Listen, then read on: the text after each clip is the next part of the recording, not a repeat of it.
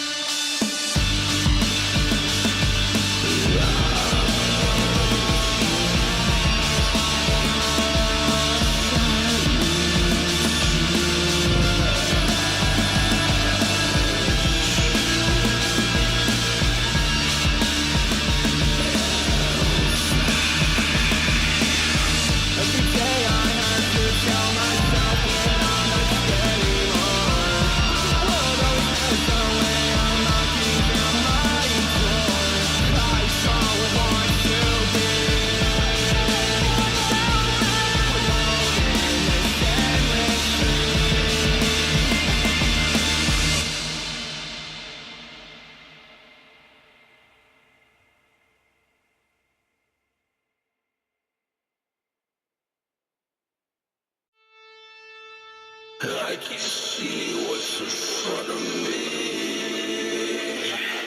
I can no longer feel a thing. I can see what's in front of me.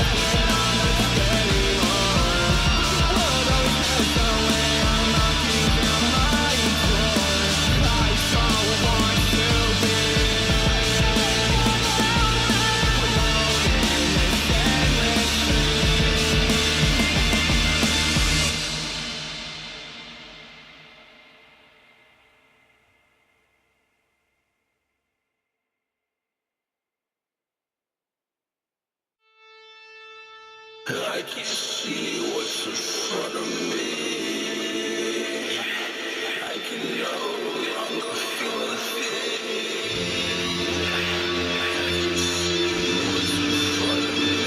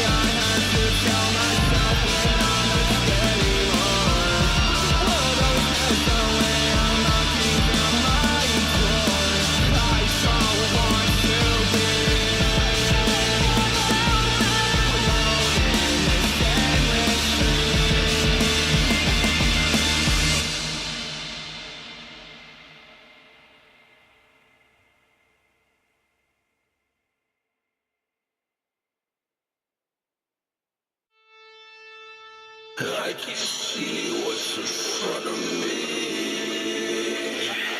I can no longer feel a thing. I can see what's in front of me.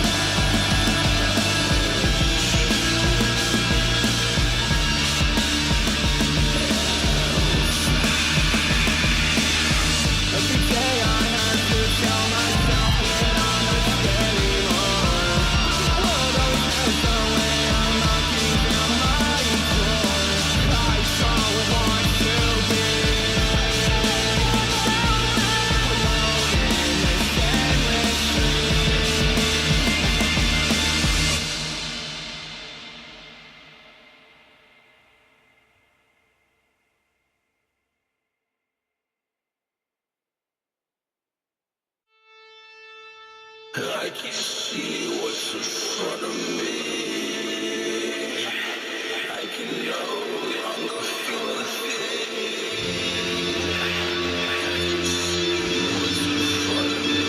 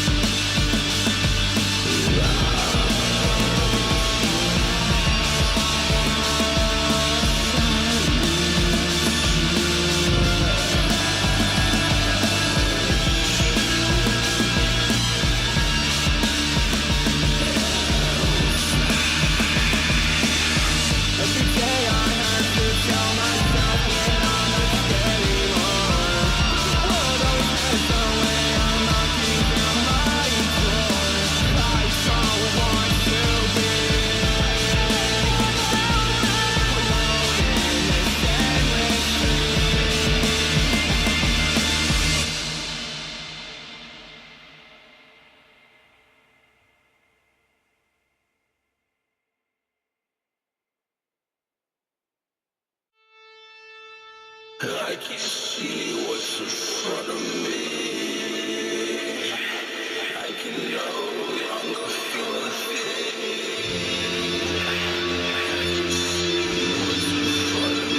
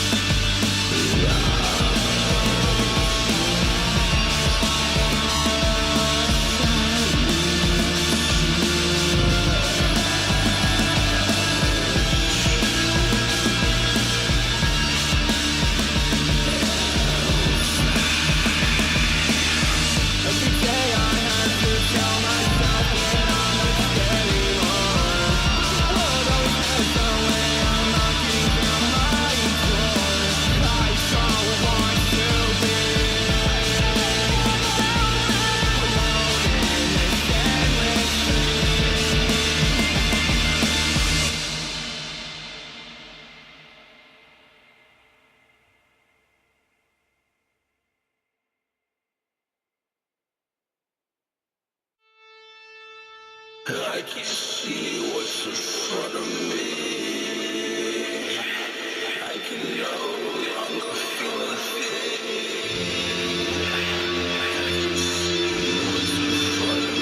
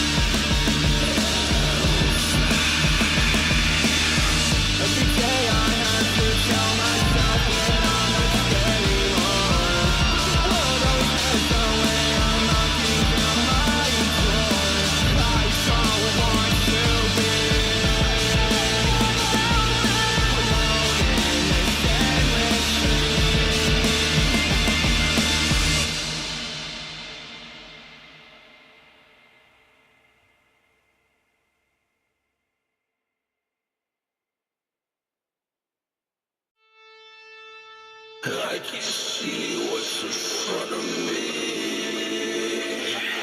I can no longer feel a thing.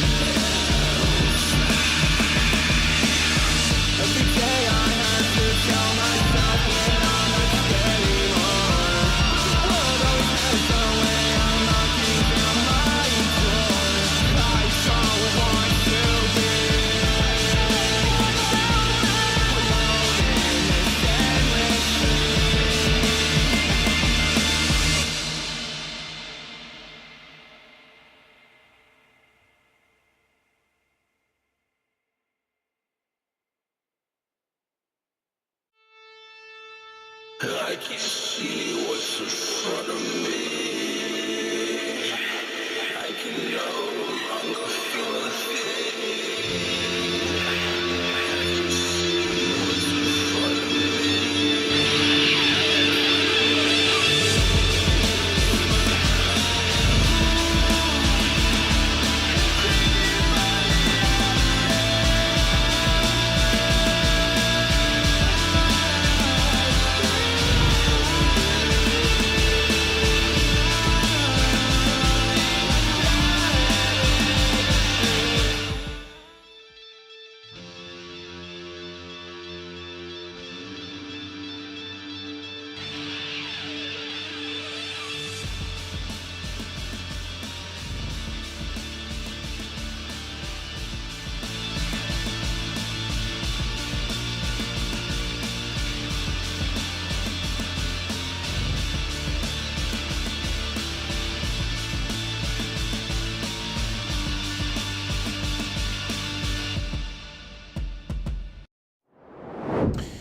Well, the Munich Major rolls on into its third day, and this is where best of ones now are, of course, concluded. Best of threes only, both for qualification and elimination. Our first match of the day, though, is a qualification game, and it's a rather intriguing one. Two teams that have played against each other already on the global circuit this year, back at the Esports World Cup. It's Weibo and it is Team Secret, guys. And so a little bit of history there, at least, which I think for Weibo is maybe good news, because Secret's had a great year so far. So at least it will be familiar territory. Yeah, both of these two teams very strong from their respective regions, EU, APAC. Historically, Secret has had APAC's number, though, looking across at their last three results. They have been victorious, as you mentioned as well, recently at EWC, Weibo falling to Secret. So I'm very intrigued to jump into this particular series. Of course, it is qualification, so a second chance for the loser in this matchup. But And the tantalizing thing on the line for one of these teams especially is SI qualification. Yeah. Weibo could be the first team to qualify for SI if they win this game. It's a weird one to think about, Weibo coming from APAC to be the very first team to qualify for Sixth Invitational. But yeah, win this particular series, and that will be the case.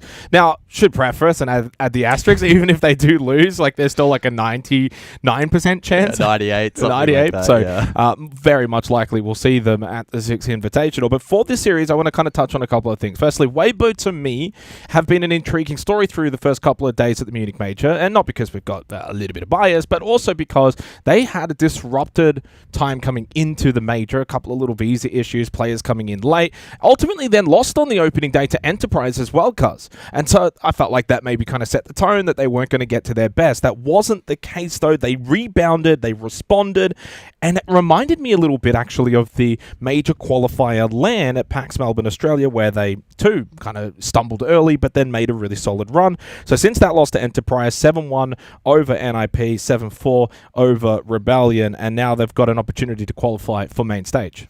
Yeah, on the flip side, Secrets won and only lost so far through Swiss stage, the best of 3 against M80. Of course, Fabian has rallied the troops recently throughout stage 2 in NAL, and that's transferred across here. They joined Falcons in the 3-0 side of the bracket. They'll get the advantage in the upper portion for playoffs. But for Secret, now an opportunity, another best of 3. They probably arguably go into this one with maybe a little bit more of a lead. I think M80 are a very well-respected team at this particular event, but Weibo certainly going to be a challenging opponent as well. Did you have, in your predictions coming into this event, did you have M80 in the 3-0? No, I actually double-checked. I had Secret and I had Furia, so neither of which will go through. I had Furia and Falcons, so I got Falcons correct. But yeah, Secret, I think they're going to benefit from having already played a best of 3 yesterday, coming into this one now as well. So for me, definitely the favourites. We've got the stream schedule as well. Don't forget, it's still B stream, A stream as of today. That does change tomorrow. So we've got the 3 best of 3s across both streams. Now, we're Aussies, so we're a little biased, but Enterprise Furia on the A stream, certainly one to watch. Keeping an eye Another on it. one that's actually a repeat matchup from EWC2, where Enterprise and Furia played already. Good experience for the Aussies, but I think Furia will be favourites. That's an elimination game, so that's a crazy one. W7M wildcard should promise to be a banger. And D plus G2 actually promises to be a very intriguing matchup there to close out the A stream, because I think both teams have showed differentiating factors of form, both at times looking good and then a little bit on the quieter side. As for what we've got here today, was we already touched on Secret Weibo qualification game to begin best of 3. Following that, though, elimination game, Ninjas in Pajamas versus Shopify Rebellion. Lose and you go home, and win, you get to fight another day. Yeah, I mean, North America will be looking at Shopify Rebellion to wave the flag for them so far this afternoon alongside Wildcard, with the departure of SSG alongside CAG, the first 2 teams eliminated from this particular event. So match 2 on B stream promising to be a banger, and then to round things off, BDS FaZe, 2 massive organizations, both of which not quite firing at full power, but I think that will make for a really, really fierce battle between the 2. Yeah, 100%. That one, of course, to clarify for BDS FaZe, is a qualification game. Yep. So it all kind of then sets up for tomorrow, which will be, well, obviously only like 3 best of 3s, and then at that point they'll all be just, win you go through, lose you go home. So we are getting already to the busy end of things, like where the best of 1s are gone. There's no more like entry games and seeding kind of matches. It's now very much do or die in a lot of these scenarios, and for certain teams as well, there's more SI complications than others. Like the vast majority, I know Spooni's put together a really nice graphic, but like I'd say of all the teams that are here at the Munich Major, the vast majority are kind of chilling in terms of SI. Yeah, then there's a couple that are not so much, and a good example of that is the match after this one, which is the NIP Shopify Rebellion game. They're in the like 60% camp, so they need to win if they want to get extra SI points for their target of making the 6th Invitational. So not only is that an elimination game to follow, but it has got SI ramifications. Now, not all of them do, because as we mentioned, a lot of the teams are in pretty good position, but yeah, there are a couple here or there amongst the haystack. As we turn our focus to Secret and Weibo, though, and I think this promises to be a really, really good game of Siege. We know the year that Secret has had. These guys have transformed themselves into a top team. No more important than, of course, their run at EWC. Now looking to translate that here, of course, to the Munich Major. But post-EWC, things have been a little bit more rocky over at EML Stage 2, for instance, and clearly losing to M80 has put them back down the pack ever so slightly. Must now do it against Weibo today to qualify for top 8.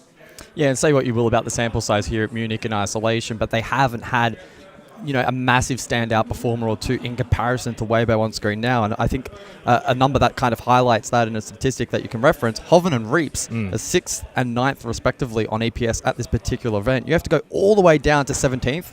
Savage is at a 110, top for Secret. Joom, second for the team. He's down in 28th. So in terms of standout performers, statistically, so far at this event, Weibo have them numbered. I mean, there's plenty of other numbers that we can dive into over the course of the match as well. But this is very much a case of, on paper, Weibo are actually the team ahead, and it's not frequent where an APAC team would have that advantage against one of the best from EML. Yeah, and it's a strange one because, of course, for Secret, they did win they won both of their best of ones and then ultimately lost a best of 3 that went the distance, whereas for Weibo, lost a best of 1, then played 2 more best of 1. So in terms of overall maps played, there is the discrepancy, but it is intriguing to see the Weibo numbers stack up really, really nicely. A lot of that's probably due to the fact they absolutely decimated NIP 7-1 the other day. Yeah. But the curious thing for me is the fact that Hoven Ape had some issues coming into this event. You know, they only arrived like the day that they actually played back on day 1. And yet you look at what Hoven has been doing, and that's been a really, really good boon for this roster as we head over to Bank for our first map of the day. Guz, and the favoritism tag does go the way of Secret. Now, in terms of the map veto selection, this is where we're going to quickly go through it. Now, I was trying to have a little guess before we went live, and when I did see Bank, by the way, I was a little bit surprised because it's a really, really strong map for Team Secret. It is their map choice. And then I was kind of thinking, okay, well, what does Weibo get? Is it a border? Is it a chalet? Is it a clubhouse? It is border. And then Skyscraper to round things off. And Skyscraper to round things off. Now, what makes Skyscraper very interesting for me as well, and this is where the map vetoes, I know we didn't have the graphic for it, but it was an intriguing one to kind of look at. And I always like to think, who won the map veto, especially in a best of 3? But like for Team Secret, apparently according to the sheet, Skyscraper is their #1 preference map, but they got an 0-1 record on it and just haven't really played it. Yeah. So they will be tested on that. It's also not been played by Weibo since May. Like, they got nothing on it. There is no numbers for Weibo on Skyscraper. It is a map they do not play. So when you kind of look at this best of 3, Bank, Secret's map, absolutely. Border, Weibo's map, absolutely. So Skyscraper could be very interesting, going into the unknown if we get there. Yeah, the expectation very much so 3 maps. That's where it's set. If it goes against the grain and perhaps Weibo can sneak this map, or Secret likely finish it in 2, given how dominant their Bank can be, I'll be all here for that as well. We'll have to wait and see as we jump in. Bans for this opening half. Mira, Azami, double shield with Monty and Blitz taken out. Weibo to go to basement for the opening site of choice. And I'm quite intrigued to see what kind of brand they bring to this map. Will we see the more aggressive brand of Weibo where they, play off-site peel? Are they going to play more, turtle heavy? We'll probably see them dip into a mixture of all of that across this matchup because that adaptability will be key. I wanted to go into a couple of stats just as we begin this map. So to really nail home the advantage here for Secret, they have a staggering 7-0 record on Bank dating back to the 10th of May. So there is a large sample size, favoritism-wise, for Secret on this map. Like, straight up undefeated. And then you go and look at their win rates. 75% on attack and 80% on defense. They don't just win this map, guys. They dominate this map. For Weibo, they're in the middle ranges. 55 attack, 56 defense. A 4-2 record actually isn't that bad, but it's their second worst rated map. So for Weibo, this is going to be a big test. And like you said, how are they going to play this? They are the underdogs. They would know that. It's a free hit. It's a free swing. So you're starting defense, Bank. How do you want to play? Do you, as you said, play that peel defense? Do you bunker sight? Do you try and get into the face of Secret? Weibo's strength a lot of the times is their aggression. And sometimes their downfall. Initial run out here from RP Garage. Well, there's the aggression. Doesn't matter the pick. Elsewhere, map control being taken by Secret, facilitated by the info gathering of the Deimos. That's also early perceived pressure. Like, RP doesn't technically get anything, but he's also saying to Secret, hey, you got to be mindful of these kind of strategies. You plant the seed of doubt for future play. Open area control now. Weibo not contesting.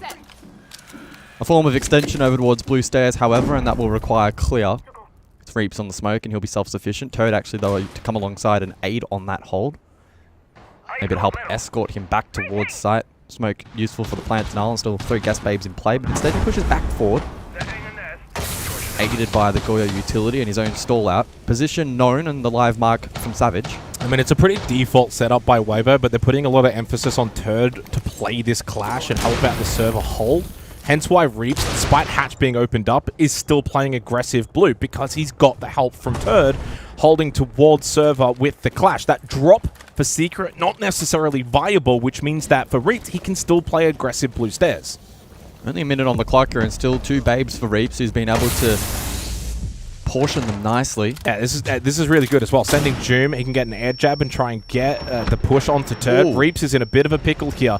Needs to come back and think about, do you go into server, help out Turd? For the tunnel push from Joom. No, goes back up blue stairs. Has got a little bit of information as well, courtesy of Savage. Swings out with the shotgun. Now it's a 1-for-1 trade. There is only 40 seconds left in the round, in which now Turd still needs to be cleared in server. Candela's available here. Secret, 30 seconds though, and the player down.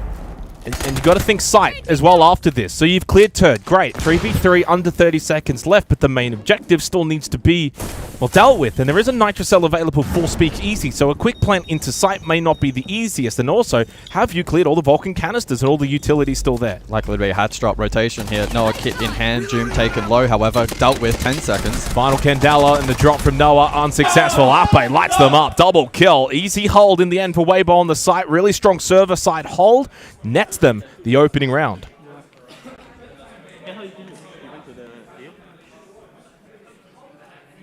Yeah, a little bit inefficient on the clear there from Secret, both the time and utility. Reaps did a good job to hold that. And then despite dying, at least took one with him to the grave. Turd had established his position over towards Rack. There was limited utility to then clear and deal with that. I think ultimately the right decision was made to drop Hatch. Default plant was never a realistic proposition for them, but it was relying on perfectly placed Candelas. That read wasn't quite there. And of course, they were a player down, so it was always going to be challenging to attempt the trade up. When it comes to Bank Basement, though, there's always the caveat of, do you go for a vault side hit, main stairs, change it up a little bit based on the pressure that is being applied by defense on, let's say, server side. And I think when Turd's playing that clash and he's playing deep server and Reaps is playing deep blue stairs, I wonder if Secret thought potentially about flipping it and going for a vault side hit. Yeah. It's a possibility. I mean, the beauty of the clash, especially in her modern form, is the ability to rotate it. So, but still getting all the way from like deep server, where he's essentially planted as well the shield, to then pick it up, run all the way over vault side. Definitely tough. And if Secret have the garage cut, makes it even more challenging, or pressure main, etc. Even a false, so you go for the double fake. So you fake it, you flipped over to vault side, and then you've actually left bodies to then retake server away from the clash. We do have a technical pause, unfortunately, after the conclusion of the opening round. I'm not sure. Was Reaps showing away the camera? The camera's like hard stuck there.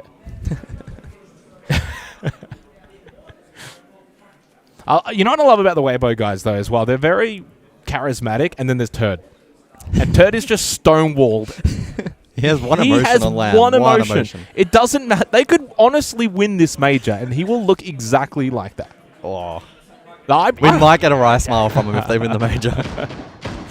All right, so we get underway for the second round. Weibo take the opening. Attackers have discovered the location of a bomb. I mean, look, we've seen a lot of Bank in the APAC region. Rather defaulty setup from Weibo. I think the biggest difference was they did double down. There's that 100% SI qualification graphic if so it's Weibo still win. 99.9 if they well, I mean, there's a difference between 100 and 99.9, guys. So you want to win this. You want to win. There's always that 0.01% chance that you miss out if you lose this. Again, the coolest part probably will be the fact that, again, if Weibo win, they are the first team on paper 100%. Yeah, which would be, I think, magnificent for the APAC region as a whole. And deserving, too, for a team like Weibo the year they've had, what this team has been doing. I think it's fair to say that there's now growing expectation for Weibo to be the team from APAC. They could make the deeper runs. Like, I mean, I kind of gave CAG that mantle after winning the major qualifier LAN and beating Weibo in the process, but once again, cagged it up. They had shown good qualities. Unfortunately, they've now been eliminated. Feels like it's up to Weibo. As we head into the second round, we go to Executive CEO, so top floor now. Means for Secret, they will play a little bit more of the exterior rappel. Now, no mirror available, courtesy of the ban by Secret, does limit a position such as Janitor. But again, it's a pretty bunkered down defense by Weibo. They'll bring the clash. That's going to be, I would imagine, likely banned out by Secret after the third round. Speakeasy to play the Echo. So you've got late round plant denial. Kanto can be opened up. Weibo not opting for the Ace Habana double ban, instead banning out both shields. I will watch over us. Swapping mags. Magnets ready. Savage just posturing outside stock as Mowgli has made his way through open. 90 seconds, by the way, on the time here, guys. It's been slow to begin with on this top floor, clear by Secret. Logic Bomb activated by Adrian. Shield goes down by Reaps, who's now on the clash. It's Ape that finds the open pick, while Savage will shut down Reaps. Reaps doesn't lose those kind of battles all that often, and Savage with a second one as well from stock gives Secret the early advantage in the round. Adrian winning this battle as well. Speakeasy trying to help out from Elevator. It's only Turd that is left. Gets up close, takes on the battle against Doom, wins it. 2 more to get. He does get the pistol kill, but ultimately outnumbered, and Secret a little slow to begin with in the second round, but once they hit that go button, well, they hit max velocity.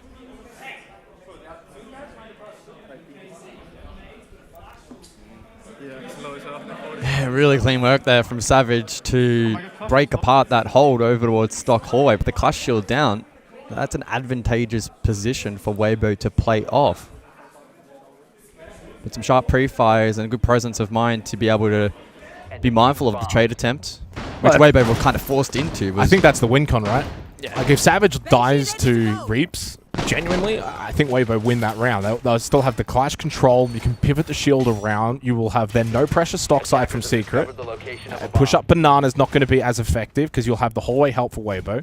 Savage unlocked and won that round for Secret. He goes 3-1. Secret are on the board in the second round here on Bank. It was a solid round. And I like the fact as well for Secret that in terms of the pacing in the first 90 seconds of that round, like they didn't really care too much if they were playing a little bit slower, but once they actually kind of like 3-2-1 were making the execute, they all did it in sync. Denari tripwire connector placed by Hoven.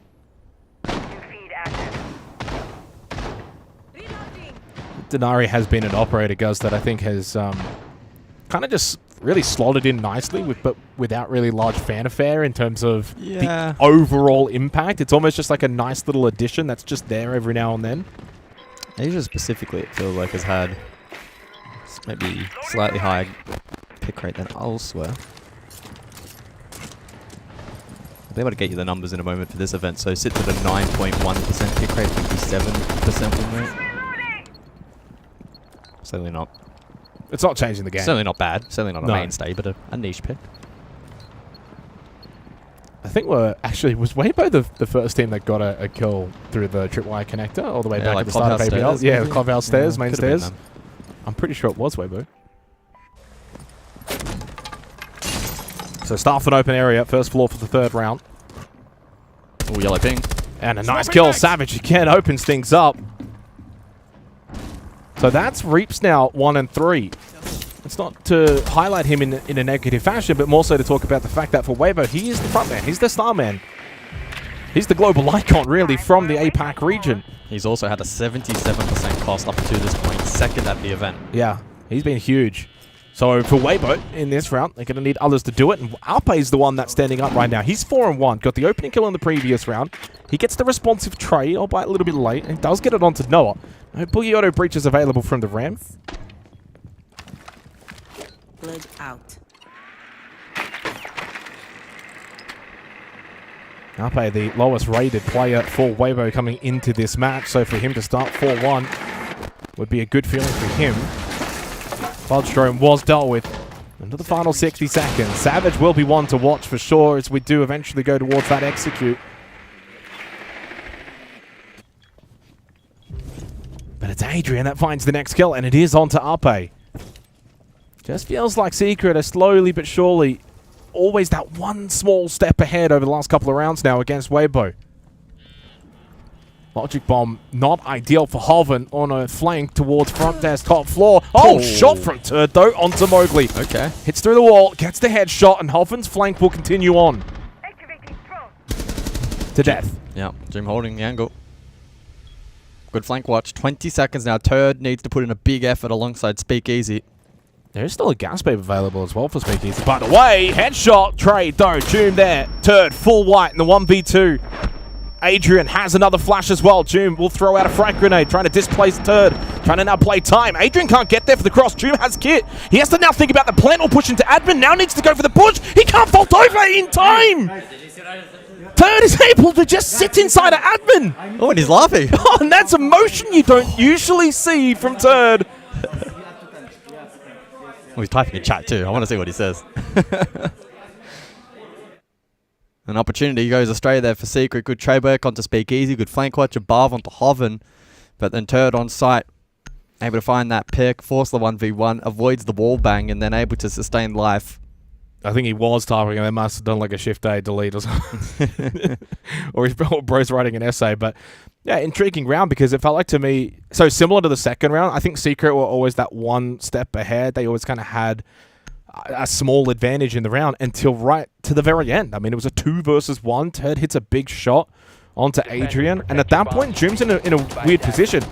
Had those two players been swapped, Joom and Adrian's position, Joom could have actually then maybe gone for a default plant, forced Turd out of admin. But unfortunately, because Adrian then died, Joom couldn't get the plant, which would have then forced Turd to swing out admin with then Adrian watching as the cover, which meant that with 3 seconds left, if Joom goes for the plant, it's just basically round over anyway. So he had no choice but to go admin, and he just started vaulting, and it was just too slow on the animations. Yeah. But well played by Turd to understand his positioning and his win con. Back to basement we go. And whilst it does feel like as this match develops, Secret in the early to mid round, even as they prep for executes, are looking stronger. The scoreboard as it stands, not quite fully reflective of that. Yeah, but I wouldn't say it's... if you were to flip it, maybe 2-1. Yeah. So... But it's been a really good start. We've got the bans, no more Clash, no more Dockerby. Both actually had, I think, a decent influence for the respective teams. I know that we didn't see the Clash in the previous round, but it was played twice. And the Dockerby played twice as well. Actually helped out with finding, I think, that kill into Hoffen on the top floor flank too. He was just basically pinging upstairs and cover was watched. Back down to basement, lockers and CCTV. 1 out successfully by Weibo in the opening round. And a little bit more activity on this first floor from the defense.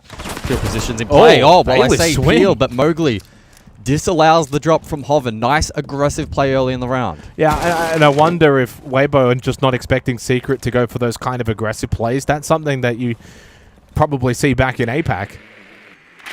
Push down main and just swing the elevator with a bailiff and just go full gung-ho. Hoven completely just caught napping.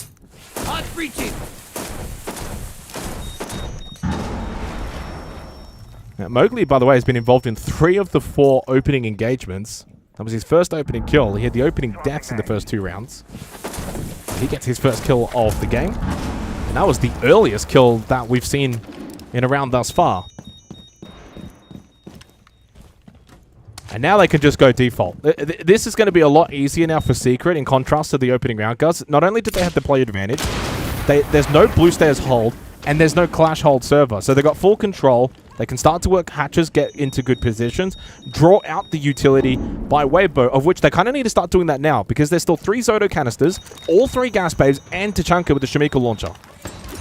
Yeah, a little bit more versatility on offer here for the attack, but yeah, certainly mindful that the default hit is still unlikely from this particular game state. They've got to start baiting out these gas babes. I think it ultimately has to end in hatch drop, but it's too late now. Well, I mean, you can go for the flood push as well, where someone pushes, bomb chassis goes for the plant, everyone then converges in from bot main. Mowgli's actually going to go for the drop.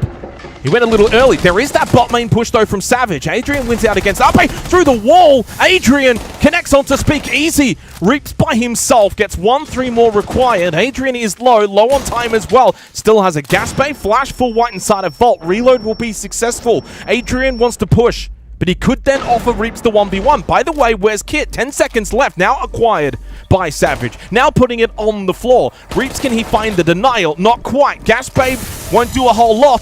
Plant will go down, and now Reap's in the 1v3 post plant. Yeah, lockdown, shutdown. Physically on the ground. Reaps needing to find all three here with the SMG. Not impossible, but isolating this will be very challenging with the air jab still in play and the disciplined execute from Secret. Well played, Secret. And a little bit of what I was anticipating, guys. When they know for a while there's a lot of that utility still on the board for the defenders, you've got to get that main stairs flood. When you do drop, you kind of then need to push to be aggressive. And you could see, initially, their number one goal was actually not to just get that plant down straight away. It was to take gunfights. And they won those gunfights really nicely. 2-2 scoreline. Both teams are firing back at each other here. This has been a really, really solid match. And no wonder it's a qualification game. Yeah, good back playing and some forth. good siege. Yep. Again, and this needs to be framed though in the context that this map is super dominant for Secret. Oh, this is their map. They haven't lost it. I mean, It's a 7-0, right? 7-0. I mean, do I even go and try and find when was the last time they lost on Bank? You might be looking for a while. I mean, I could just do a generic. Let's go. So I've had May. Let's go to like January 1st. How about that? Because then that encapsulates the entire year. 10 seconds left. Oh, did I? Oh, you gotta hit it and then click apply. Okay, thank you. You might have to talk to Derry to get that. Where's yeah, the- you gotta flip the orientation. Oh, again. okay. I know. Sorry. That's right. I tell you what. Okay, so even better, on the entire calendar year, I'm not going to go further back than 1st of January 2025. They have an 8-0 record. Secret have not lost this map this year. Played it 8 times, won it 8 times. Most recently, the 7-2 over Falcons, which was about 30 days ago, so about a month ago. So Weibo just hanging in there at the moment. Well, good tack from Savage. This is where Secret, I think, now in this half, have just slowly but surely gotten really, really better is the early game. They're starting to get opening kills. They're starting to get opening damage, putting Weibo on the back foot, putting the pressure on. They look really, really solid in what they're doing early in these rounds, taking good control, swing from Adrian, and this goes in part and parcel of what I've been saying. Look at that aggression, triple from Adrian. I mean, there's nothing that Weibo can do about that. They are getting slaughtered here in the 5th round. Utter dominant Secret and just continuing to go from strength to strength in this first half. Reap will deny the flawless, but there is no denying Team Secret in that round. Adrian shows his strength.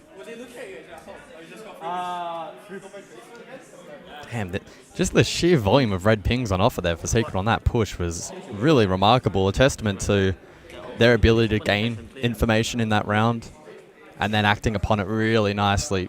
Weibo getting completely caught flat-footed. So you're just continuing to chip away. It's 3 attacking rounds on Bank. That's a very positive number to throw out there. Even if we return to basement, and we do, and Weibo are able to claim the round, it's certainly still a positive position for the Europeans.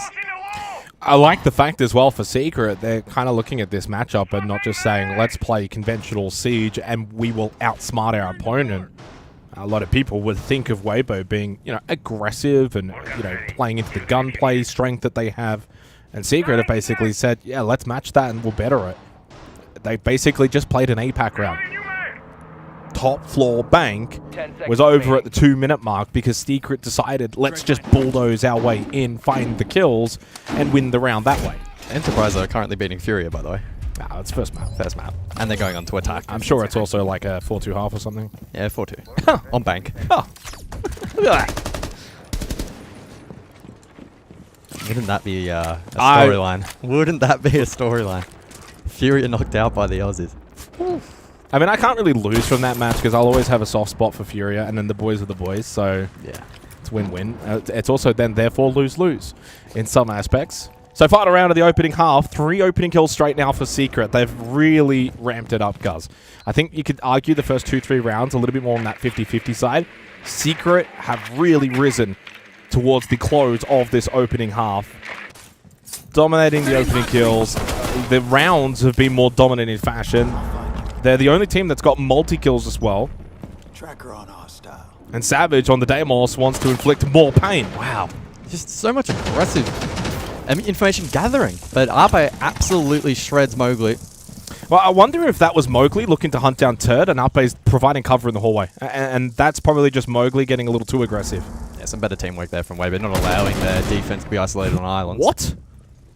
I mean, speak easy. I think just getting caught looking for that run back across towards main and just... That's the second time now we've seen that elevator position exposed. They have not played that elevator position well, but also Secret are exploiting it. Yeah. Midpoint of the round, 4-4. It's the Grim and the 2Brow on the floor. So Plant Denial still on offer here for Weibo. Hard Breach available as well for Secret. The 2Brow's not the end of the world. I mean, the Zoto canisters can offer a little bit of delay, but ultimately you still want that smoke up. 3 gas babes for Reef. That's going to be crucial. Vulcan canisters still need dealing with. Joom.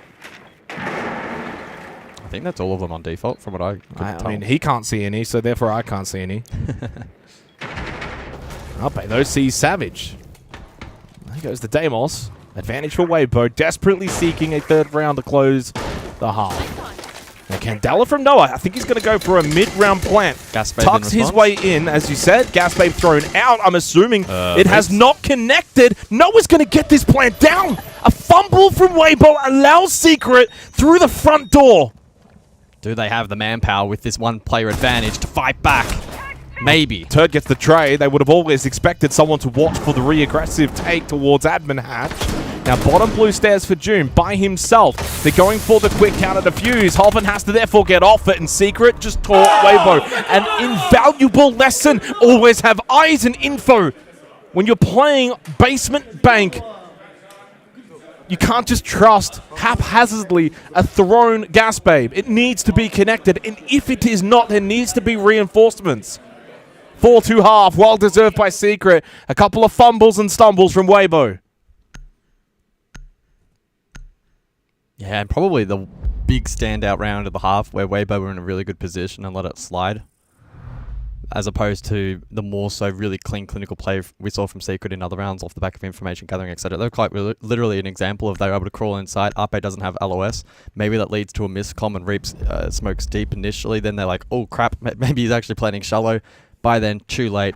And we know that retake on that first floor, very challenging on Bank and Secret. Positionally, played it really, really well. Reclaim hatch control. And despite the sneaky counter defuse attempt there from Weibo, it was never really going to be a success. Secret with the lead heading into the second half. Now on defense. Defenders, protect your bombs to be from fair, I being think map defused by one attackers. pretty much going the way we kind of framed it. Yeah.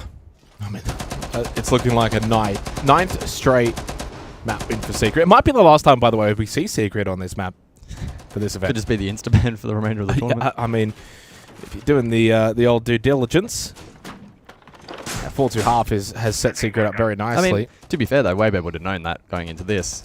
Is this a Hope case so. of- I mean, they got a head coach, an assistant coach, and an analyst. I would be very intrigued to know, did they head into this veto and make that decision to not ban it consciously with the idea that, oh, you know, we've seen weakness and we're actually confident on this map, we can win it? Or was it a case of, we'll give it a free shot, but we're kind of framing the veto elsewhere to get 2 and 3? I mean, the concern for me as well is Skyscraper, while not heavily played by Secret, and I mean Skyscraper is interesting as well. I don't know why it says map preference rank 1. Have they banned it though? I need clarification on this, either from you guys or even Derry, because they've got a 0-2 record on Skyscraper, firstly. Yeah, it's not based on record, it's more so... Banned against them, banned by Team 10. Like, you look at the numbers there. Does that scream number 1 map overall? Go to number 2 and show me what the bans are. Info over towards Garage in the meantime. For reference, Bank is number 3. And we know those stats are obviously tremendous. Number 2 is Border with a 5-1 record. Only 6 times banned, 24 against. Like, yeah, it doesn't make any sense to me. Okay. Noah. Oh, good angle found by Turd on the glass. And a double kill from Weibo to open things up in the second half. Nice and early. They themselves want to bring the aggression. This is a fast hit by Weibo. Doom and Mowgli to hold on as the duo. Mowgli, oh, what a shot though onto Hoven. Big Easy and Turd now separated. This is very winnable for both teams. In so many different ways, in so many different avenues, with so much time remaining in the round. Mowgli and Doom, probably best to play together at this point. I mean, Mowgli's very low in health. Still has a Nitrocell, so do canisters. No more gas babes for Doom. Here comes Mowgli. Oh, Speakeasy was able to stay alive. Misses the flash and then dies. A third in the round for Mowgli. Turd must now win the 1v2. Has at least information, though. There's only 1 on site. No smoke to play around. I mean, this is really good positioning, though, because he knows Mowgli's playing open. Turd can actually get this plant down and play the post plant. I needed to get that kill. Oh! Mowgli, what a shot, though. Oh, he did that all on 1 HP. Highlights. Woo-hoo-hoo. A quad from Mowgli. 4 kills on about 4 HP. Yeah, and that's a backbreaker if you are Weibo here on the opening map of this series. Down now 5-2. Needed that one to kickstart the second half, guys. Really needed that one. Now at a deficit. And what a play from Mowgli. Like I got with him so many times. I was scared to shoot you. I think I should have let you pick first. I mean, the initial setup over towards Raj and the initial success from Weibo was great, but then big from Mowgli and definitive Well, even said at the end there, I think I should have let you peek first. definitive moment in the 2-2 as well to isolate Speakeasy on the shield, and then Toad caught in an awkward position. Glaz not ideal in that specific scenario. 5-2 lead, top floor. Yeah, it definitely feels like Secret are only a few rounds away from locking this down. So the last 4 rounds, opening kill times have been all above the 2-minute mark. And the 5th round of that was 1:55. It's been a very, very fast-paced bank. And it's actually been Secret that have set that tone. Keep it deployed. Reloading. Cover me. Yeah, Weibo's average time at entry is 1:44 back in APAC. Secret, for comparison, 1:48 in And they're both playing above that right now. Or email, I should say. Yeah, where to now for Weibo? I mean, right now it's all Secret. Secret are winning in a lot of areas. They're doing an incredible job of getting multi-kills. They've had 3 out of all 3. So all 3 multi-kills in this match have come the way of Secret. It's actually 50-50 in the opening kills now, so they're not fully dominating that area, but they got a lot of plants down. And remember, you highlighted, guys, in our little mini pre-show, the numbers for Weibo so far this tournament at the Munich Major, they've been in like top 3 categories in almost every statistic. Multi-kills, though, a standout for Secret at this event. Number 2 behind M80. They're on 16 3Ks throughout this event. Make it 19 now. Yeah. Weibo, again, as a point of comparison, they're all the way down at only 5. Speakeasy makes his way top square. This one being the slowest round we've had since the 2nd round of this map. Open up just near Janitor. Adrian lurking down below inside a server. Could make his way up blue later on to put pressure towards square. Now they have not dealt with Mowgli towards that stock hallway position. This is a rather set play that we've seen from Weibo before many times on this map, using the Sens Glaz combination. A little bit of square pressure, ultimately throw in the ROU, and you let Turd try and do his thing.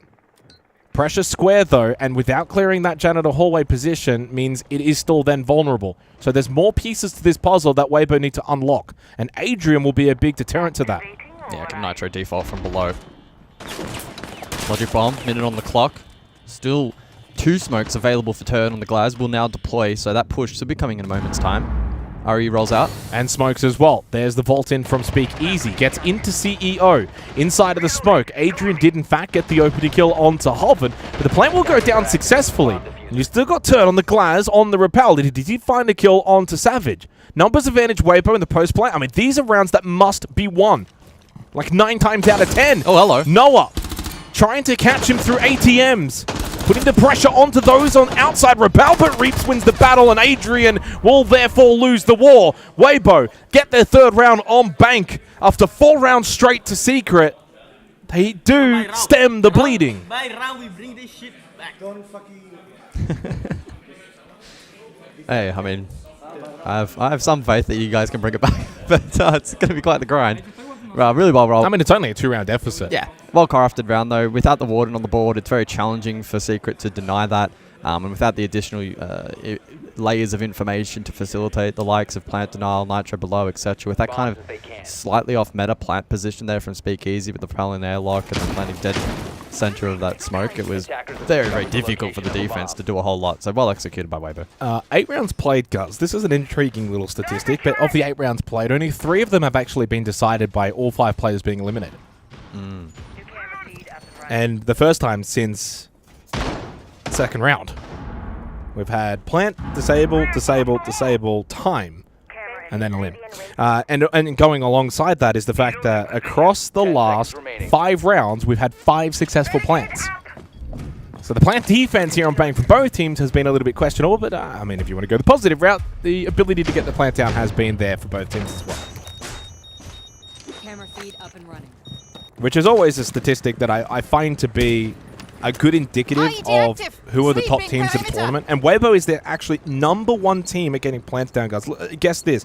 This is from the Munich Major. 10 plants at a 55.6% success rate. Number 2 is BDS at 40%, and then it starts to scale into the 30s. So they are a whopping 20% better than teams on average at getting the plant down. Secret, a good example, in the top 5 is only 32%. Update from the A stream as well. Fury are now 5-4 up. I mean, when you told me that, I knew full well to not get any little bit of excitement. I love the boys, but Furia is a beast. I mean, we were talking about them in the ride over. Yeah, we were talking to Fresh this morning as well on the way to the shops, and he's still utterly convinced that Fury he's going to win the whole thing. Oh, in our Uber over here as well, it's like, well, Fury is just literally going to ride through APAC all the way to the main stage. As Joom gets an open kill on to Reaps, losing out. The IQ now no longer available for Weibo. Speakeasy's been peppering on the Glaz. That will bolster the Valkyrie for the remainder of this round as well for Secret. Oh, turd. TMR is strong, able to recover, expecting more pressure. Nothing you can do about that Nitro Cell that lands in your face. Another elevator death for Weibo. Number 3 for the game. Yeah. Both on defense and now attack. I mean, I think that's a really good sign here by Secret. A really good example to highlight that when you have a strength, there's nothing wrong with just going back to it over and over again. You know you've been winning those elevator battles. Keep going there. Oh, shot by Ape though. He was spraying beforehand. Savage did peek into it, but able to control, get the headshot killed. Mowgli's low. Very winnable round. To the final minute. Speakeasy core on the Glaz. He will be down, but not out. Hoven at full health, able to finish off the low health Mowgli. Goomine for good measure. That's a Nitro to finish off the DBNO Speakeasy. And Adrian Doom. Well, Doom is 12-3. A menace inside of the server. Right now, I'd be backing him to win the 2v2. They have Valkinfo square, though. So Secret likely with a read on RP's position. And if not right now, they should on the push. Still time as well for Hoven inside of Janitor with the Skeleton Key to open up a little bit more information. Flash towards Admin. Glass is activated by Adrian. And tap, headshot. Ape, you're dead. And almost Hoven. He actually got a bit of damage there onto Adrian on the wallbang. 10 seconds. Drop. Main stairs through beepers. Default shot out. Banshee. Shot out. Hoven will be shot out. Or time will run out. It will be the light. 6-3. Secret too good. Once again. Guys, I saw a title there, even without the mirror. At no point, I would say in the last minute, did it really feel like Weibo were ahead in that round. At best, maybe it was closer to even. But Secret's ability to, again, control pace, control what's happening inside of the server, has been a testament here on Bang. That's why they lead 3 rounds over Weibo. And a timeout has been called for Weibo Gaming as they are facing defeat here on the opening map of this series. Qualification game, so not elimination, but more to come as well after this.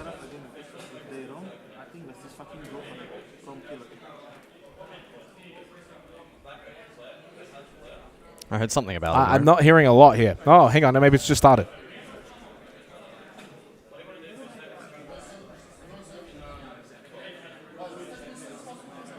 Well, we unfortunately can't hear a whole lot from here, but... Energy? Start hyping each other up.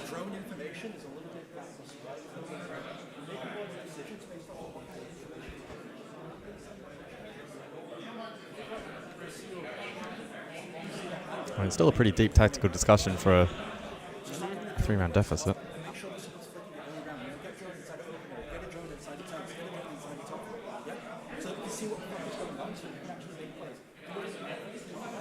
So the first 20 seconds was hype and energy. And then a little bit of remainder was strategy. drone work. Drone work as well needing to be improved, getting more information as to what Secret is doing. And I actually like that from Meepy because, quite frankly, Secret's ability in terms of their positioning around the map has been quite paramount to their success. So I think putting more emphasis on getting information and drone work, important.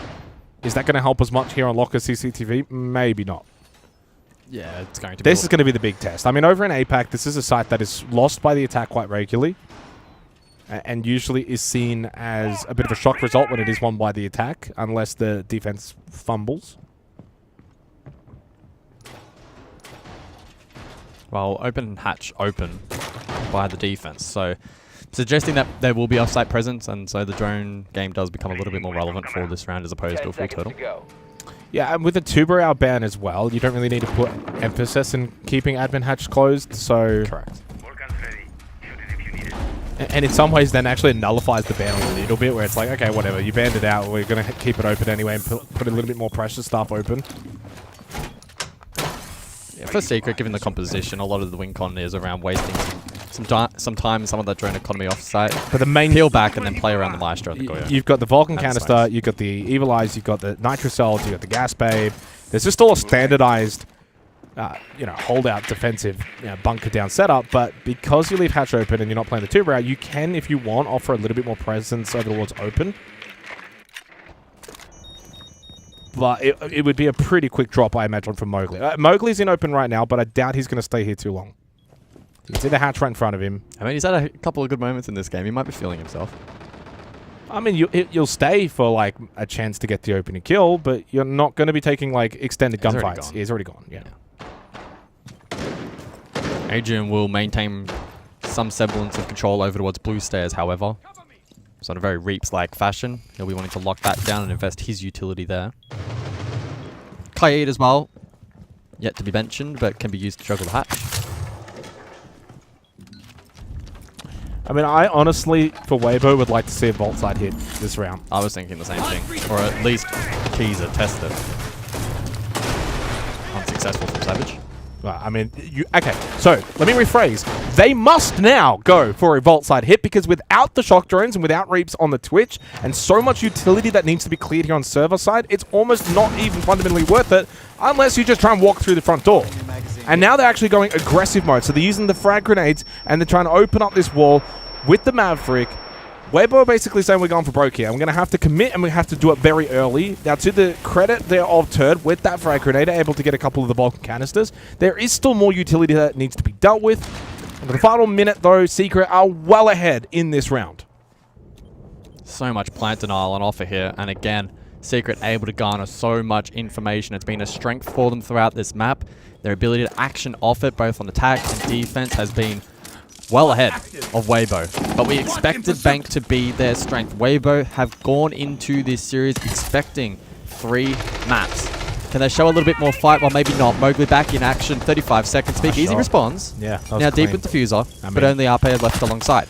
Oh, that's big from Arpe though over towards bot main. The immediate trade though from Noah. Speakeasy that gets in, but Secret have always had the numbers advantage, and it feels like on Bank they always will. 9-0 record this calendar year for Team Secret on this map. Don't take Secret to Bank. There's not much else more to say. 9-0, full dominance. I mean, a decent effort from Weibo, but always up against it. Secret, 1 map away from making finals here at the Munich Major. They're looking really, really solid. That was a tremendous performance and a really solid game of Siege to watch. And Secret showing the world just how much quality they have in many different areas. They dominated early, mid, late. They got multi-kills. They got plants. They got opening kills. And it looks like Furia are close to getting their opening map, judging by those fist bumps. Yeah, don't take Secret to Bank, and if you do, make sure it's a best of 3 and you've garnered an advantage elsewhere in the veto. We unfortunately, or I guess fortunately, we'll only get an answer to that as the remainder of this series plays out. We need to see at least the 3rd map for there to be value extracted from this selection. It's such a dominant map from Secret. They've put it on full display once more, but Weibo should and most likely did know that going into this. I want to highlight now. Joom 157 EPS, 2 opening kills, 13-3 KD, tremendous, 80% cost. He'll get his flowers from this game. He was tremendous, but sometimes you can over focus on one player, and I think a couple of focuses here. The Adrian 3K, which he got, what was it, back in round 6 or so, round 5, right? So it was back in the first half. And then also Mowgli had a big 3K as well. 2 of those rounds that had you swung those the other way, that's a 5-5 scoreline rather than 7-3, right? So like there was more to Secret rather than just like a Doom masterclass where, you know, he goes and demolishes the server 13-3. There were other rounds where, you know, other key members had good impact overall. We're not too surprised by this result. An 8-0 calendar year record now turns into 9-0 for Weibo. I mean, what are their chances on border? Strong. Strong? But I still think Secret, as they came into the series with the advantage, still retain it, obviously. All right, short break. On the other side, this series will continue as we head over to border.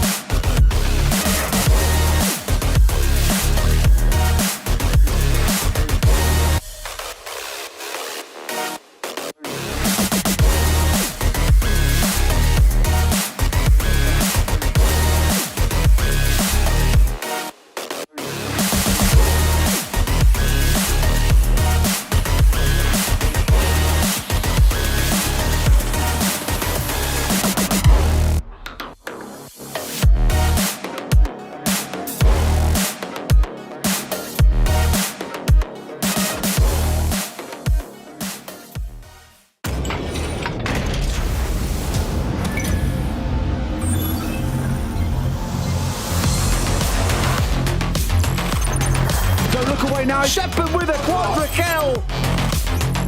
And now it's all up to Basetto. Basetto slaughtered by Shaco. I don't even think he knew what happened. And Philippe will see. Genius!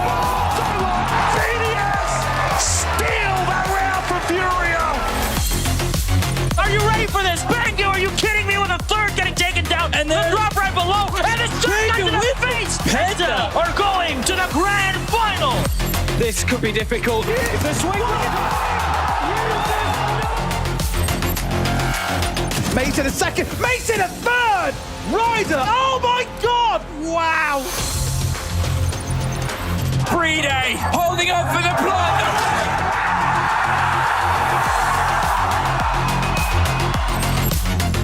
It's a 1v5. Attackers. They had everything going. 1v5. For a second though, just didn't fully commit. Waiting to pop the last available second. Was hoping he baited them out. Soliton's down. Free-Day's up. He's also down.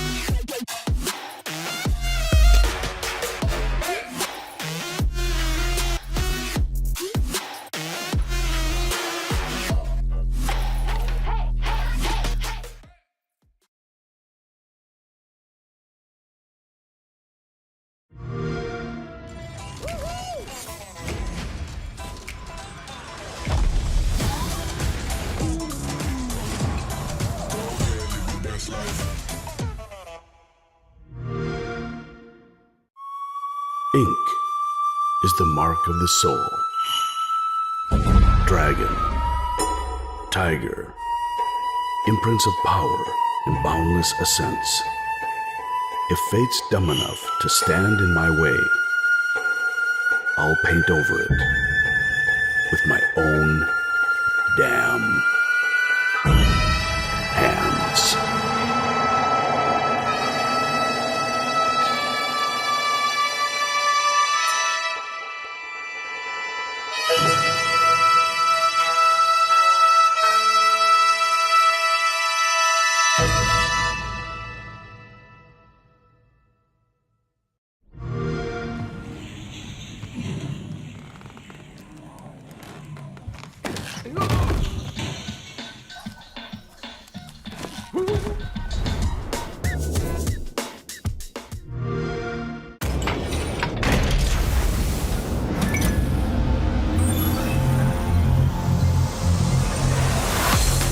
They can try and stick it. The drop. Charla comes in, finds one, can't find the second. Shepard getting the shutdown, but not before. Charla confirms the next one. Shepard's onto a 3K. They're sticking off on the plan. Pojo coming on the upstairs. Does Shepard know?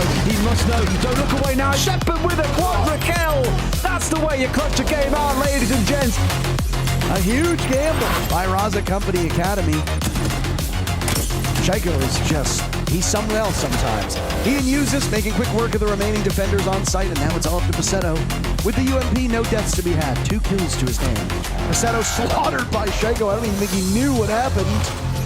Over towards default. Big kill for Nate. Shuts down Shaiko. And suddenly, it seems like Furia might just have numbers, but they've lost a couple. And Philippe will see. Just a bit of damage, just setting them off. Just for one, and Gohan will go down.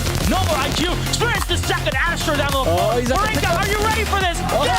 Bangu, are you kidding me? With a third getting taken down. And then the drop right below. And it's turned in the face. Bangu!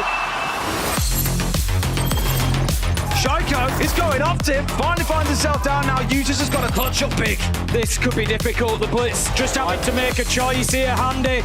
Let's see if the swing. They just need to make sure they get in those entries and going on it and pushing forward. Ryder. He's now 10-3 on entry throughout the series. That is an unbelievable success rate. Makes it a second, makes it a third.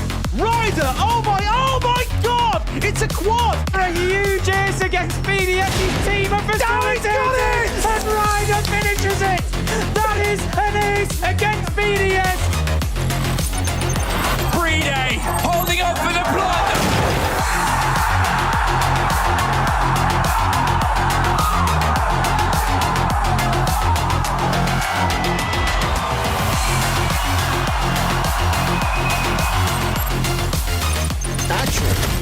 NJR destroys Miracle. Groovy is next. Revolver out. 13 kills for him.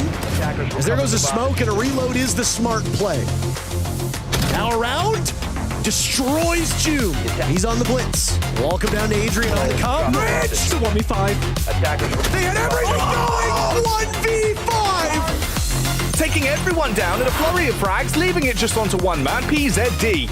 Lukin, he has to plant the diffuser. He comes off it for a second though, just didn't fully commit. Waiting to plant the last available second, was hoping he baited them out. But all that means is that when he goes back on, he's left susceptible.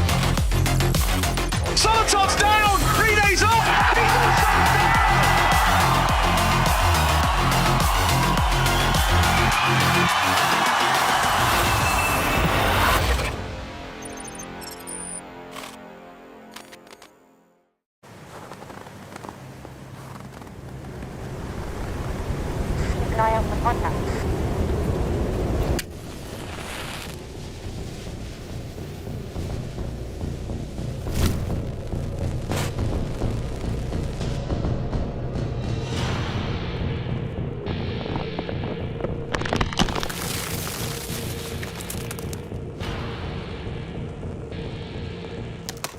Available now.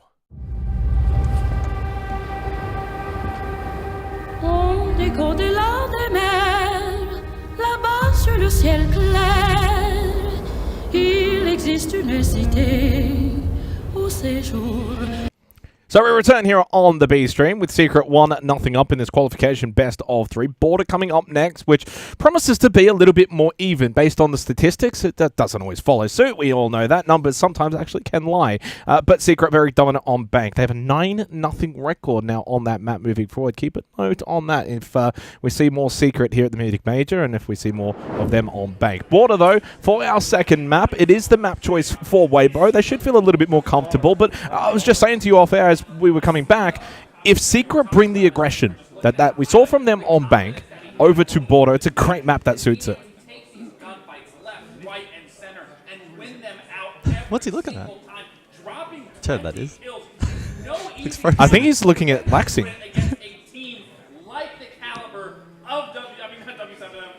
they all look entranced by the guys. He's like, what?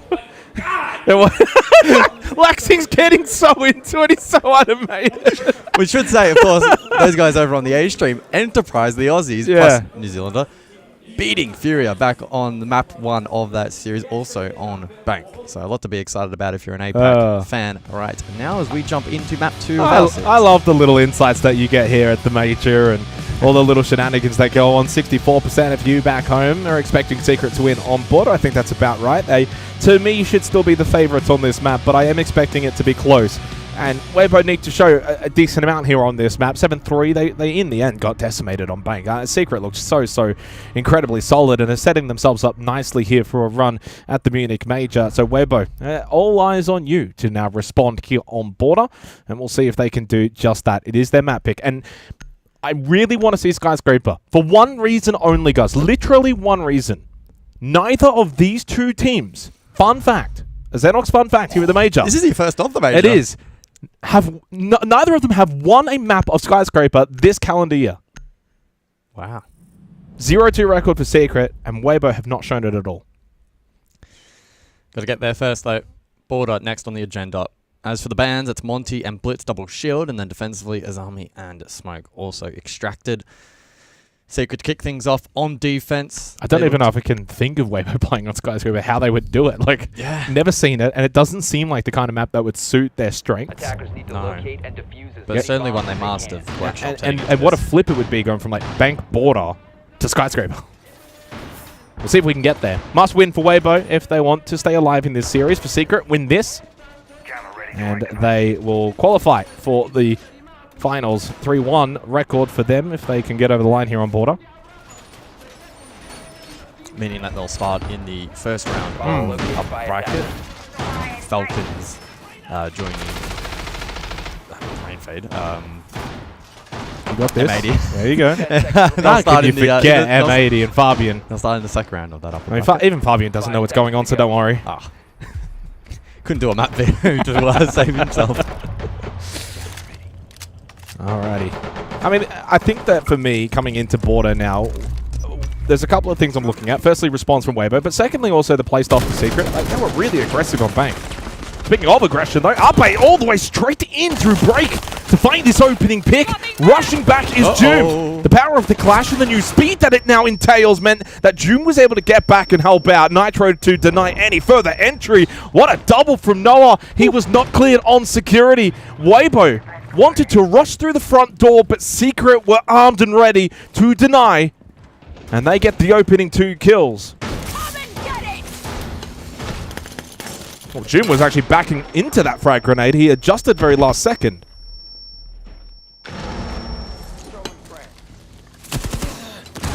So much pressure on to turn, but the flick is good. But the trade also up to task. Oven in the meantime pushes over towards break, gets taken down. Now Reaps in a 1v3. Doom low. No, and Adrian still full HP and a read onto this Archives position. Lots of time to work with here for Reaps with the Clash repositioning. He's now compromised. Live position. Known gets the first, but an immediate trade and Secret again dismissing the aggression from Weibo. A lot of that comes down to the beginning of the round. I mean, naturally for Weibo, because they opted to bring that aggression straight away and quite literally try to go through the front door, they lose 2 players off of that. Now, admittedly, had it worked and they were able to find a couple of kills, break open the defense, then we'd be singing a completely different tune. But credit to Secret, more importantly, Noah. Noah switched on, playing security. The rush comes through, doesn't panic. He's then able to get the 2 kills to deny that early aggression from Weibo. From there, you would imagine then the round plays out as it did, which is rather formula-wise, just plain and simple. Secret have the numbers, Weibo can't then push through, use numbers to take space, and Border's all about pushing through, taking that space. So naturally, Secret take the opening round, largely based on that first conflict. The rest of it was just kind of playing through formalities. It's very infrequent, though. And 4K from Noah is huge as well, by the way, because it goes on to that storyline that we saw on Bank in terms of the multi-kills that Secret were getting. Well, I think they had 16 coming into the series. Yeah, number 2 at the event so far, behind M80. I mean, they might be number 1 by the end of this now. because of, well, I mean, extra maps played, yes, but still. Yes. Fairly infrequent that at this level of play on Border, you'll have a player in the map that quickly. So I don't hate that idea from Weibo. It was, again, the response from Secret, the patience with the clash, the utility in response, the gameplay. Actually, was really up to the task. So fun fact, back on Bank, and it's another Xenox fun fact. I'm going with the back-to-back here. So Savage, Adrian, Mowgli, Joom, all got a multi-kill each. So they had 4 on Bank. Who gets their 5th one? It's Noah to start on Border. So that's 5. All 5 players have had 1 multi-kill round in this series so far, which highlights the strength of this roster. This roster in particular, and as it was put together, says we aren't reliant on 1 or 2 players and we can all perform to a really high level. Ooh. Speaking of, Reaps with a very clean shot onto Mowgli to open up this round and give Weibo the advantage. Low risk, and Hoven as well to double down. Such is the nature of Border, it's probably going to snowball, and if you get that early advantage, it typically translates to we live in wins. the universe now where in the opening round, had this happened for Weibo and they got the opening 2 kills, they might have taken that opening round. 3v5. Now Weibo find themselves with a clearer advantage. Savage trying to play the window with a shotgun. Oh, hang on, freebie. Oh, no, it doesn't fully connect. In fairness, the SMG from that distance is a little difficult to control. Noah found 2 more. He's 6-0 in the opening 2 rounds. And keeps hope alive for Secret on the defense. Noah getting tagged up towards security by turn inside Fountain. So Weibo have got good position. They've got them both cut off on this opposing corner of the map. They should be able to go for an Archives plant at this spot, right? Should. Doesn't mean could or would. Oh, they don't have diffuser. Wow. That makes it interesting. Oh, shot though from Hoven as Savage trying to push, top waiting, loses his life down to Noah, who now needs to get the full-blown ace if Secret are to win this round. Freebie of all freebies onto turn, no. Shuts down Hoven. He may just go and do it. Against Keanu Reeves, the best fragger from APAC, and it's the 2 HP Noah. Still a minute left, and Noah now in a strong position towards Fountain. Despite that, Reeps has now been able to acquire the kit and could make his way towards Workshop. No, Reeps goes for the blood, the kill, the denial of the ace from Noah. A solid effort. 8 kills from Noah in the opening 2 rounds, but it's a 1-1 scoreline as Weibo were able to hold on.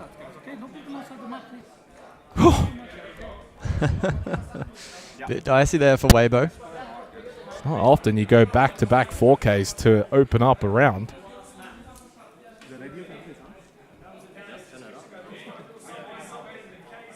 Yeah, didn't quite see that diffuser on the ground until the latter phase of the round, because they had them both isolated, break, security respectively, trapped on that corner of the map did Weibo. But unfortunately didn't quite have the ability to do a whole lot with that. Looking to try and reclaim the kid, and ultimately Reap's able to do so and wins the 1v1. All played by him. Discovered the location of a bomb. And so the expectation kind of set now here on Borders, which can often be the case regardless of teams, that it will be a bit of a frag fest. So speaking of 1vx's as well, Weibo's currently of teams at the tournament second last with only the 1, but he's tied with CAG, SSG. Those 2 are now being eliminated from the tournament, and W7M. D Plus actually coming into today with no 1vx's. Oh, that's not ideal. It's not ideal for Savage. Therefore, not ideal for Secret.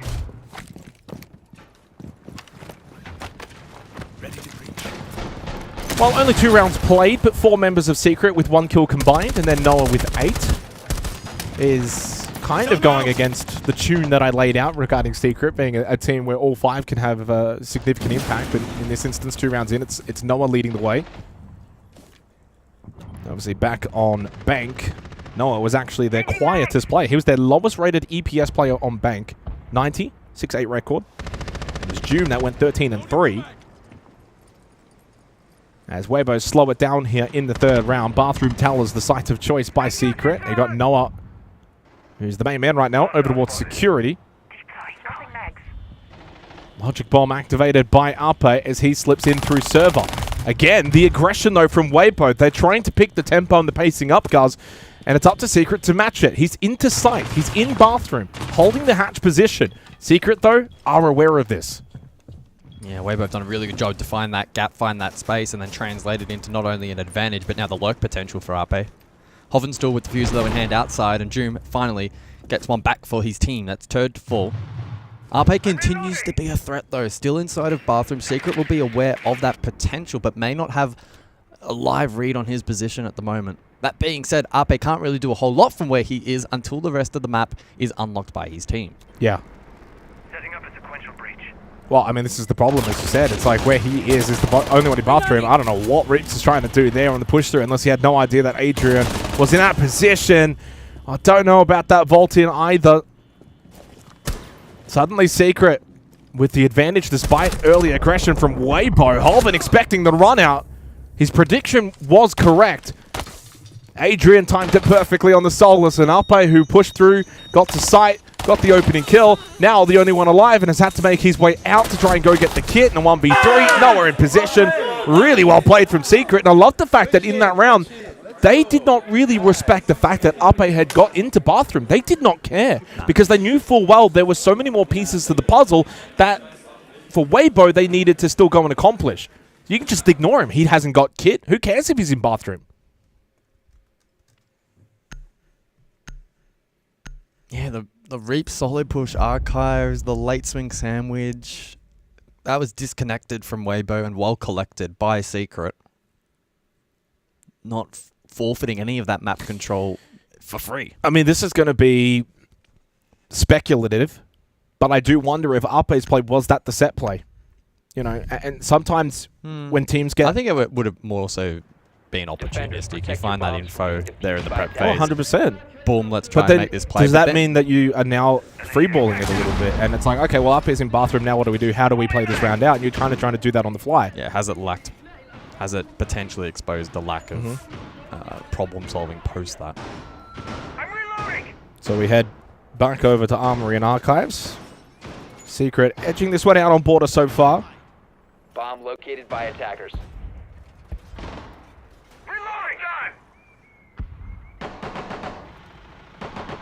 10 seconds to go. Additional bans for the remainder of this half. Brava 5 clash. seconds to insertion. Brava very powerful on border. Cutting down default cameras, etc. And BPCs are in play. Naturally very strong in that regard. Did you want an update, by the way, on the elimination best of 3 happening on the A stream? Yeah, I've just had a little look across. And Furia is winning? Yeah, by 1 round. Narrow margins. Quad Nitro as well to highlight it this round for the defense of Secret. So plant denial potential. No, with a little check. Played a position akin to that previously, but on the Ella this time around with the DMR in hand though. And with the long lines of sight in through break and outside as well on the balcony. That will be very, very strong and challenging to contest. Weibo with Blackbeard in play then for this 4th round.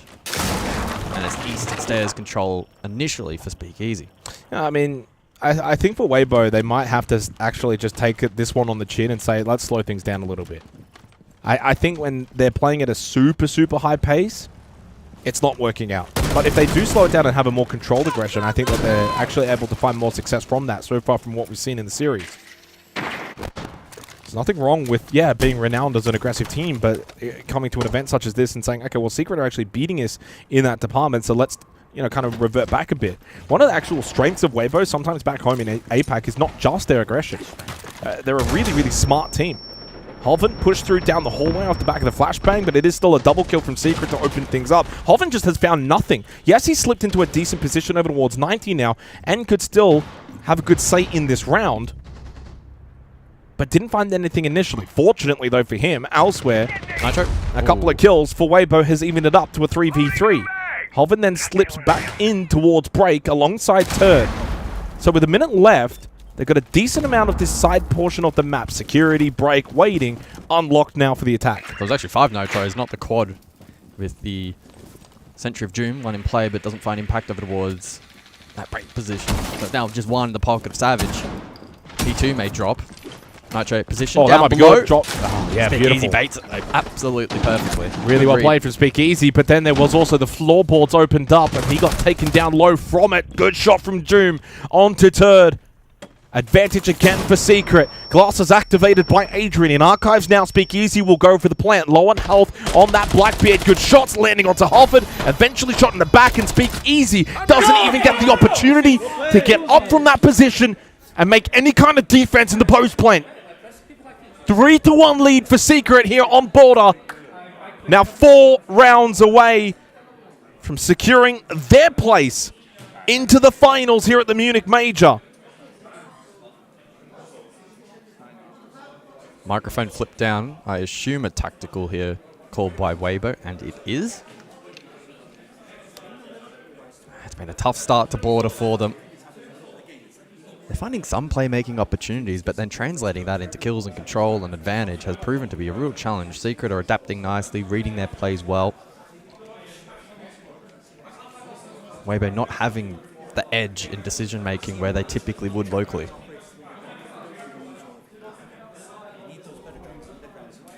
And it's all about drones again. I keep hearing the word drones. I can't hear anything, and there's a lot of noise that's being reflected inside of that room, I'm not going to lie. Yeah, that's the only word I really picked up on, but in similar vein to the tactical timeout on Bank, an emphasis on drone work and information gathering here for Weibo. I can hear James as well in the background. Well, I think Fury. I think that may be Portuguese, which doesn't bode well for EP. So, Vet Workshop coming up for this next round, out of the timeout for Weibo, and bans Brava and Clash have, of course, been brought in from earlier. 2 rounds to go in the half. It's set up really nicely for Secret. Yeah. What's the attacking win rate for Weibo typically here on Border? 58%, 0.1. Defense? 65%. In fact, actually, both of those numbers are higher than the numbers for Team Secret, 52 and 64. But Secret have a 5-1 record on Border. It is their second map preference. And we were talking a little bit before we went live for this B stream. We mentioned the map vetoes. You had seen it, I hadn't. And as I was going through it, when I found out the maps in terms of Bank and Border, I was actually quite surprised because, I mean, I walked away from this thinking Secret have won this map veto. And that's going to be the takeaway. If this is a 2-0, I would then rightfully be questioning the map veto selections here for Weibo. You have given Secret their Bank, which they have an 8-0 record, now 9. And then their Border, which they have a 5-1 record. It gets picked by them. It never gets banned by them. Everything statistically says, and they also beat M80 on it just yesterday, everything says you don't take them here. So, some questionable choices. Always easy to be critical in hindsight. I'm fully aware of that one. But even prefacing before the games have played out, I still was questioning. Good site drone work here from Reeves, identifying that the objective itself is essentially clear. We have the beauty of the cards. We can see it is, in fact, a 4-1 split here from Secret. Lots of vertical angles established. Drone work also adjacent, up above, from Turd in office. Weibo will contest this. How much, for how long, is still in question. Well, I think what the issue now is for Weibo, as out of this timeout, you've tried a couple of different things. You've tried quite literally barging through the front door inside of the first 30 seconds. Tried to maybe slow down that pacing and that tempo a little bit. You've tried shield play. Not much is working. And so therefore it's easy to go into your shell when not much is working. They've got to try and push through that. Back in the system, back in the process. One strength of theirs, despite not really being able to find a lot of success, has probably been able to get deep positions. Twice now, Ape has been able to kind of slip through the back line. But it's rarely translated. No, into that's much, the biggest issue. problem. Yeah, Logic Bomb activated by Ape. So it seems like Weibo have completely given up now on this clear. They'll be more direct, force plant denial here from Secret, and potentially the transition back down below. Good shot from Ape. Savage went for the beat. Well, oh, okay. there we Walking go. up metal. Gets the second. Almost then there for the third. Actually got Adrian down to half health. And I kind of like that, actually, from Ape and Weibo. Instead of pushing directly into that top floor hold, goes for a bit of a back hit, and it worked out well. But Adrian, he's converging nicely towards Archives. Got the Nitro onto Reaps. Speakeasy, therefore, thinking that maybe Vents is vulnerable and will go for the plant, and will find it successfully. In the end, Mowgli got shot down by Turd numbers with Weibo in the post plant. This is must-win territory. In this 5th round for Weibo, you have to be converting these, or you may as well wave the white flag. Yeah, and Turd's still able to pressure from above, so in the post, in good position. Noah force below. 1 versus 3. And because Adrian didn't hit that shot, albeit a very challenging one, Turd has done a phenomenal job in facilitating this push, providing just enough pressure and control up Noah! above. I wasn't familiar with your game. Oh! If that wasn't a Blackbeard as well, that tap would have been connected. Doesn't matter. Noah knew full well he wasn't going to stop the Blackbeard outside the window. Weibo find their second round. At the end of that timeout, they are able to find success. A single round to go in this half. And Ape's risk-taking finally pays dividends. There's been several opportunities for similar plays akin to that. Finds 2, narrowly misses the 3rd, cracks open up the round. Able to then navigate in towards side and with Turd up above. It was very challenging there for Secret. Weibo have not won 2 rounds straight in this series. That's the concern now. Well, I think 2 is still very much a competitive position for them to be in. You highlighted before, defensive win rate strong.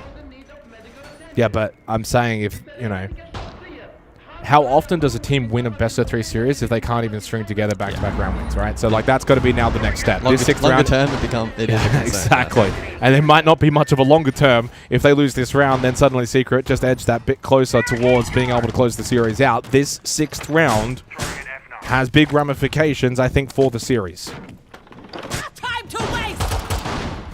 Looks like a high frequency of barricades being established here by the defense, and perhaps that's in direct contest from the lurks we continue to see from Ape Attackers have located a bomb. in and around the map. Attackers are And by establishing those barricades, it gives across that sound cue to the defense and impedes the progress of any of that lurk potential, whether it be from Ape or others on the side of Weibo.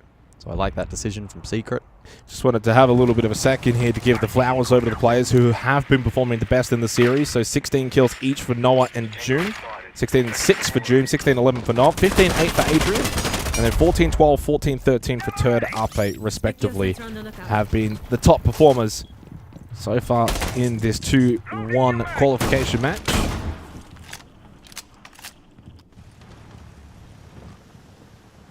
For one of these two, it's finals and a little bit of a break. Is this direct? It's shaping up that way in terms of the posture, but nothing coming through just yet. But now here comes the utility dump. Candela smokes. Nitro! They did lose. They lost the Blackbeard of Speakeasy. The Nitro cell that you called out hit Hoffen.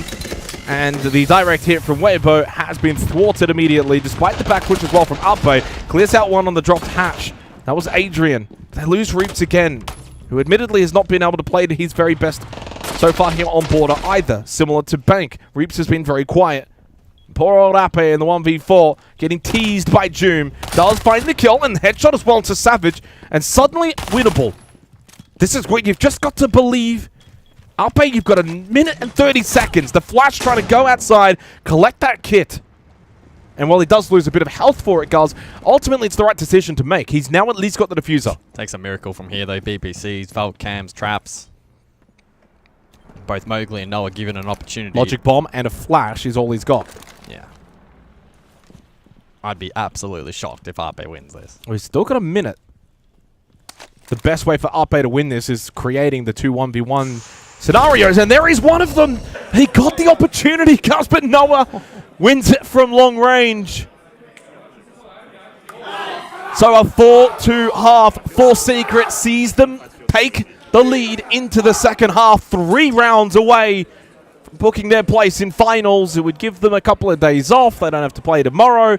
And for Weibo, it would mean they would play a do-or-die game tomorrow if they cannot get back into this.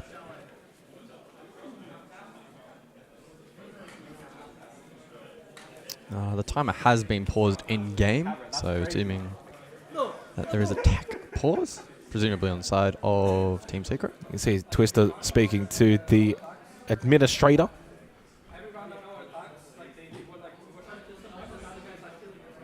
So it seems like it's actually an issue more so on Weibo's side, and I think that's just being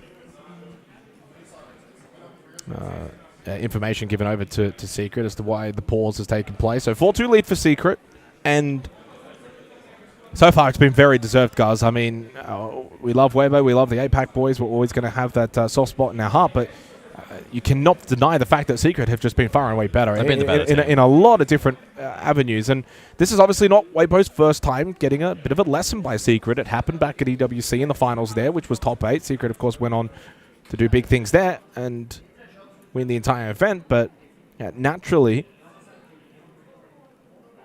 it feels like a bit of history repeating itself, which that's always a disappointing factor for a team, for a competitive team, players. When you kind of get that chance at redemption, revenge, to see how you stack up after a couple of months, and you're getting largely the same result. Of course, over on the A stream, EP and Furia going at it on map 2. I hesitate to tell you the score because I don't want to put you in a bad mood. Well, I'm not in a bad mood. I think it's actually great that Furia is 5-0 up over Enterprise right now, because it shows that the champs are still fighting. It's interesting for us, guys, of course, as the Australian boys are battling hard, and we'd love to see them do well. Our esport, our game is better. Furia's, always a fighting chance, considering the history of that roster, that team, those players, and what they bring. So it's a strange one. Back underway, though, here into the 7th round as we go into the bands.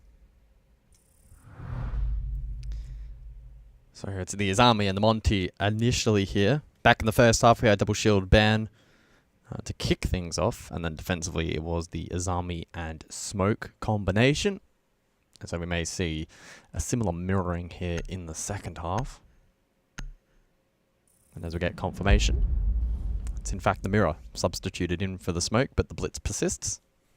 Mirror was not the additional ban back in that first half. It was indeed the Clash and the Brava, respectively. Mirror is a very powerful operator, though, here on board. There's a couple of positions you can really fortify around the map, top floor specifically. Hold really long lines of sight with a bit more fortification. Fortunately, lobby again has been paused, but hopefully resolved in a moment's time. Shouldn't be too far away from jumping back into this game.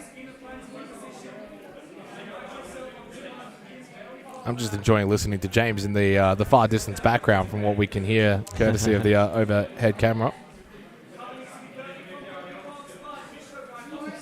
Come on, fish.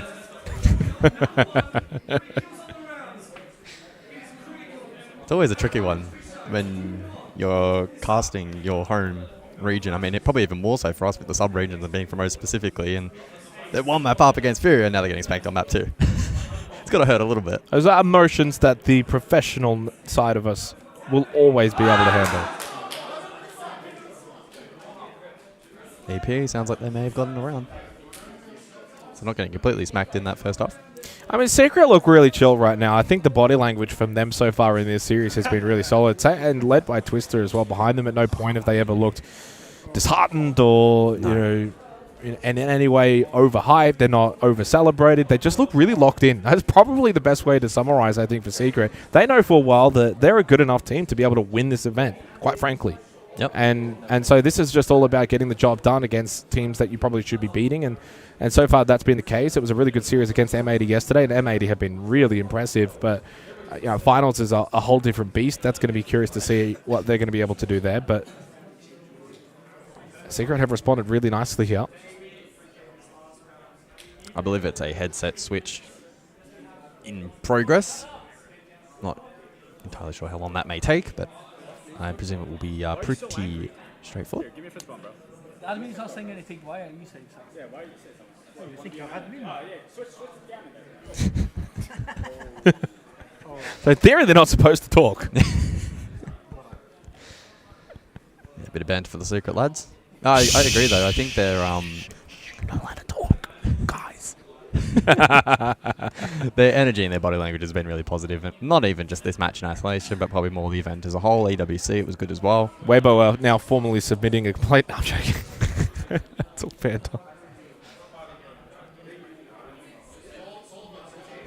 This is a long headset switch, I'm not going to lie. 4-2 record scoreline. For those just tuning in, by the way, this is also the second map, so Secret did win 7-3 back on Bank. They are 3 rounds away from booking their place into the finals. Would they be the 3rd seed, guys? This is actually a question I'm kind of throwing you on the spot here. Would they be the 3rd seed or the 4th seed? They'd be the 3rd seed, right? They should be. They're currently the 3rd seed. So that's a question for someone much smarter than me. Considering they're currently the 3rd seed and their seeding parameter is the highest, I would imagine it's a fair assumption.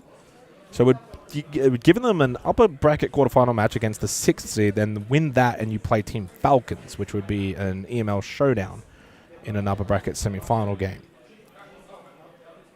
Yeah. That's a possibility. I'm not going to say yes or no because I am not entirely sure.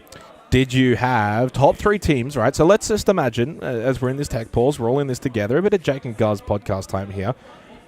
M80, Falcons, Secret, top 3 going into finals as on your bingo card. I mean, it's not too far stretched. I think that's pretty bang on. Well, it's not bang on because you obviously didn't select those 3 as you. No, I mean, but you're not surprised. I essentially substituted Fury. Of the 3, is M80 though the surprise as to how well they've done? I expected M80 to do well. Maybe not quite top 3, but a concrete top 8. Like top absolutely, 6. yeah, like 4 or 5 kind of seed. Absolutely. Yeah. So it's turning into a wow. Okay, that's a very zoomed in mouse. I can't really see it too much. It looks a little camouflaged. Is that a mouse? What are we looking at here? It's just a mouse pad. I don't see a mouse. Producer just said, "Where's John Cena?" I don't see him. What about the Brazilian teams just below there? So I mentioned the top 3 just there. It's a W7M phase right there. The 4-5 currently. We know Fury, of course, playing at the moment. They'll make their run. I mean, I did say, actually, as my dark horse, W7M on our most recent podcast to win the whole thing. They're 2-1 at the moment. They'll play wildcard later today. Yeah, I mean, you can never truly rule out any of the SAL teams. That region is just so strong. I feel like they're the kind of region that when the games don't necessarily matter as much, then maybe not at 110%, but get them towards deep finals runs, and they're the team that they perk up. They're the ones that dictate tempo and build pressure in those high stakes matches as opposed to succumbing to it most of the time. Absolutely. It's one of their strengths. I will say, Weibo, if they do lose this against Secret, they will, of course, go 2-2 record. They'll have to play tomorrow. They are APAC's best chance of seeing a top 8 team. I mean, D+, you only count them if they're winning, which right now they've got a 1-2 record, so we don't count them. They are Brazilians. Enterprise, of course, need to beat Furia and then win again tomorrow. And that game, by the way, is about to conclude 1-6 to Furia, so they will go to the 3rd map. Do you happen to know what the 3rd map is for that on the A stream? I'll give you the answer. It's Border. I see. First preference map for Furia. Do you want to know? You probably don't want to know. Tell me everything. What, the score or? Well, the score is 1-6 at the moment on the current map. Furia have not lost on Border this year. They have a 7-0 record, and that is the deciding map to see whether or not Enterprise can progress through on the A string happening right now. Ouch. So they had to win it in 2, and they're not going to win it in 2. A Enterprise 2-2 record, last played it a day ago against W7M, 7-5.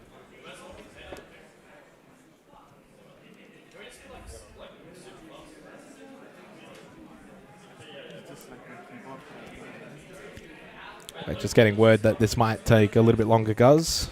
Unfortunately, it seems like there's more swapping that needs to take place.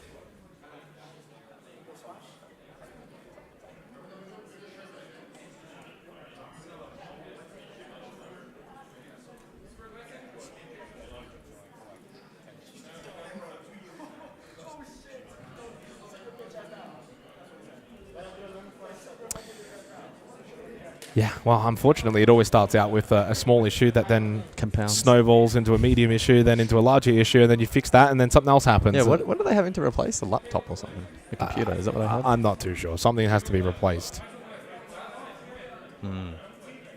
But that was not the initial cause for the tech pause. 4-2 as of current. Unfortunately, due to the rather lengthy delay, we'll give ourselves a break. We'll give you guys a break. We are going to a break.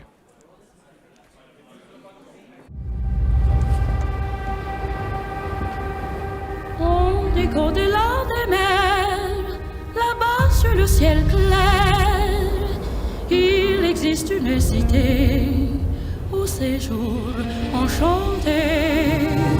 Et sur les grands arbres noirs, chaque soir, vers elle s'en va tout mon espoir.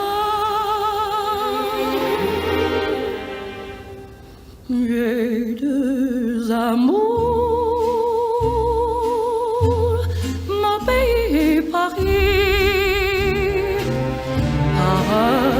toujours, mon cœur est ravi.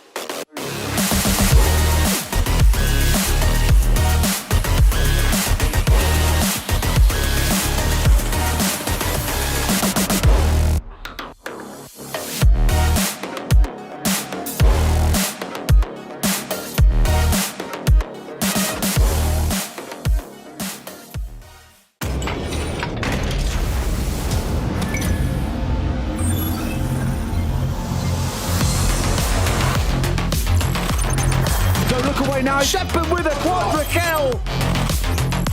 And now it's all up to Veto. Veto slaughtered by Shago. I don't even think he knew what happened. And Philippe will see. Genius! Steal that round for Furia! Are you ready for this? Bangu, are you kidding me with a third getting taken down? And then the drop right below, and it's just in the face! Penta are going to the grand final! This could be difficult. It's a swing. Mason a second. Mason a third. Ryder. Oh my God. Wow. Free-Day holding up for the blood.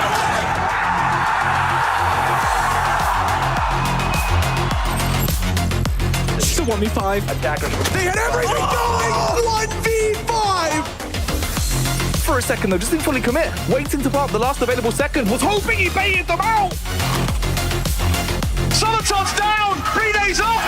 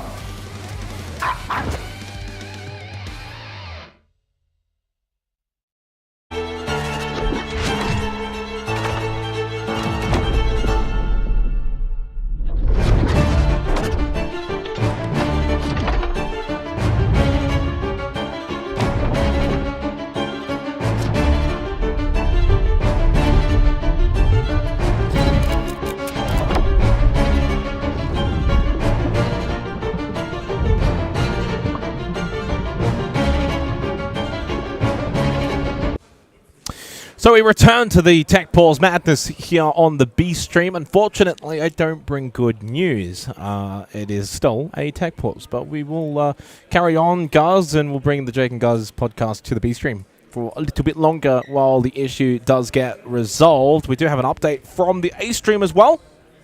Well, we can see that they're not playing anymore, so I assume that Furia got the job done. 7-1 for Furia sends the A-Stream elimination game between themselves and Enterprise to the third and final map, which is Border, which is bad news for Enterprise. It's at least an 11 win streak. Basically, look, we were discussing it in the group talent chat. Furia have not lost the map since this roster has joined the organization. Leo Alfama seems to think they have a 30-plus win streak on yeah, that map. So, Leo's words, yeah, for sure. And I believe Leo. Well, I do like the French. Do you really? I love the French. No, I don't like them. I love them. But yeah, I mean, it's look, let's be honest. Enterprise winning that map would be the biggest upset Siege has seen for a long, long time. It'd be right up there as an all-timer. Absolutely.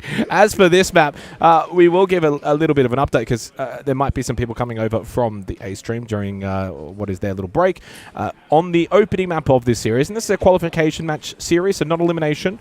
This is to get this, yourself into finals. Loser will play again tomorrow. On Bank, it was 7-3 to Secret. They won that pretty comprehensively during the mid-round. They actually had a 4-round win streak. They actually won 6 of the last 7 rounds to dominate on Bank. There wasn't much that Weibo could do. Secret were very aggressive. They won a lot of the rounds early on. They got a lot of opening kills. They were fantastic. And then here on Border, it is a 4-2 into a rather lengthy Tech Pause. And so far, Secret have kind of just carried on from what they did on Bank over to Border. They started on defense. They'll go attack eventually. Once we get back into the game. Once we get into the game. The bans as well have already been done. So it's Azami, Mira banned out, and Monty and Blitz as well. So, and also the site will be Armory Archives. That's all been set about 15 minutes ago. Yeah, we had a headset issue for the side of Weibo, which then transitioned into some laptop. I don't know if it's a full PC replacement. Yeah, what's going on exactly? Not too sure exactly, but hopefully we don't have to wait too much longer. But I don't have any other news for you guys. I do apologize for the delay in the action. By the way, you can see one of the cameramen there. Look at that. That's the SI Boston T-shirt. Now I've got mine with me. Have you got yours? No, Jake, I did not go to Boston. I did not get a T-shirt. It's a really good event. Yeah, but it was also really freaking cold. It was actually incredibly cold. I got to stay home in the lots of snow Australian back end of the summer and enjoy that. Lots of snow. Yeah. Not any snow here in Munich, thankfully. We've actually gotten some sunshine for the first time. We did. We saw blue sky. We saw blue sky. It's been nothing but grey clouds and fog for the last few days, so that's been a nice little change. What do you want to chat about, Michael? What do you want to talk about here? Anything that tickles your fancy? No, not particularly. No, I mean, that's your job. I know it's my job. I realised as I said that's probably not the correct answer. At least you're honest. But the good news is, at least for the players, their spirits are high, which is probably easier for Secret. They're already 1-0 up in the series. They're leading on the second map. It's obviously a pain for all involved when we have these rather lengthy tech delays and issues. But I will say, actually, I did reach out to Sprabuni and ask if there's any clarity on if Weibo go on to lose this series, who their matchup will be. Oh yeah, for upcoming matchup. But unfortunately, there's too much uncertainty at the moment, so too difficult to try and formulate potential seeding. Fortunate nature, I guess, of this being an early match of the day with a lot of other best of threes to be played, 3 on the A stream, 3 on the B stream, for instance. So yeah, there is a lot of that uncertainty. Would it not be, I think, was I not hearing it would be like Furia as a likely candidate, maybe? Well, he didn't tell me that. I mean, we were talking about it on the way over today, that the Furia is going to run the starting 0-2 and then APAC team, eliminate, APAC team, eliminate, APAC team, eliminate. They would be running through a little bit more of a breakdown here in terms of round by round as we've had so far on Border. Only the first half played out.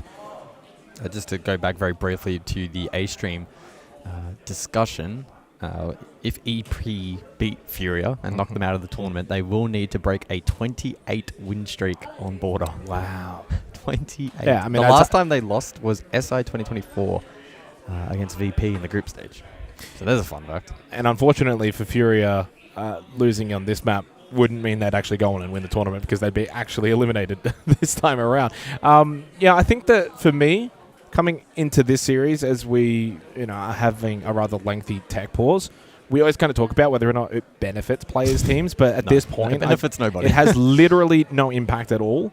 But I would say it does maybe set things more to the neutral standpoint going into the second half. Like, Secret have been on a heater. Like, Secret have been playing incredibly aggressive, well-compact Siege. They now have to go on to the attack in the second half. After a bit of a break, you're sitting back. You're kind of taken out of the game against your will involuntarily, and then have to lock back in and immediately go on the attack. I wouldn't necessarily be shocked if they do somewhat slow down, but we are seeing them start to creep back towards their monitors, out of the slouch, back up, sitting right. And to me, that means only one thing, that we should be getting back into the game very, very shortly. Thank you to everyone on the B stream for bearing with us. And it's B for bearing with us. Oh, you're on your game this event, Michael, as we get into our game now. So, round 7 coming up. Secret, Weibo.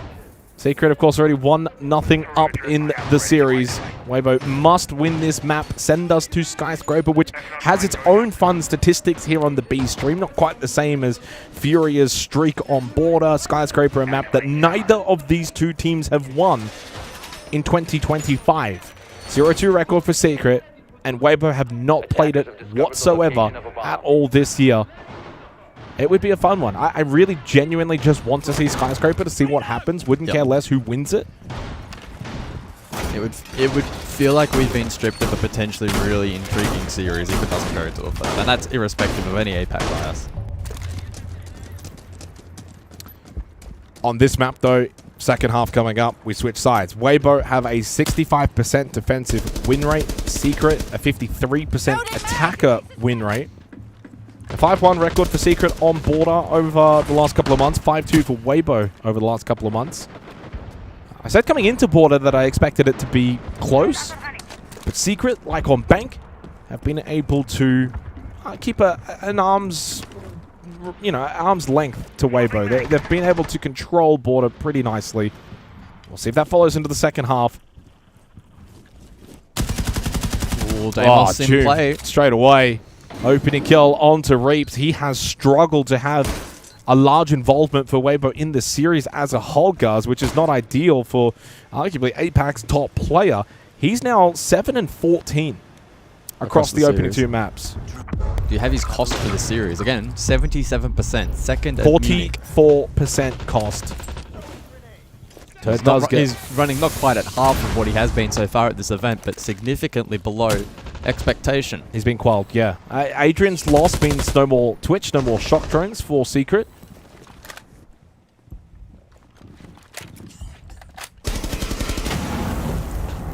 Oh, that's aggressive. Okay, I'm not sure what Turt's doing there, and Mowgli is probably wondering the same thing. In fact, you could even see his facial expression in the bottom left. He was just a little bit like, "What? Hang on, what are you doing?"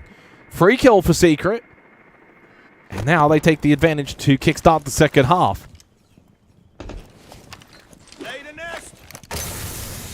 And this really has spread the defense thin now. Manalpo's over towards security by himself. Hoven, Fountain by himself. Speakeasy by himself in Archives. There's no one that's able to play off of each other anymore. They don't have the numbers. Secret can now use their number advantage and overload one of these positions. Hoven caught Fountain. Savage able to just walk straight through. Hoven is now trapped. He gets caught by Joom. Good pinch, good pressure. Secret using their numbers advantage. Arpate not aware of the fact there was one top medal as well. Leaves Speakeasy by himself. Has the yellow ping. A tag onto Joom. But surely too much to ask for Speakeasy. Does get one, but then overwhelmed. Said it all along. The numbers would prevail for Secret. They played that one out perfectly. Once they got that advantage, due to the mishap of Turd, from there the round was done. 5-2 lead for Secret. 2 rounds away from booking their place into finals here at the Munich Major. Yeah, that round and couple of the key moments probably adding to what is developing into a bit of a lengthy list of poor decision-making from Weibo in this matchup, which has been more critically cleaned up by Secret. Good example was the turd jump out. Not sure again, is that to garner information, off the back of information, perhaps to try and net a pick. Either way, it was low percentage given the game state, and Mowgli cleaned it up. From there, good clear, offers across, able to isolate Found to cut off Arpe from main stairs, facilitated by that Deimos lurk, and then Speakeasy overwhelmed as he backs himself into a corner over towards Lockers. So 5-2 the scoreline. Secret consolidating this lead. And Weibo now needing to dig deep here to push to map 3. Another connector needed. Well, desperate times now for Weibo, isn't it? I mean, it's not do or die for them. They would get another opportunity tomorrow, but that in itself would be a do or die game. And those are never really fun to go and play into unless you really have a bit of masochism about yourself. For Secret, it's almost job done. What a tremendous game from Noah. For those that missed it, by the way, he opened up this map with back-to-back quads, so he had 8 of his 13 kills in the opening 2 rounds. Secret have just built really nicely in this series. Consistently in control. Controlling the pacing, choosing to be aggressive when they want to be. Overwhelming Weibo a lot of the times when they do up their pressure. What a shot, though, from Reeves. Well, in that moment, that is a play we are more accustomed to. But we have not been able to see much of it so far in this series. It would absolutely be required if Weibo are to get back into this map.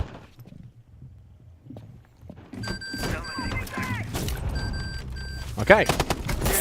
Well, has Reeves awoken? Hoven got savaged, but traded through the hatch by Mowgli. Therefore, then drops down, battle towards bot main. That's Arpe now low on health. Help coming from Mowgli, but he actually slips away. Nicely done from Arpe. Not only slipped away, but then turned back around to find the kill. And Weibo themselves find their 3rd round. But again, guys, I brought this up what feels like now half an hour ago. Weibo have not been able to win back-to-back rounds in the entire series. They need to do it now.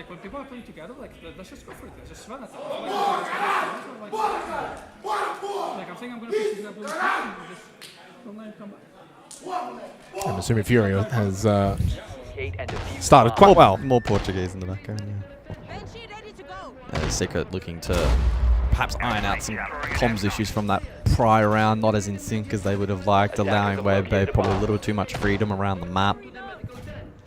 And if Reeves can just begin to slowly chip away and find himself back into this matchup, we know how much of a threat he is. It cannot be understated. From an individual standpoint, the ability for him, when given the correct information and the right position, to go click heads. That is what he thrives at. We haven't seen a lot of it from him so far in this matchup, but he has the ability sometimes to flick that switch, come alive. The rest of the team, if they can then facilitate that, they'll continue to be a threat here. Secret cannot underestimate. I don't think I would go as far to label Reeps as a confidence player. He doesn't strike me as someone that would get down on himself, but I do think he's a momentum player. In the sense that he can have these streaks, like you said, where he can be kind of quiet all of a sudden, but then when he gets going, he really just then is able to carry that momentum. And that's what Weibo desperately need right now. Again, they have not been able to win 2 rounds straight in this series across the opening 2 maps. Will this be the first time here in the 9th round?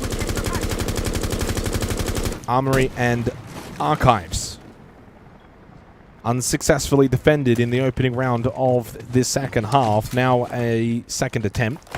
Opening kill conversion, by the way, through the opening 8 rounds. 7 of 8 have been converted into a round win.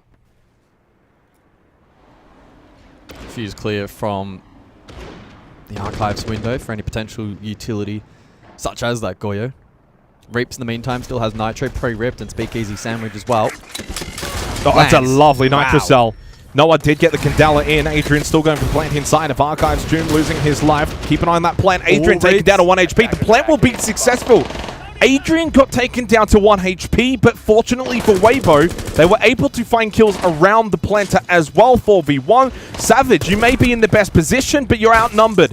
A really good counter clear by Weibo, despite the quick attempt by Secret. Indeed, they will find that second round. It's game on all of a sudden. 2 in a row for Weibo, from 5-2 down to 5-4. and no emotion whatsoever. And it was Reaps again, massive impact in that round. A good job in holding his util over towards Archives in combination with Speak Easy. And then despite the plant going down, able to initially find that shield. If the shield had have stayed up, it could have had a complication for the retake there, but being able to overpower the 4v1 there for Weibo, a far more comfortable position and able to execute it quite ruthlessly. We get the bans, and we get a timeout. Twister wanting to talk things over with Secret, noticing that for the first time, Weibo have some momentum.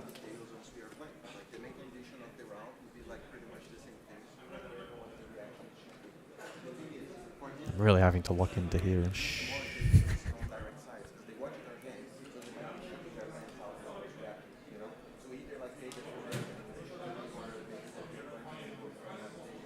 I'm getting nothing. Reactions? Yeah. Ooh. Did I hear bait? Did I hear fake the setup bait? I think that reaction was terrible. Like that. Something to that effect. Yeah, okay. Well, that's going to be interesting to see coming into the 10th round. We go on Vent Workshop. So 2 rounds, 1 in a row for Weibo. First time in this series.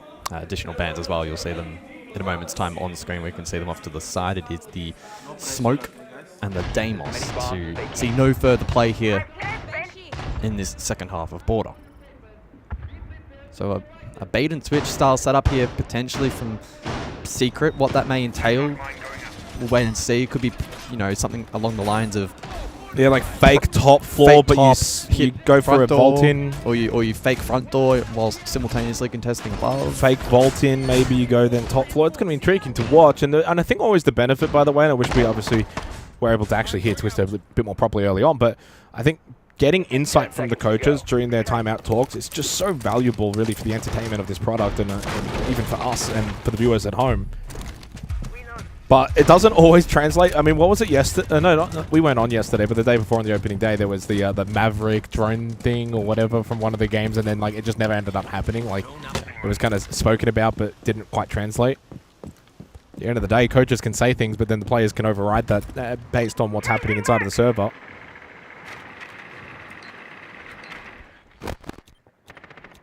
So Rotero's clutch drones. Drone utility there for Secret here on the attack. Means that Arpe has a key role in this round in looking to deny that information and does a good job initially over towards front door.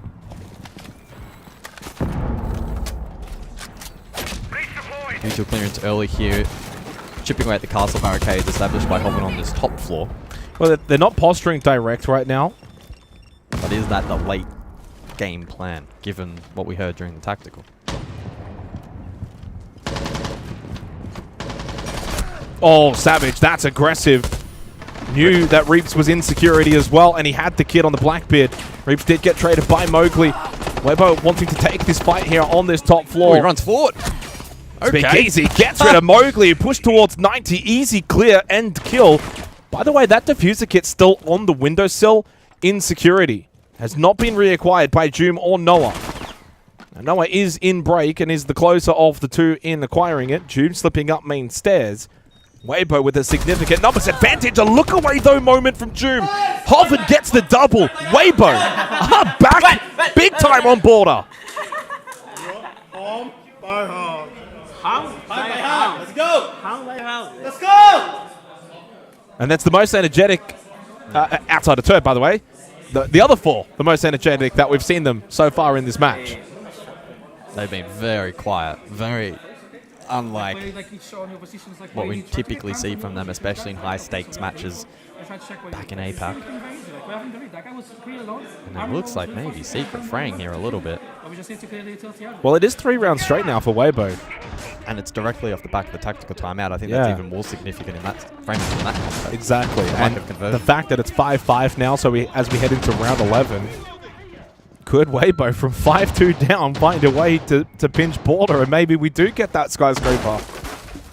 This is the most I've ever wanted to go to Skyscraper in my life. No. And they're 2 teams as well, playstyle-wise. I don't... like Skyscraper doesn't seem like it should be in their wheelhouse, and, well, based on the statistics, it's not. EP are going to win a round. Oh, they're going to get 1, are they? Well, they're 3-1. Sorry, I do have one eye on the AP game. For work purposes. Okay. Double Nitro Cell set up for Weibo in this round, courtesy of Reap's Speakeasy. No surprise that the form improvement from Weibo has certainly been off the back of Reap's also showing some form, guys. 2 of the last 3 rounds, he's gotten the opening kills. He's had more of an involvement. Sensor on. Let's see The what I impact can of the find. Solus as well here in the second half has been massive. Frequently played here by Arpe and Weibo. Unfortunately, the counter is a little off on the HUD at the moment, so difficult to really judge just how impactful. But we've seen a couple of times now the front line finding it difficult to get this live information. Oh, Reaps again! 3 from 4 rounds, opening kill. Well, he's activated. And with that, Weibo are following suit. No hard breach remaining in the round for Secret. Not necessarily all that needed. Mowgli, though, well, he walks into a death trap. Down but not out. And Weibo have all the momentum here on border. Oh, until Adrian got a double. Ooh. I think, was that a collateral? I think they lined up. We didn't get to see it, but the cards both went out at the exact same time. I do hope we can get a replay of that one at some point. I think that might have been a collateral headshot. And suddenly flips the round. Secret now with the advantage and Reaps on the floor. Still a Nitro for Speakeasy and still lots of time left in this. The Blackbeard of Mowgli. Shown and presented. Low on health as a Nitro thrown out. Shot through the doorway. Speakeasy to shoot back but lost his life to Adrian. Here comes Secret. Finding their aggression once again. Down to Turd and Ape. Outnumbered. As Savage goes for the plant inside of Towers. Turd, who's been so quiet. Savage, though, was tucked in the corner. Turd didn't realize the plant will go down. The Blackbeard with the Volta guard break and the SMG not connecting. That's round done. That's Secret, baby. They've got themselves match and series point. But we are like just playing so bad in the vision, guys. Obviously, we can do the same shit here and expect the same. And we cannot even be able to communicate. We're not even being able to listen to what I'm saying, guys. V said, calm your mind and please just listen to what I'm saying, guys. I know exactly what you're going to do, so I can give you guys what the solution, but you guys are not even being able to listen to what I'm saying. Okay, guys, now reset here. Reach for these last 10 seconds and get to quick counts here, okay, so I can know if I'm doing the same or not. And that's I'm going to do. Still not super satisfied with how they're playing at the moment, but it's good enough to get series point. Yes, Captain. So, you know how during that round I was like, oh, yeah, they lost EP it. might win. It's a 3 versus 1. They're 3 or 3 with 1. Yeah, they're not winning that map. Guys, they're not winning that map. They were never winning that map. And right now, Weibo, on the very same map, might not win it either. 6-5 match, series point for Secret.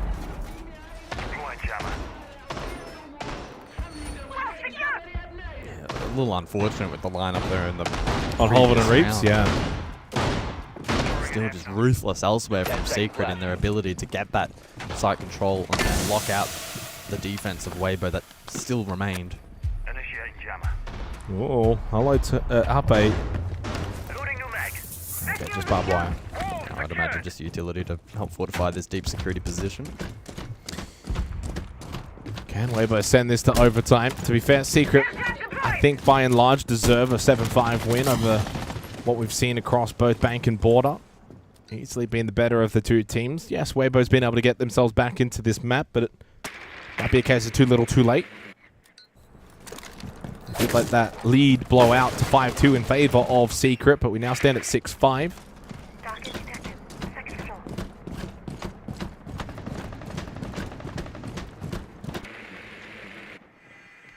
First time in the half, Savage will give up the Blackbeard over to Joom, so a bit of a swap. In fact, Joom was playing the Sledge, and so they've basically just swapped operators for this final round of regulation. Does Turd go searching with another jump out? Perhaps considering it. Mowgli finds the opener kill onto Ape. It's the first opening kill for Secret since round 7. There's only been 2 rounds where the opening kill has not been converted. It looks like this one will be. Those 2 rounds were by Weibo. When Secret get that opening kill, they're able to convert with ease. Clean sweep here in the final round of regulation. Secret will be booking their place into the finals at the Munich Major It's no secret as to how good this team is. A top 3 seed position. These guys are on a mission here in Munich to claim a major trophy. Wow, what a fun team to watch this afternoon. Their ability to formulate round-winning plans is really up there as one of the best in the world right now. And whilst execution maybe went astray a little bit over on Border, the likes of Reaps maybe to come alive a little bit more than they would have liked. Again, they flick that switch, come back alive, execute their plans nicely, able to get that result. Unfortunately, it does mean we don't see Skyscraper in this series. Who could have known how that may have played out? But overall, they've clearly done a really good job in executing their plan with the veto. And looking forward to seeing how they develop over the course of the rest of this tournament. As for Weibo, back to the drawing board. Yeah, back to the drawing board. I don't think they would be bitterly disappointed. They'd be upset. They would have felt like coming into this match a bit of, hey, can we get some redemption? We're probably not too far off these guys, or at least that's what they would have believed. On Bank, they were just completely outplayed. And it's a map that clearly Secret are a very strong team on. And when it came to Border, 7-5, probably a fair result. Reap started to activate towards the end. They just started too slow. You give up a 5-2 lead, naturally bad things are going to happen more often than not. And Secret deserving this. 7-3, 7-5. As I said, booking their place into the finals now alongside M80 and Falcons, the first 3 teams to do so. For Weibo, they will play tomorrow in a do-or-die, win and you go through, lose you go home match. And it's not where they would have wanted to be, but naturally that's where they now find themselves. And look, they can take some things away from this. Like, they easily could have played a little bit better. I think that from Reaps' perspective, right? Like, there's emphasis on him always. He's the best player in APAC. And so you expect him to frag out. You expect him to obviously do big things. And he was a bit quiet in this series. And if they're to beat Secret, they need Reaps, dropping a lot of kills. Yeah, absolutely. But again, obviously, it is a team effort. Weibo, again, probably not playing close to that full potential. Map 1, we expected Secret to do well historically. Their map. We should have seen more from them, though, on Border. And so again, back to the drawing board. Can they pick themselves back up and prepare for whatever their next matchup may end up being? Well, the next matchup that we've got on the B stream, by the way, is a huge one. Big ramifications. It's NIP versus Shopify Rebellion. It's an elimination best of 3, and it even has 6 invitational ramifications too. Both of those 2 teams really must win. Short break. When we do come back, though, of course, we will have that series on the B stream. And even Fisher Guy, once he admitted that he couldn't do the call, he said, I guess I have to call clear comms. So that's something that he needs everyone else to do, to be quiet, exactly. Which is also saying we need less energy, right? Less energy in the comms. And then 2-1 goes down early, and this is where frustration just keeps building, because we just talked about this, guys, and now we die early and we're playing the 4v5. And again, I want to go back to my very first point I made. Getting in the building can be incredibly difficult in a high-skill matchup. Enterprise, almost every single round, do not get in the building. The pressure has been boiling over for the last 2 maps, and Enterprise are struggling to swim. Fisher Guy on the Blackbeard making his way into East Stairs. It is clear now. With no pick, Furia can always just retake in the late rounds. Because Fisher leading the charge, takes East, takes below. Wow. Relays though, I think through the wall maybe actually gets injured. He's gonna confirm that kill as well. Another one bites the dust for EP. No trade. I mean, look at where Bappen is. He's so far late behind to try and support his teammate here. Furia are running circles around Enterprise. After the Oast boys took Bank in what was such a hard-fought map, ever since then, the Brazilians have woken up. Ever since then, EP have looked bad and only gone from bad to worse. It's out of the frying pan and into the fire. And another one will drop. Nade easily. Freest kill of his life, you're right. Not a single drone remains. 30 seconds left in the round. And Fisher Guy not able to be the tip of the spear information for Furia. 25 seconds left. Nothing has happened in this round. Furia are just sitting back in their positions. Another freebie for Herds. The round is almost done. And there it finally is. Ego was about a pre-fire. He was like charging the fish, like, all right, there we go, bang, bang, bang. Oh, and the contrast. The contrast is sad. Okay, so that was round number 5 being played. In 3 or 4 of the rounds, I've seen the drone counter literally hit dead zero. So what's happening right now They drone in drone phase, likely for operator information scouting. Fair enough, they lose 3-4 drones. The round starts, they're all just droning from outside the building, and then we see they have none left. Now they're forced to walk in, but completely blind. It's again down to confidence. Honestly. They thought there was a player on East stairs the entire round. There was no one there. They're not even, they've never really played there. They're playing in break room, if anything. Furia are, you know, from their perspective, very happy with this because they get to have a bit of a relaxing match for once. They've had a hard time in this tournament, and they're just kind of picking apart CAG into EP, and their opponent tomorrow, it could be Weibo if they lost or lose their matchup. I mean, that was their game over, right? Or is it not? I'm not sure. I don't know either. But I mean, we thought maybe they would lose that game. But if Weibo lose that game, there is a chance they play them. Yeah, I mean, Furia will have only played one non-APL team so far in Shopify Rebellion. Yeah, up to that point. Obviously, they lost to D+ as well. There's a lot going wrong for Enterprise, and I think that you're right. I mean, look at this. 10 seconds into the round, 4 drones left. Yep. You've got to be kidding me. Yep. I mean, that can't be right. Because no, it's not right. Because they all have 5 drones in pocket. So, but even then, you shouldn't be losing 5 drones in prep phase. I would actually say at this point, when you realize it's this much of an issue, keep all your drones outside the building in prep phase. Yeah. But let's just pick our operators and stick with them. But I'm also like, the drones is just one of the 20 things that are going wrong, right? Because even without, wait, that's better. A push, a rush. Not supported though. A hop reach from Tuhan to come and try and help. He does take down JV. That is what we needed. But 2 players from EP have fallen elsewhere, and Furia still maintain the advantage. Fisher Guy's taking a hell of a lot of damage, and Tuhan can't see a damn thing. Have a look at this from KZ. Bappen needs to take him down, and he does. Finally, Enterprise have what could be their best chance so far of finding their first round on border. Gonna stabilize now, don't go too fast, boys. You got the hard job done. You got armory control, archives control, you got even numbers and still got the blitz. It's a fast drop downstairs. Enterprise gonna keep that aggression and strike Furia from a different location.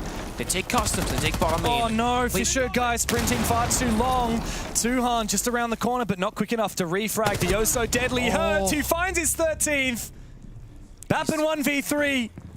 Again, a chance that Enterprise had that has slipped through their fingers. I understand the pace being fast because it's acts of desperation, but again, they can't hit their shots. It went so well until Fisher started sprinting down the hallway, gets shot in his toes and taken out. And it's some smiles from me, gonna be like, nice try, guys, but... I want to hear that. I can't lie what, Tuan, huh? It just feels like... I don't want to say they've given up, because no player would, but it doesn't feel like they're playing it 100%, right? The timings are loose, they're not together. They're just kind of carelessly running around the map at this point, which to be fair, if you're stuck outside, be careless, but the timing's gotta be there. Yeah, still a little bit disjointed. Yeah. But then again, at this point, you know, if you haven't watched the previous map, by the way, Chalet was very similar. They're 1 and 13. Yeah, they're the 1 and last exactly. 2 maps. Like this goes beyond this border. This is map 2 bleeding into map 3, and a really, really tough journey ahead of you. Yeah.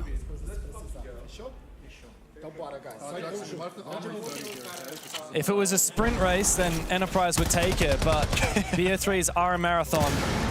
And Furia, that's where they flourish. I don't recall the map video of who banned exactly what map. I just know like what maps we're playing. I can tell you that. Okay, I feel like there could have been a bit of map video here for EP. So they banned Sky and Lair. For EP. Yeah. Look, Lair, I think they targeted Furia, a good map from Furia. Yeah. You think they should have banned Chalet or Border? And they ended up banning Cafe at the end of it as well, which it's just hard. Furia has such a good map. Map pool? Map pool. Like, obviously, EP probably wanted to go Clubhouse, but Furia, even though they're pretty good at that, they, you know, respect I also don't Enterprise's think map EP pick. should have gone Clubhouse. I feel like you needed to have left... Oh yeah, I mean, I don't know EP's insights, but I think there's like 2 maps here that Enterprise could play. It's like, you cannot play the Furia maps. You cannot play Chalet Border. That's like the 2 big ones. Bank was the Furia map. And then, yes, but no. Furia are great on Bang, but it's not a Furia map if you look at like playstyles and strengths, in my opinion. That's about executions and strategy, where Furia, they're good, but they're not the world beaters. Border, Chalet, they were born on these maps. Like, that is literally what no one can beat them on. They lost to D+ and Bank earlier, so like, of course you're not playing Bank against them as well based off that. And then Clubhouse, I just think that for the Dimensions of Fury are too strong there. But then again, And if you play Lair or Sky and you start attack, you go down 1-5 and you're probably going to lose as well. So it just feels like a map veto problem. Maybe I think the only argument I could say is maybe EP could have left Lair in, because that's where Furia lost to. It's also where Furia lost to Shopify Rebellion 7-2, remember? Yeah. Furia looked very poor in that game. That would have been our decider, I expect. Yeah, I would have liked that more. But then again, hindsight and everything else. Of course, there's all these what ifs and buts. The only thing that matters is right now where we stand, and Tuhan, he's found the opening kill. He's in chat. This is all we need out of Enterprise. Release the pressure a little bit and just start to have a little bit of fun, guys. I mean, this could be the last round of Siege they play here at the Munich Major. They may as well make the most of it. Enjoy it, embrace it, and make the most out of it. Relays in break room. Tuhan was in Armory right now. And they're doing a damn good job at locking Fury out, to be honest. So far, so good. But all it takes for Fury is that one opening pick to charge forward. You can see Fury are just waiting. They're playing very similarly to what we saw in the early rounds from Enterprise, just hoping that someone's going to gift them a pick. Hopefully EP have the patience not to give them their wishes. Making a big rotate. This could be the Archive Store Planeted, honestly.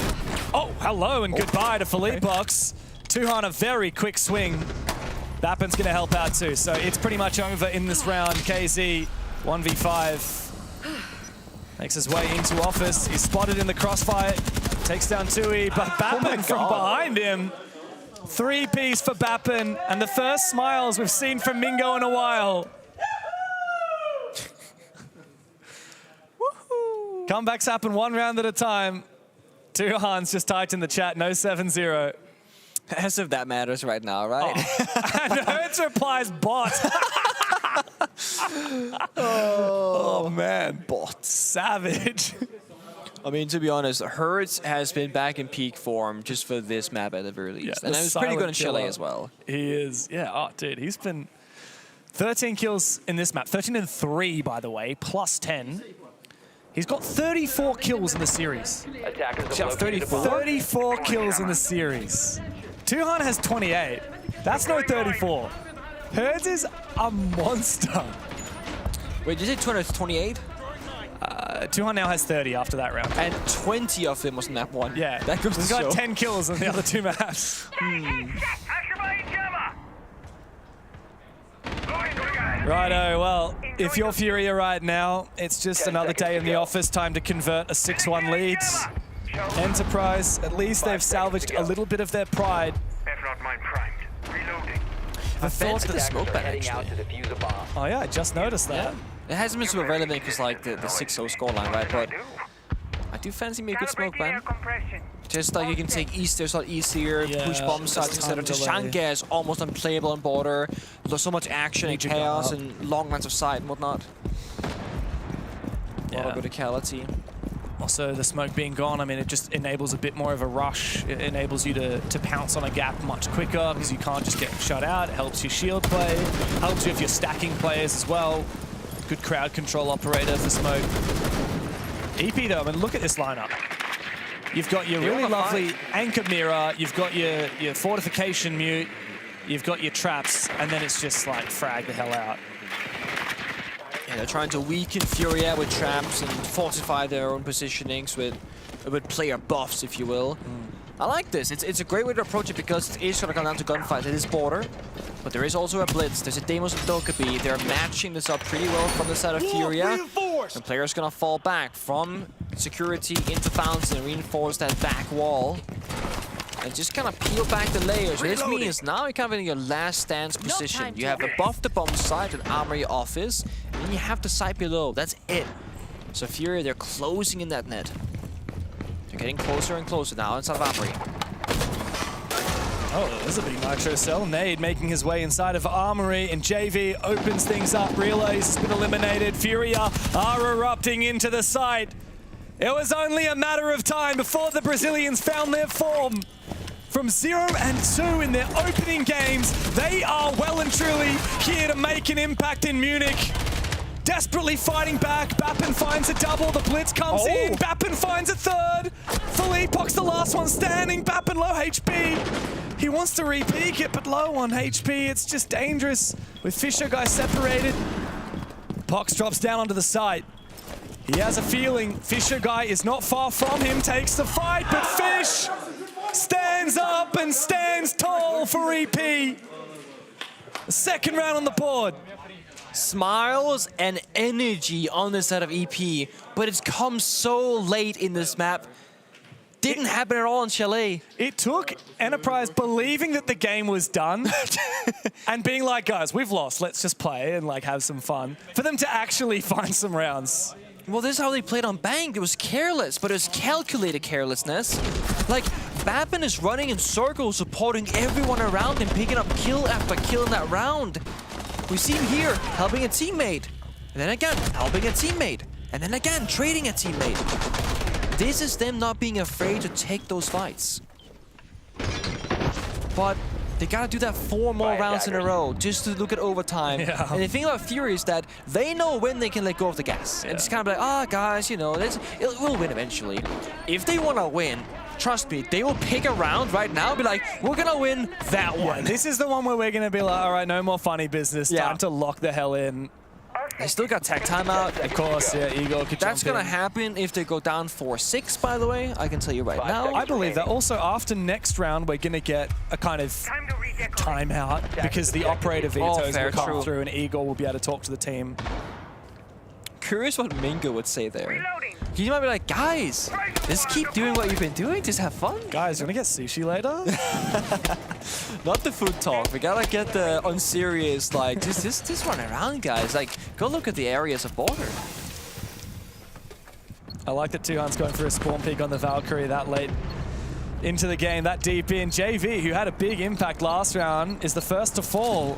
This is really nice from Enterprise, finding back-to-back opening kills. Actually, last round, JV found the opening kill, didn't he? So never mind that. Like, quick to answer. Yeah, Tuhan's doubled down. He actually went for a run out from break room. The disrespect is here, and it's exactly what EP need.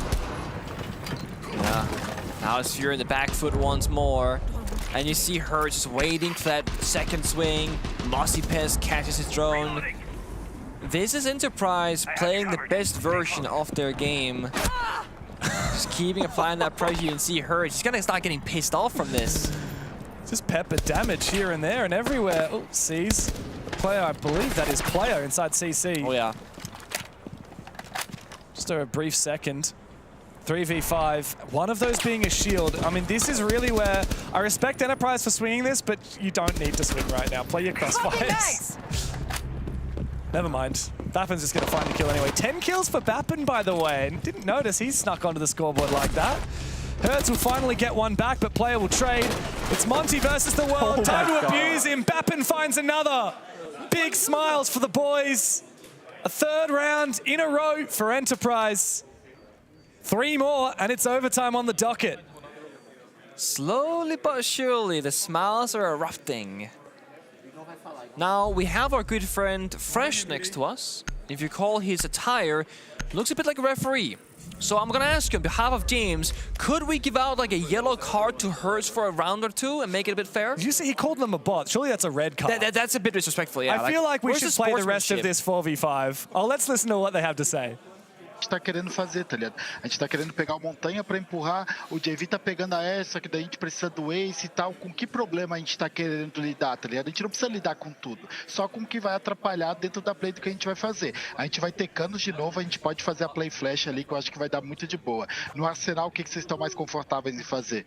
Vocês, ó, mano, eles não usam... Mano, eu acho que é ir pra leste padrão no Arsenal, mano. Mano, por que nós não faz aquela play de Buck Green ali fora, mano? É, eles não estão usando o build. Esse cara do PC, ele tá louco dando a cara ali, Pox. Eles não estão usando o Varden. Ó, e se quiserem plantar, dá, eu acho que pra plantar um pouco avançado também. Só no banheiro que eu acho que vai no conforto de vocês, o que vocês quiserem fazer, tá ligado? Tá. Mas tem essas opções aí, Arsenal e Canos, fechou? Tá, bora. That was also a lot of like different things happening, similar to Enterprise. Usually it's just Igor. Yeah. Usually it's all Igor. He talks from the second mics turn on until the second he gets muted by the admins. Yeah. It's just a flow of information. And then Philippox, the IGL of the team, the guy you'd expect to be talking, starts offering his, and then immediately Hertz says, hang on a second. And I would love to know what he was saying. I'm curious if they were, if they were like fighting back on the point that they were like in disagreement, or if it was rather they were adding additions on top of it. Because sometimes, obviously, you're going to have the players in the server see one thing, and the coach is detached from that, seeing a second problem. And a team like Furia, I mean, getting these listen-ins, if you speak Portuguese, I mean, it's got to be worth gold. There is so much to be learned, I'm sure. We just don't speak the language, so... I've just texted Maria. She might be able to give us a translation in a moment. Hope so. I just would love to know if Hertz was kind of getting a little bit lippy. I mean, it's something that we've seen many times before, right? Like, your fragger is fragging out like crazy. We've talked about it. Hertz has 15 kills. He's owning. You can understand why when you individually are playing that well, you feel like you have an extra right to talk. They still have 3 more match points, though, to get this done, lock it in, and book themselves a spot tomorrow in the final day of the Swiss bracket. 1 more round, and 1 more BO3 is all that stands between Furia and the main stage. I don't like Maestro here as a pick for EP, but I feel like they pick it for a good reason. Relays is 2 and 8. He's probably not feeling like he can hit his shots and feeling comfortable, so he's trying to find value for his teammates in a different way. That's going to be stuff like Echo, Clash, Maestro, util operators that gives you information, right? I feel like this is them saying, let's play really aggressive with 1 hard support. That's, surprise enough, not going to be Fisher Guy for this one, but rather Relays. They're taking the person who's feeling the weakest in the server and putting him on the less frag-heavy role. And that's a really good thing, because they're flexing their roles around to make everyone the best they can possibly be. And EP are a very flexible team, just like Furia for that matter. Yeah. I have confirmation from Maria, the things that Furia were talking about. Igor was saying, guys, instead of working out 100 problems, we just have to focus on 1 at a time. The thing that is preventing us doing our strat, we need to focus on what's happening in CCTV, which is exactly where the action has gone down. That is exactly what Hertz was saying to the team. He said, guys, this one guy inside CCTV, he keeps peeking me. Oh. We need to take him down. Oh, is that what he said? That's what Hertz chimed in and was saying to Philippox. Oh, wow. And they tried to do that. They focused up 3 of their players on trying to eliminate him, and it wasn't really that successful. And it was player last time, it was player this time. He is everywhere when it comes to CCTV. I mean, it was a significant cost. They did get him done. They did clear that room, but it cost 2 bodies, including their Blackbeard. Ooh, a gap. A big gap. Should they hear him, no? Hungry for more, Hertz finds 2 on. Good trade from Relays. 3v2, but again, Philippox makes his way into the bomb site and replies. Another one almost found. Bappen does a bit of damage, but receives a lot more. Fisher Guy goes for the swing, but loses it. And the game is done. Enterprise. They landed the first blow, but they could not keep their heads above the water against the Brazilians. Furia are through to the final day of the Swiss phase. They had a slow start to this tournament, and we have been there to watch them struggle through match after match, but today was the most comfortable they've looked so far. The only big question mark now comes.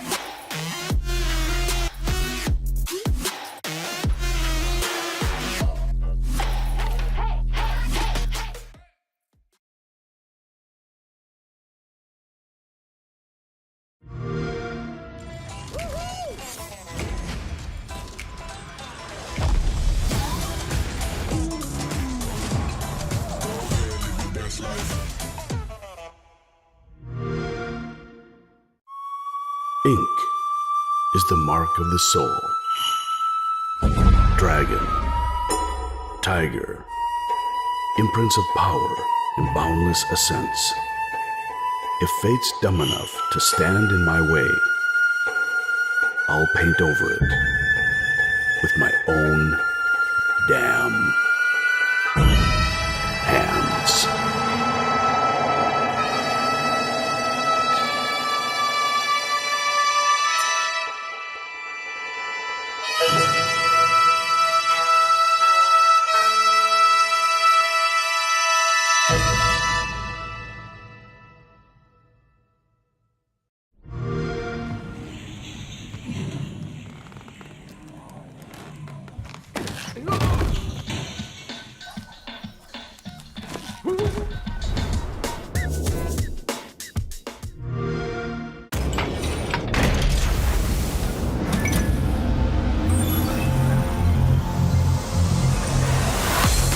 They can try and stick it. The drop. Charla comes in, finds one, can't find the second. Shepard getting the shutdown, but not before. Charla confirms the next one. Shepard's onto a 3K. They're sticking off on the plan. Pojo coming on the upstairs. Does Shepard know? He must know. Don't look away now. Shepard with a quadra kill. That's the way you clutch a game out, ladies and gents. A huge gamble by Raza Company Academy. Shaco is just, he's somewhere else sometimes. He and Usus making quick work of the remaining defenders on site, and now it's all up to Paceto. With the UMP, no deaths to be had. 2 kills to his name. Paceto slaughtered by Shaco. I don't even think he knew what happened. Over towards default. Big kill for Nate. Shuts down Shaiko. And suddenly, it seems like Furia might just have numbers, but they've lost a couple. And Philippe wants it. Just a bit of damage, just setting them off. Just for one, and Gohan will go down. No more IQ. Experience the second Astro down the floor. Marinka, are you ready for this? Yes! Bangu, are you kidding me? With a third getting taken down. And then the drop right below. And it's turned into the face. Bangu! Shaiko is going off Tim. Finally finds himself down now. Usus has got a clutch up big. This could be difficult. The Blitz just having to make a choice here, Handy. Let's see if the swing. They just need to make sure they're getting those entries and going on it and pushing forward. Ryder. He's now 10-3 on entry throughout the series. That is an unbelievable success rate. Makes it a second, makes it a third. Ryder, oh my God! It's a quad. A huge ace against BDS's team of facilities. And Ryder finishes it. That is an ace against BDS. Breeday holding up for the blood.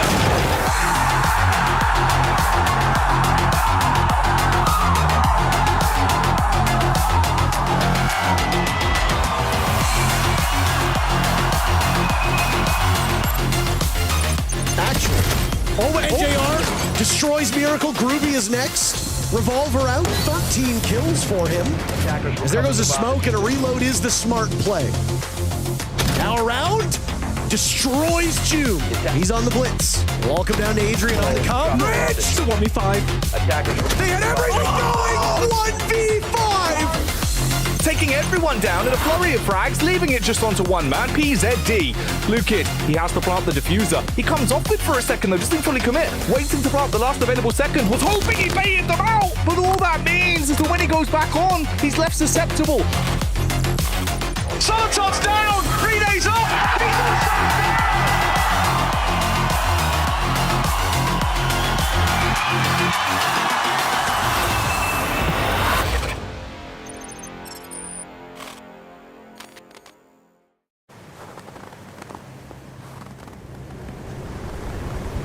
Keep an eye out for contact.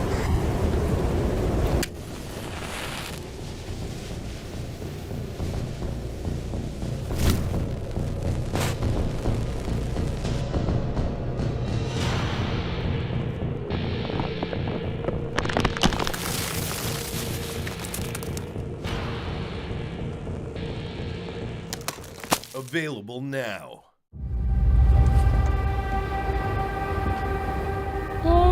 Au-delà des mers, là-bas sur le ciel clair, il existe une cité où séjour enchanté. Et sur les grands arbres noirs, chaque soir, vers elle s'en va tout mon espoir. J'ai deux amours, mon pays et Paris. Parole toujours, mon cœur est ravi.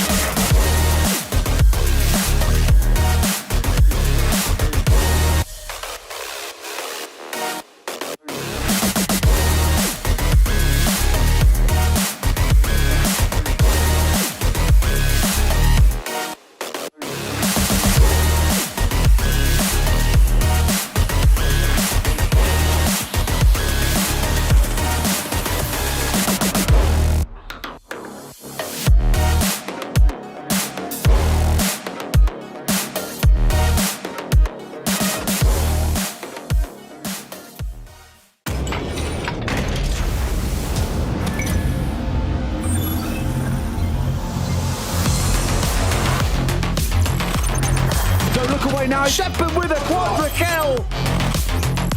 And now it's all up to Basetto. Basetto slaughtered by Shago. I don't even think he knew what happened. And Philippe will see. CDS steal that round for Furia. Are you ready for this? Bangu, are you kidding me with a third getting taken down? And then the drop right below. And it's straight to the face. Penta are going to the grand final. This could be difficult. If the swing.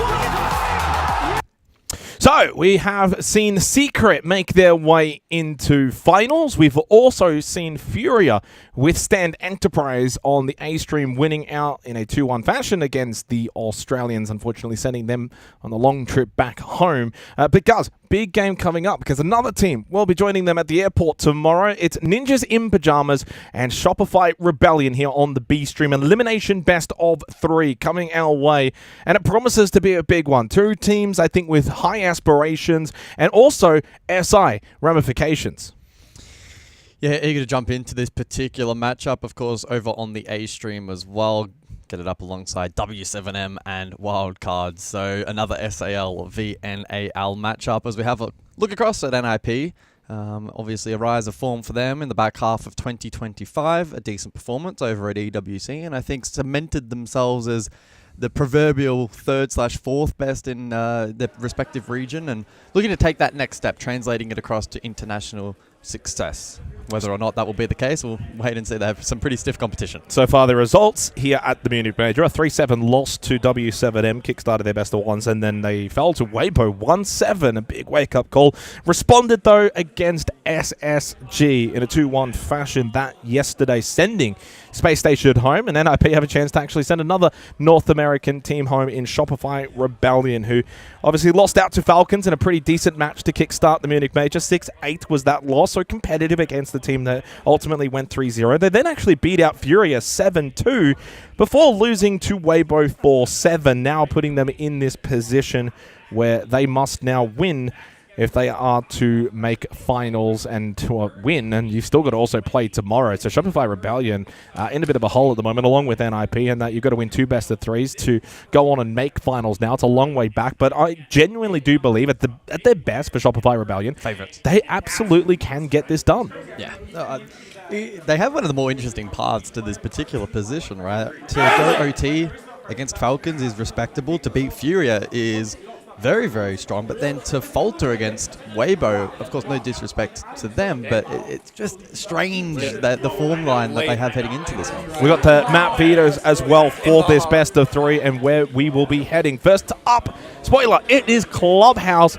Picked by Shopify Rebellion. Following that, we get another Border. Border's been the map of the day across both the A and the B stream. Lair the Decider if required.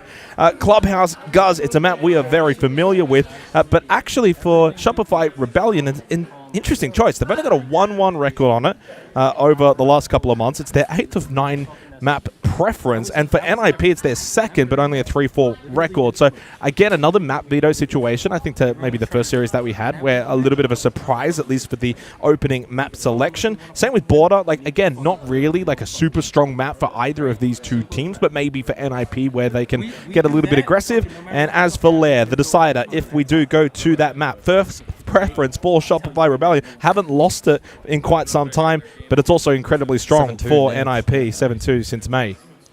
This is a really well-primed veto. It feels like neither team pretty has even, gotten isn't it? a massive advantage. Certainly in stark contrast to some of the others we've seen so far today. For instance, Furia getting bored at their 28 win streak. Yeah. And even here on the B stream. Ooh, 73% in favor of the Rebellion. For NIP, the underdogs, we'll see if the Brazilians can knock out another North American team here from Munich. For Shopify Rebellion, must get through the Brazilians to live to fight another day, for which would be tomorrow. An elimination game for these two teams already feels not quite where they would have wanted to be. I think two teams that genuinely could have been fighting more in the upper part of the Swiss stage bracket. Not to be. For one of these two teams, their time comes to an end. Yeah, let's jump in. Eager to kind of see what brand of Clubhouse we do see between these two, how far it will or won't stray from, the expected meta on this long-standing map. As for the initial wave of bans, the Capital out, so Rafters over on Garage will be bolstered amongst other key positions, but that, of course, being top of the list. Kaid on a hatch-heavy map is not too unexpected. And as for the second wave, we'll see if it leaves all shields up, and that will be the case. So Habana also extracted, Goyo as well. Extracted? Yeah. I don't think I've ever heard you say that. No, I don't think I have ever That's a good one, though. Different. This is R6 Siege, though, not R6 Habana Extraction. plucked out? Dismantled? Dismissed. Dismissed? Dismembered. By okay. We'll take Habana out back. All right, so NIP will start on defense here, Clubhouse. Do or die elimination game. And, I mean, we saw the social prediction.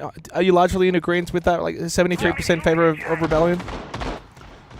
Yeah, I mean, I think heading into this event, at least from looking at NAL in isolation, I was pretty confident on M80.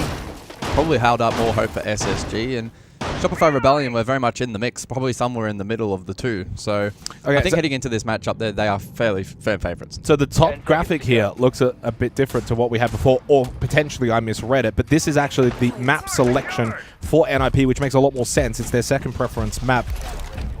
Oh, okay. Well, I got told a Shopify Rebellion's selection, but okay. Okay.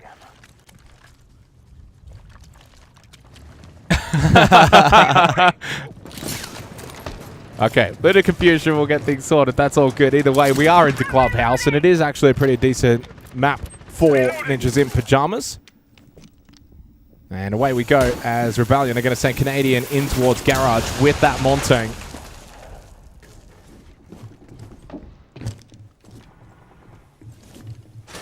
Triple Nitro cell set up for NIP, and they will look to now rotate back down towards basement, of which they will hold contently.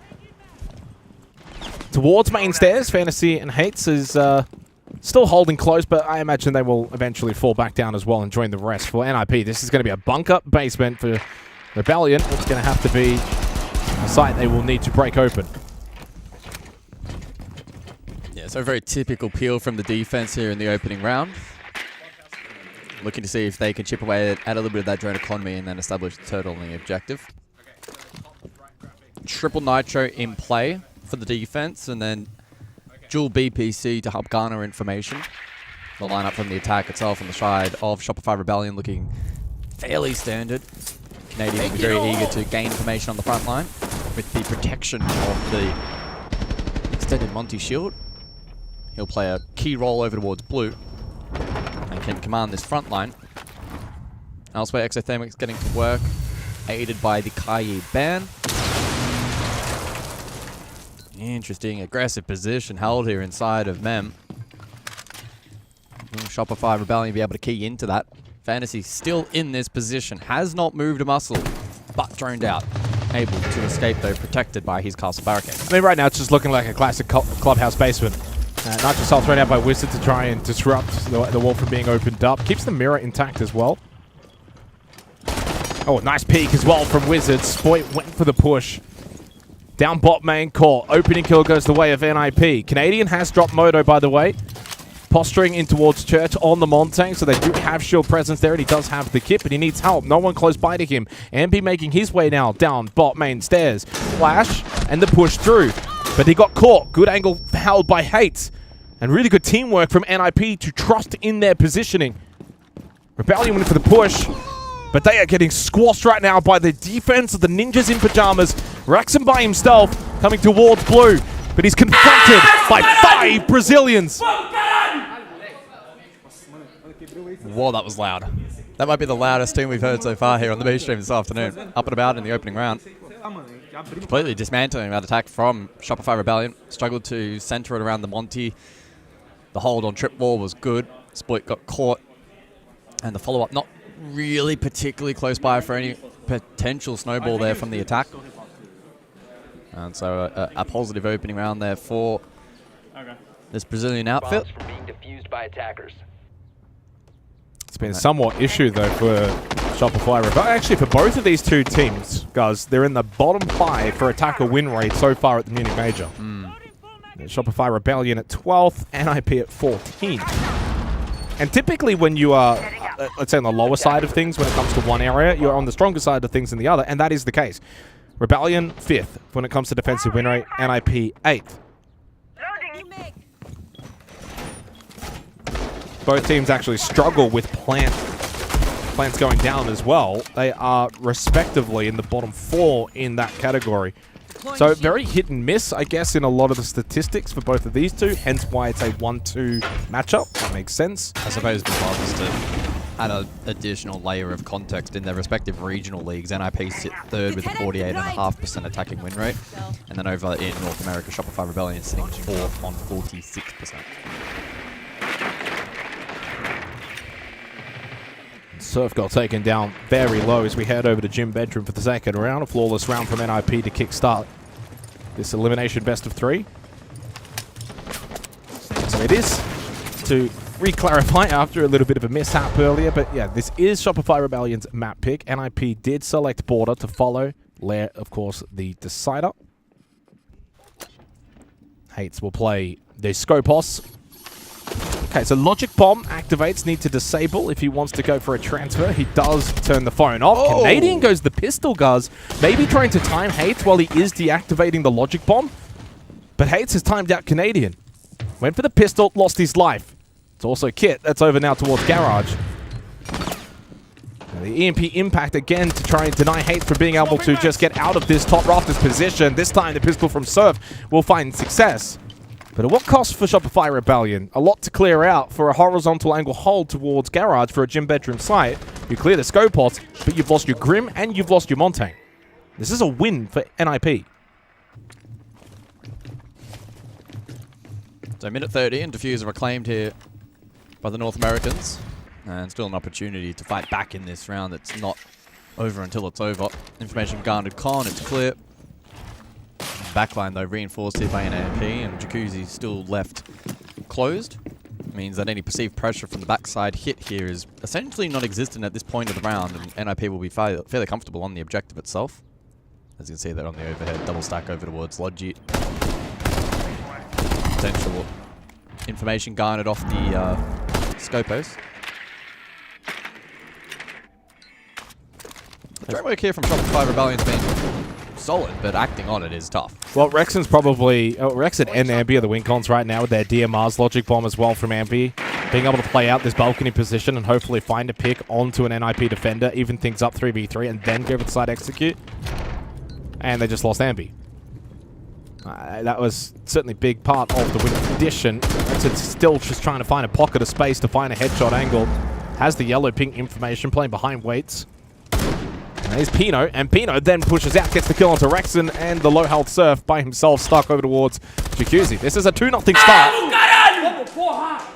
A 2-0 start for NIP. My ears keep getting blown out every time they win a round. Yeah, they're playing some really tight siege at the moment. Shopify Rebellion struggling to contest some of these power positions being held, and then in terms of late round fortification, good trap clear from the attack, and the information that was garnered was pretty good. They had a good inkling, I think, as to where some of those defenders were situated, but then losing Ambi isolated, not having trade potential. Jacuzzi, I believe, got impact tricked, so no entry position for any perceived pressure made it tough. Just finding it a little bit tricky to get themselves into this match at the moment. But the beautiful thing about Clubhouse, and this is not really code because I'm not North American, so I have no bias in this matchup, but attacking into Clubhouse is not always the easiest thing, and especially when the defense is playing quite well. But the attack does look a little bit stagnant right now from Shopify Rebellion. But you can lose 2, 3, 4, even a couple of rounds on your attack half, win a couple towards the end of it, and then flip over, have a strong defensive half yourself. By no means do the opening 2 rounds of this match dictate and have too much of a say over the course of the entire series. It is concerning, though, that it's a flawless in the opening round, 4 left alive in the second round. So rather dominant in these round wins. I mean, they've had 1 kill in 2 rounds.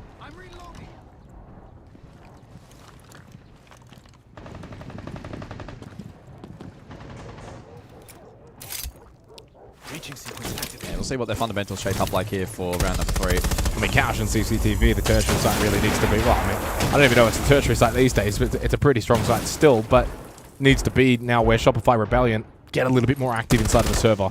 Yeah, I do wonder what the action plan will be. With the Capital bound out, Rafters clear becomes increasingly challenging. Wizard holding up with the Azami, so keeper barriers will no doubt be placed in enforcing that position further. And so NIP respond defensively by playing a little bit more of a presence on the bedroom side, anticipating maybe a clear across. Shopify Rebellion not necessarily playing into that all too much early on here. Spearheaded over towards that Kennel's wall, now open. And they ultimately could still, with the Grim in play, try to initiate something over in towards Garage. It's not impossible without the Capital, it is just a high degree of difficulty. Route now potentially up red for Ambi, but the trap cleared. It's just an element of perceived pressure now for NIP to be mindful of. But again, another isolated pick. Rexon falls, no trade potential whatsoever to speak of, and it's the Grim off the board. And it's very direct right now from Shopify Rebellion, by the way. They have no construction site pressure, so it's all garage and direct hit through kennels. And Wizard on the Azami here, still in a pretty decent position. They get the opening pick. Ambi does find one onto Hates, but desperately needed that kill. But Ambi over towards Lounge was able to get one. Now he can help Canadian as well, potentially on this clear. Never mind. Wizard gets another one. Canadian cannot find the angle on Wizard. He's on 1 HP, but he's still alive. Therefore, Thusly still needs to be cleared. There's no more clearance utility. He's wasting a lot of time. Okay. Eventually cleared, but it's taken really all 3 players remaining alive for Shopify Rebellion to clear out that Rafters position. 3v3 under a minute remaining. But now you actually have to get into the site. Easier said than done. Now, Ambi can hold the cross. Eventually, Canadian would like to go for maybe a default plant over towards the server rack. There is no Nitrocell available as well, guys. Gas bay, but that impact will be limited. Canadian over towards default. Fantasy down below, and Spoit just made his way up red. In the end, Canadian was shot out by Cons. Pino then catching Spoit in the back. Has retaken down below. Ambi by himself.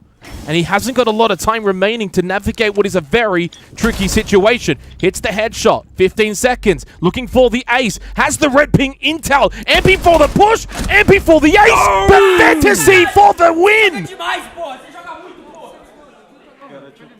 Ambi thought that was his moment.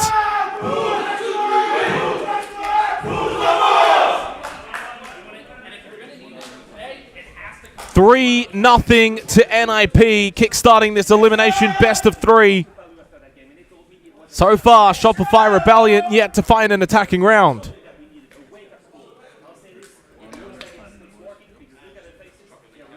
Tactical timeout, Shopify Rebellion. Super to try and rally the troops here and bounce this map back.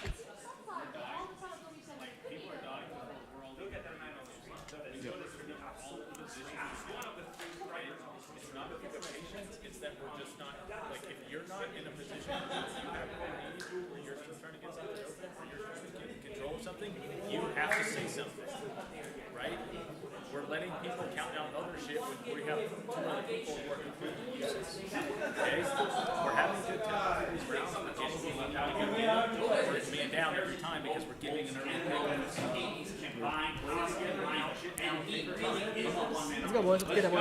Well, I feel vindicated.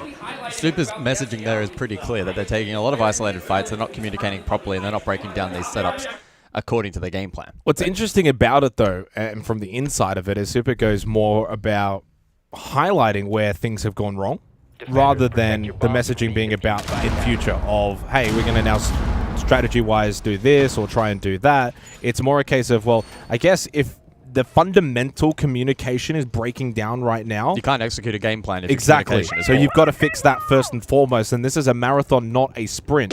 So if this was a best of 1, maybe you would just quickly say, oi, focus up, and here's what we're going to do. This is a best of 3. You've got a bit of time. By the way, the SI qualification percentages, as I mentioned before this match started, actually has weight. I would say this matchup today, one of the more influential, is probably the most influential. A lot of other teams are in the 90 percentiles. As you can see here, you lose this, you go from basically 80% if you want to round, down to about 67%. There's a pretty big gap there. Reloading. So do we see that adjustment now translate inside of the server for Shopify Rebellion? Well, the problem for us is we can't really tell if they fix their communication. But we can try to interpret that based on what we see inside of the server, and a lot of that will come down to this initial point clear. Are they able to synchronize as a unit, isolate these players off-site, and not feed ones in untradeable positions? Also mentioned, Super touched on the opening picks. We're kind of giving picks away. That's true. 3 opening kills the way of NIP, and then Spoit almost lost his life just then. So the Rebellion are obviously clearly finding it very difficult to even just get inside of the building and try and get some dominance over NIP. NIP are playing a really, really solid brand of defensive siege right now on Clubhouse, which, to be fair, a lot of the teams here at the Major definitely can do. Logic Bomb activated by Ambi. Found a quad kill in the previous round. Was looking for the 1v1 to get the ace. Cons on the clash over towards Secret. Ambi wanting to come help out Canadian on the blitz. But to the credit of Cons, he's fallen back really, really quickly. He realized pretty early on that Shopify Rebellion was starting to surround his position. Backs off, gets down to blue. And 90 seconds left into the round here on a basement site in which, for Shopify Rebellion, still a lot of work to be done. It's another really nice peel from the defense. They've just done enough to absorb pressure. Oh, drone util. Get back towards the side and play that second layer. Canadian. Well, talk about that from the old head. Pulls the pistol out. He's got some fire in the belly. Opening kill for Rebellion. Logic Bomb will be activated by Ambi. They may sense that this is an NIP defense now that is stumbling a little bit. They don't have Fantasy anymore. Shopify Rebellion have the numbers advantage. That Nitro was impactful. Gets Ambi low. That was a Nitro. I'm pretty sure that was a breaching charge from some. Sorry. Well, yeah, you're right. There is no Nitro on the defense. That was my first inkling, first expectation. A bit of a mishap. Oh. And a bit of misinterest here now as Wizard goes top floor. This is a power play for NIP. They won't expect this.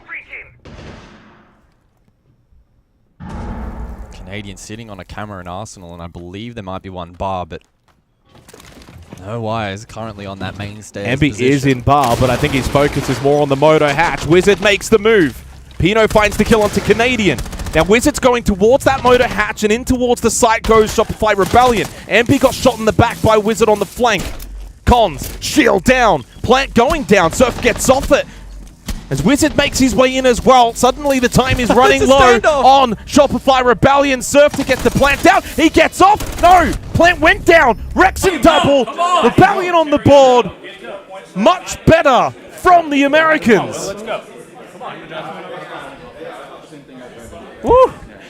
I don't think I've ever seen that style of standoff before. A defender behind Clutch Shield and the other behind Scope Shield staring at one another. But did a good job of isolating the Clutch towards the back end of that round. And thanks to the drop from Kitch Hatch netting the double, it meant that Wizards' impact offsite on that flank was nullified a bit. Had to be massive. And whilst it was good, it wasn't good enough to make up. It wasn't round defining. But to be fair, had Wizard done what he did, which he did, and those on site have just been able to defend a little bit better. One more trade. Yeah, exactly. One more trade here or there, they probably win that round. But there's no probablys at a major. There's only the reality. The reality is Shopify Rebellion find their first attacking round. They got the opening kill courtesy of Canadian and that pistol play through the kitchen hatch, which was probably not what Fantasy was expecting from the Blitz. And there was 4 seconds left on the clock, by the way, when Surf got that diffuser onto the floor. 10 seconds remaining. 2 more rounds here in the opening half.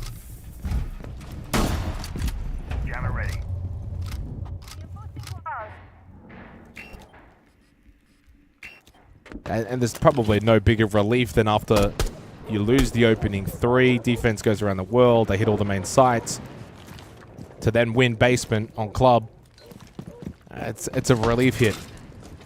And it has now meant for NIP, they will not go for the repeat, they will go gym bedroom. Breaching sequence activated. I'm reloading. So the mute in play here, and it's initially disrupting some of this hard breach potential from Shopify Rebellion, who are now limited to just the Maverick or the ladder of the Ace, which has been selected here for the 5th round. Dealt with though initially here. And looking now follow up with the Special Australians that they do have remaining, both the Twitch and the Flores in play for the U2 clearance. Flores especially going to be a key stakeholder in the round in dealing with the Izami from Pino. The keeper barriers allowing a lot more playable position inside of sight. That's unfortunate. That's a shock drone that just gets immediately squashed. Rexon will not be happy about that one. We still have the Roteros. Well, in fact, there's only one Rotero left for Ambi. So in terms of that drone utility for Shopify Rebellion They've this got no round, impact amps left either to even try and open up the Jacuzzi wall. So it will prompt the pivot. Fundamental hard breach here from Shopify Rebellion has not been as strong as they would have liked. Big reliance now on Canadian to play the front line. This round is starting to get a little bit messy, and NIP will look to capitalize. It's Wizard that gets the opening pick onto Spoit. Drops immediately, so it gets out of danger. Shopify Rebellion did indeed pivot, like you said. They now go cache side of the map. Jacuzzi not opened up. And that creates a really, really good defensive position for NIP now. Into the final minute, they just fall back, play sight. Rexon outside of gym window. I feel like we've been in this position before where for Rebellion, they're basically just trying to go for picks. There's been a lack of fluidity on these attacks and being able to gain momentum and control. I mean, NIP's positioning here is so good. They're sitting so far back. They know that Jacuzzi's no longer a threat. They can play Clash Shield on the more aggressive entry position. What they're essentially doing is denying the ability for Shopify Rebellion to get these picks from the balcony, and now have to force them to run into the site. Canadian looks like he's about to try and sprint run in and just dive in through the window as he postures back a little bit. 15 seconds. How do you deal with this clash, though? How do you deal with the numbers advantage? This would have to be a huge round. Ambi gets a crucial kill. Aggressive here from Pino inside of Jim. Canadian makes his way in successfully. There's only 3 seconds left, though, trying to find a position to get the plant down. Surf can't cover. It is NIP that find their 4th round. Yeah, it's a really rough round from the perspective of Shopify Rebellion. Struggling to open up Jacuzzi. Left scrapping for picks and control, led by Canadian down below through bar. And then in that final phase of the round, you could kind of see from their perspective just how few win conditions they could play into. But the clash still up, traps remaining. They caught some fortunate timings on that entry over towards Jim, and it gave them a lifeline, but still proving to be such a challenge to cover that plan and get it down on the ground. NIP looking really, really strong here.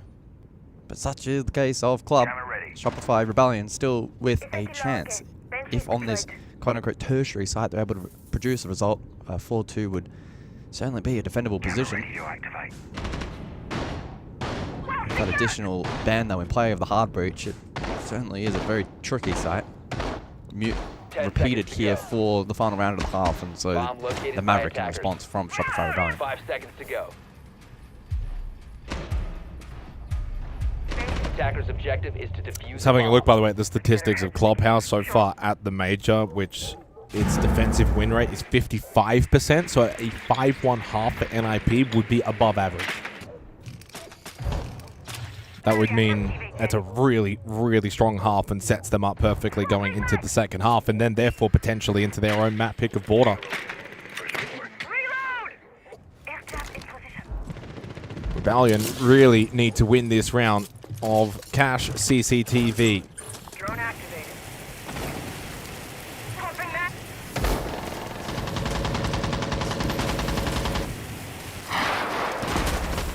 So Surf's Maverick puts the test and clean from him here in the sixth round. Clean from Surf.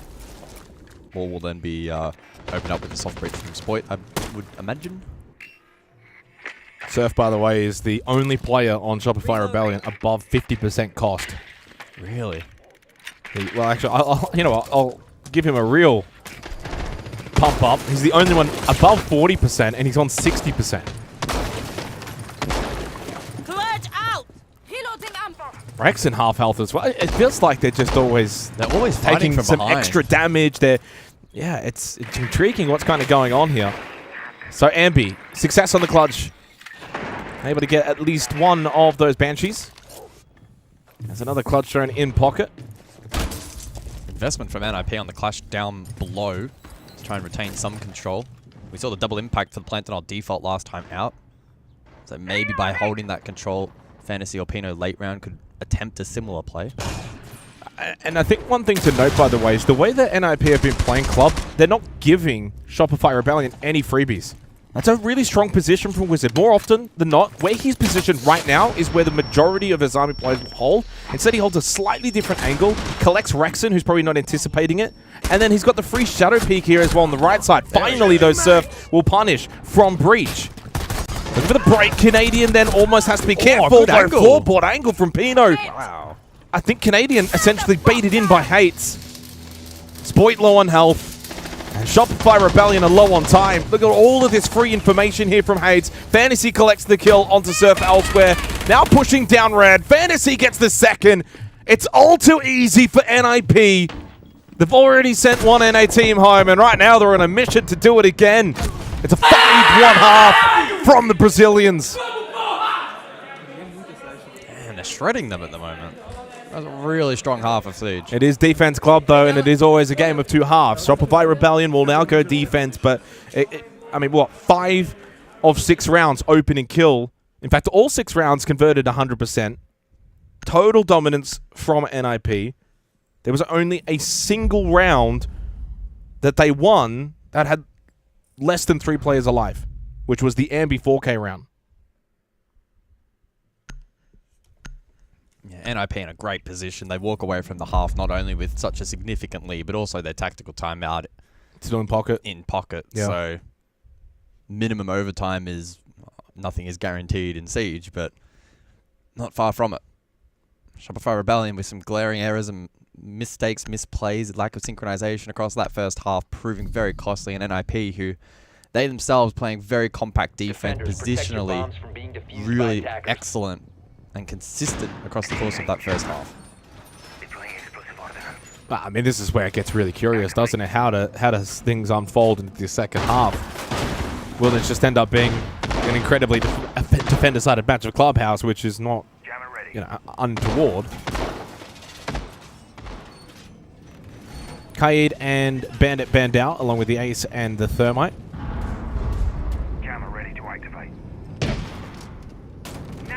No surprise that we go Church Arsenal to kickstart the second half. Basement, it is for the Rebellion.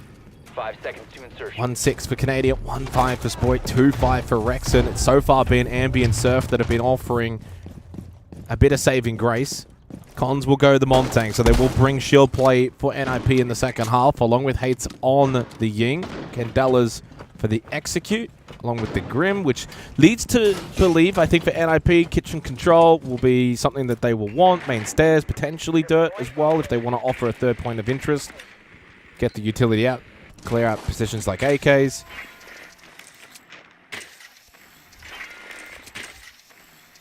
There's a bit of a presence, though, on the first floor by Shopify Rebellion. Ambi, of course, on the castle.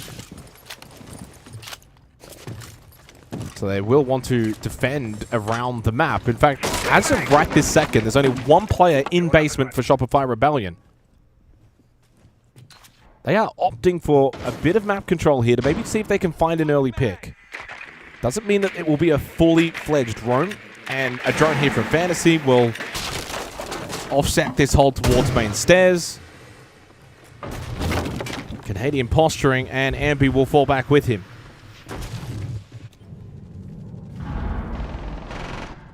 So the entire defense to reconvene on the basement floor. NIP now can get to work with the soft breach from Pino on the sledge and open vert down to LOS below.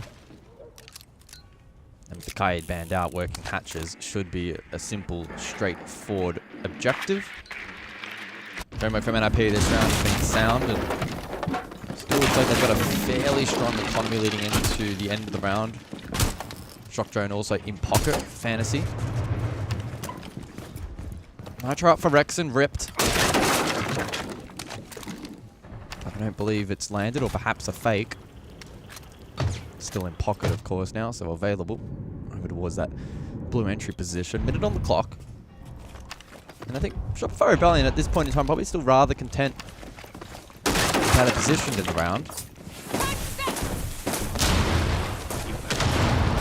Pax doesn't land for Surf. Forced to vacate. Big stack over towards this dummy slash blue position. The good news is, though, is the time has started to run low now for NIP. It's going to be a dirt push for Cons on the Monty. Exploit protected by that mute jam with the Grim. Unable to find info on that position. Yeah, definitely worried for time, but it is going to be a push from NIP from multiple different avenues. Fantasy thought he could just walk down bot main. Rexon said no way. Cons to make the push through dirt. Still got Pino to drop. He does, but to his death. Ampi was able to collect the kill. Strong position towards the hallway. NIP are very split on this attack, and rightfully so are now losing the round. Shopify Rebellion have had all angles covered. A very strong defense to start the second half. Much, much better from the Americans. Be patient.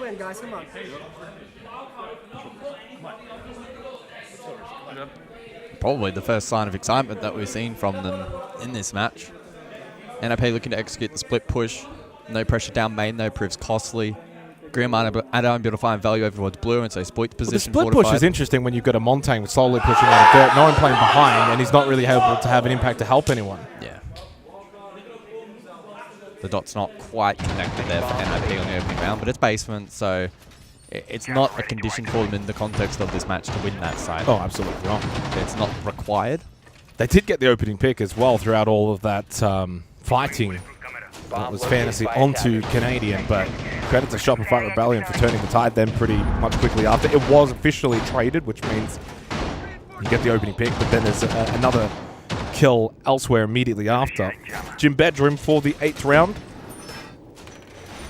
And I feel like it's almost strap yourself in territory for a defensive club. Now you see me, now you don't. 5 seconds to insertion.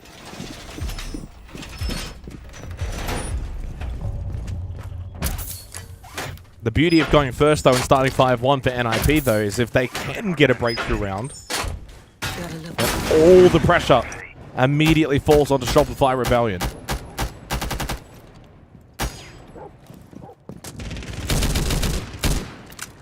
Drone ready.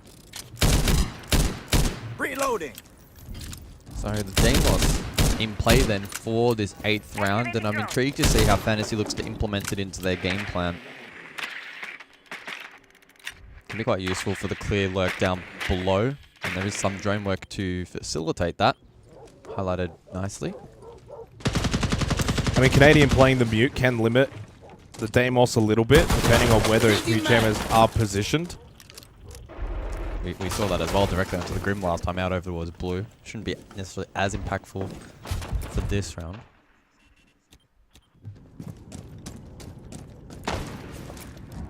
Fantasy does actually go down towards Lamb, so the first fall lurk as expected to come into play. Elsewhere ranged hard breach for the CC/cash clear. There's only been one opening kill from a minute 40 prior in 7 rounds. So it's the pacing of this entire game, as naturally is the case typically with Clubhouse. There's not really any spawn peaks. A lot of the early aggression is more so the attack pushing defense back. It's Hates that gets the opening pick onto Canadian. Bad news for Canadian. That's his second opening death in a row to kickstart this half. Mid does go down 1-8 for the veteran. And it also now means from 8 rounds played, 7 opening kills for NIP. That is a huge statistic.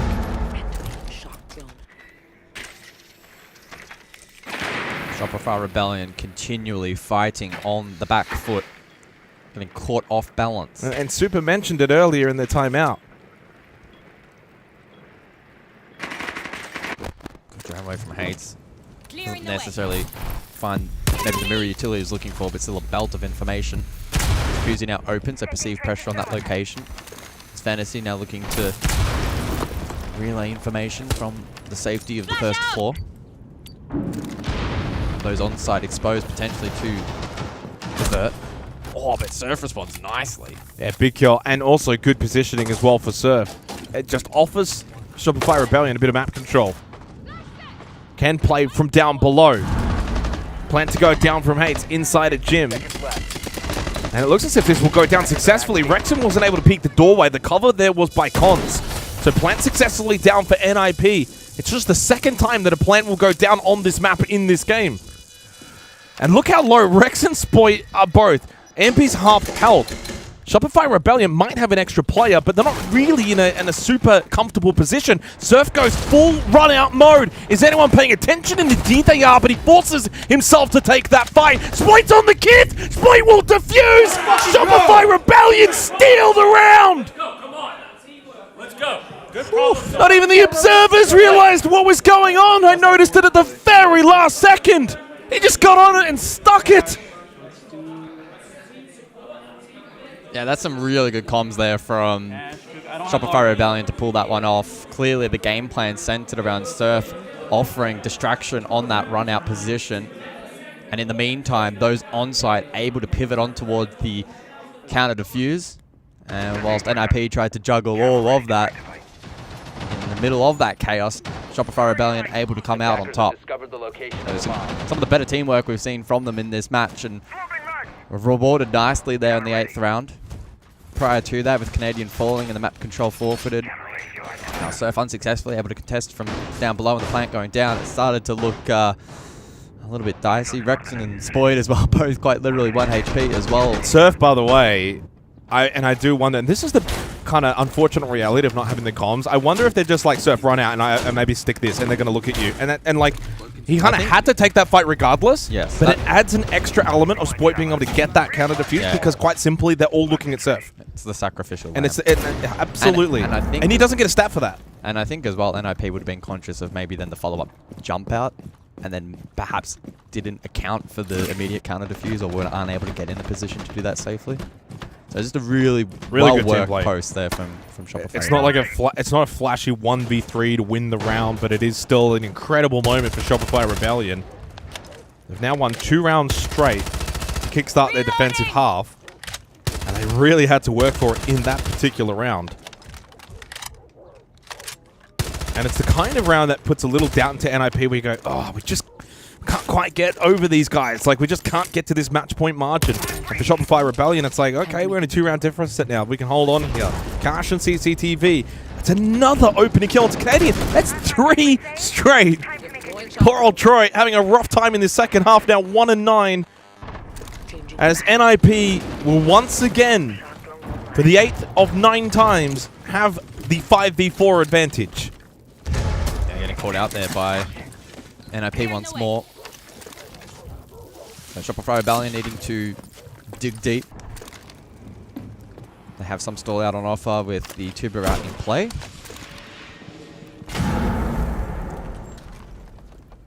Jacuzzi opened up, suggesting some form of map clear. Potentially on the cards here. It was the earliest opening kill that we've had since the second round. It's been some time. Engagements, boy. Wary of a push up main stairs, and he is rightfully to be, but he lost the battle. Fantasy double. Lovely push up from top main. Fantasy goes double digits. And this time around, the defense for Shopify Rebellion is falling down to Surf and Rexon to see if they can hold on towards Cash and CCTV. The horizontal hold will be a disaster for Shopify Rebellion. It falls apart. It's cleared comfortably by NIP. And Rexon and Surf to try and hold off this Brazilian wall. Still some time if they don't panic and if they can find the next couple of kills. It's still a round in which they might be able to salvage. If NIP, though, keep the Blackbeard up, it's their round to lose. Rexon's holding Raft. Yeah, well, Rexon will hold Rafters just in case that there's going to be a garage push. Surf, though, loses out. Wizard, easy clear. 1v5. Screams say it all. It's the second flawless from NIP in this match. They've now got themselves multiple map points. In this elimination best of 3 at the Munich Major, NIP up 6-3. Canadian sweating. Might just be the lights.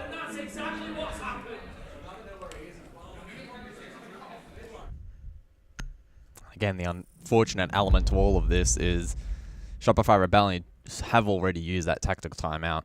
And so finding some semblance of control here on defense is proving to be a challenge. The opening portion of these rounds, though, has not gone their way. NIP on entry, isolating players. Canadian specifically on a couple of occasions now has given them and bolstered their advantage in the early round, and they've just been able to translate that across nicely. Shopify Rebellion are looking to then make low percentage plays in return to try and equalize, and that's understandable, but it's so difficult to pull that off consistently, and NIP really proving in this matchup so far probably why they have over the last couple of months been able to solidify themselves as such a strong team domestically as well. Within all sports, there's always metrics where if you say, okay, well, if you're not winning in this department or you're getting blown out in this department, you're just not going to win games. And I think in Siege, a lot of the times, one of the key elements, maybe not the overarching element, is certainly the opening engagement battle. If you play 9 rounds of Siege and you only get 1 opening kill, you should not be expecting to win a game of Siege. No. Like, it's not the PN all, and I'm sure there have been games where that it maybe happens, but it's on the lower percentile of happening. And for clarity as well, in only 1 of those rounds has been immediately traded. So it's not even a case of it's you sacrifice that first fight and maybe immediately trade it frequently. No. Shopify Rebellion continuing to fight these rounds in 4v5. It does, if you want to be positive, highlight that Shopify Rebellion, of course, have got improvement within them going over the border if we do go. There's still 3 rounds to go. I mean, it's not impossible to think that they can find a way to win the next 3. Fantasy pushing through Lounge, aggressive on the Deimos. Oh, and he just holds the right side. Canadian will be dead again. At least it's immediately traded this time. Yeah, it is, but it's 4 straight. I can't believe it. I mean, that's actually, by the way, a really good game sense hold there by Fantasy to hold the right side of the smoke because he knows that, I mean, if Canadian pushes left side, when he does come out, he's going to be visually impaired. So if he goes right side, either for the cross or to go down secret, he's holding the angle. It's pretty common. Canadian just runs straight into it. 11-5 for Fantasy. 4 opening deaths straight for Canadian. He's been involved in 5 engagements. He won 1 and then he's lost 4. He did win 1. Yeah. Find the positive.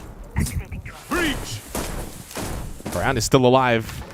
4v4 as we head towards Church Arsenal. It was traded. Mute Jam has already been pre-established. It does unfortunately mean that there's 1 less Nitro though in play. Canadian though being IGL can now flick information, watch POVs, still command the round from that perspective. So I wouldn't underestimate the influence of that in this round either. The curious thing for me, guys, is that where does Cons go here on the long take? Because last time out, this side was that dirt side push where they went for a big, 3-4 entry split, and the Monty had no impact. Do they try and play off it a little bit more? Right now, he's main stairs. I wouldn't mind actually seeing him push bot main, have one follow behind, and then a bit of kitchen pressure. Could be bot main or a moto drop is probably the two likely outcomes. Still one Nitro Cell available for Ambi on the Warden. He's going to be an impact player later in the round. By the way, Surf is holding dirt. It does mean, yeah, the moto drop is very viable right now for NIP. We'd be needing to be mindful of Rexon inside of Church. Split over towards Blue. Tates that gets rid of Rexon, so they clear up. Yeah. Church is completely open. Cons will drop Kitchen. Wizard will drop Moto. The push is coming through. Still lots of time in this round as well for NIP. They don't even need to rush this plant. There's the Nitro Cell from Ambi. It will not connect. It was not a default plant by Cons. Cons will get the plant down. The shield will stop him from being denied. Advantage for NIP looking to close out Clubhouse. It's down to Spoit and Surf. They're going to try and fight their way back onto this first floor, though, to get control. Pino still lurks up above. They've got to retake. They cannot both double stack down here. They want to go deal with the Montaigne, though. Cons has retracted back in towards dirt. Pino going up main stairs means that he can hold from kitchen. Here he is. He's got the vision, the sledge, the hammer to open up. No. Surf is on. He's now dead. It's only Spoit. In the 1v1, goes pistol play, but he's running out of time to get back onto that kit. It's done. Surely it is. And GG from Cons as this map is over. They've already sent home SSG. One more map, why not add Shopify Rebellion to the tally for NIP. 7-3 on Clubhouse. Border to follow. The Brazilians looking very strong right now in their quest of making finals. It feels like these North American teams are just fodder in their way. Yeah, really making a statement in that opening map. Really clean brand of Siege across the board, restricting their opponents nicely. They threw a lot of testers there at Shopify Rebellion, who unfortunately didn't quite have the problem solving required to break that down. Opening kill department as well, critically going the way of NIP 9-1 across that map. 9-1. And the late round clutch ability, generally speaking, better for NIP as well. But the beauty of best of 3 means that Shopify Rebellion can look to pick themselves back up. Ambi had the 4K, which was all the way back in round 3, ended up 10-9. Thought he had a good game overall. Poor old Canadian had a rough time. He was the last remaining 4 opening deaths. Just got no involvement in that second half. Never really got to do anything. Overall, for Shopify Rebellion, though, it's more than just that. I mean, the whole team structure, we got to hear Super earlier. The comms weren't clean. They weren't playing great. They realized that themselves. That was their first port of call, was to try and fix that. And I felt like maybe to start the second half, they showed a little bit of resilience. Yeah, they weren't getting the opening kills, but they were still able to win a couple of rounds, and I thought maybe they were back. And in the end, credit to NIP, they closed it out. 7-3 is quite dominant against Shopify Rebellion on Clubhouse. Now they get to go their map pick on Border.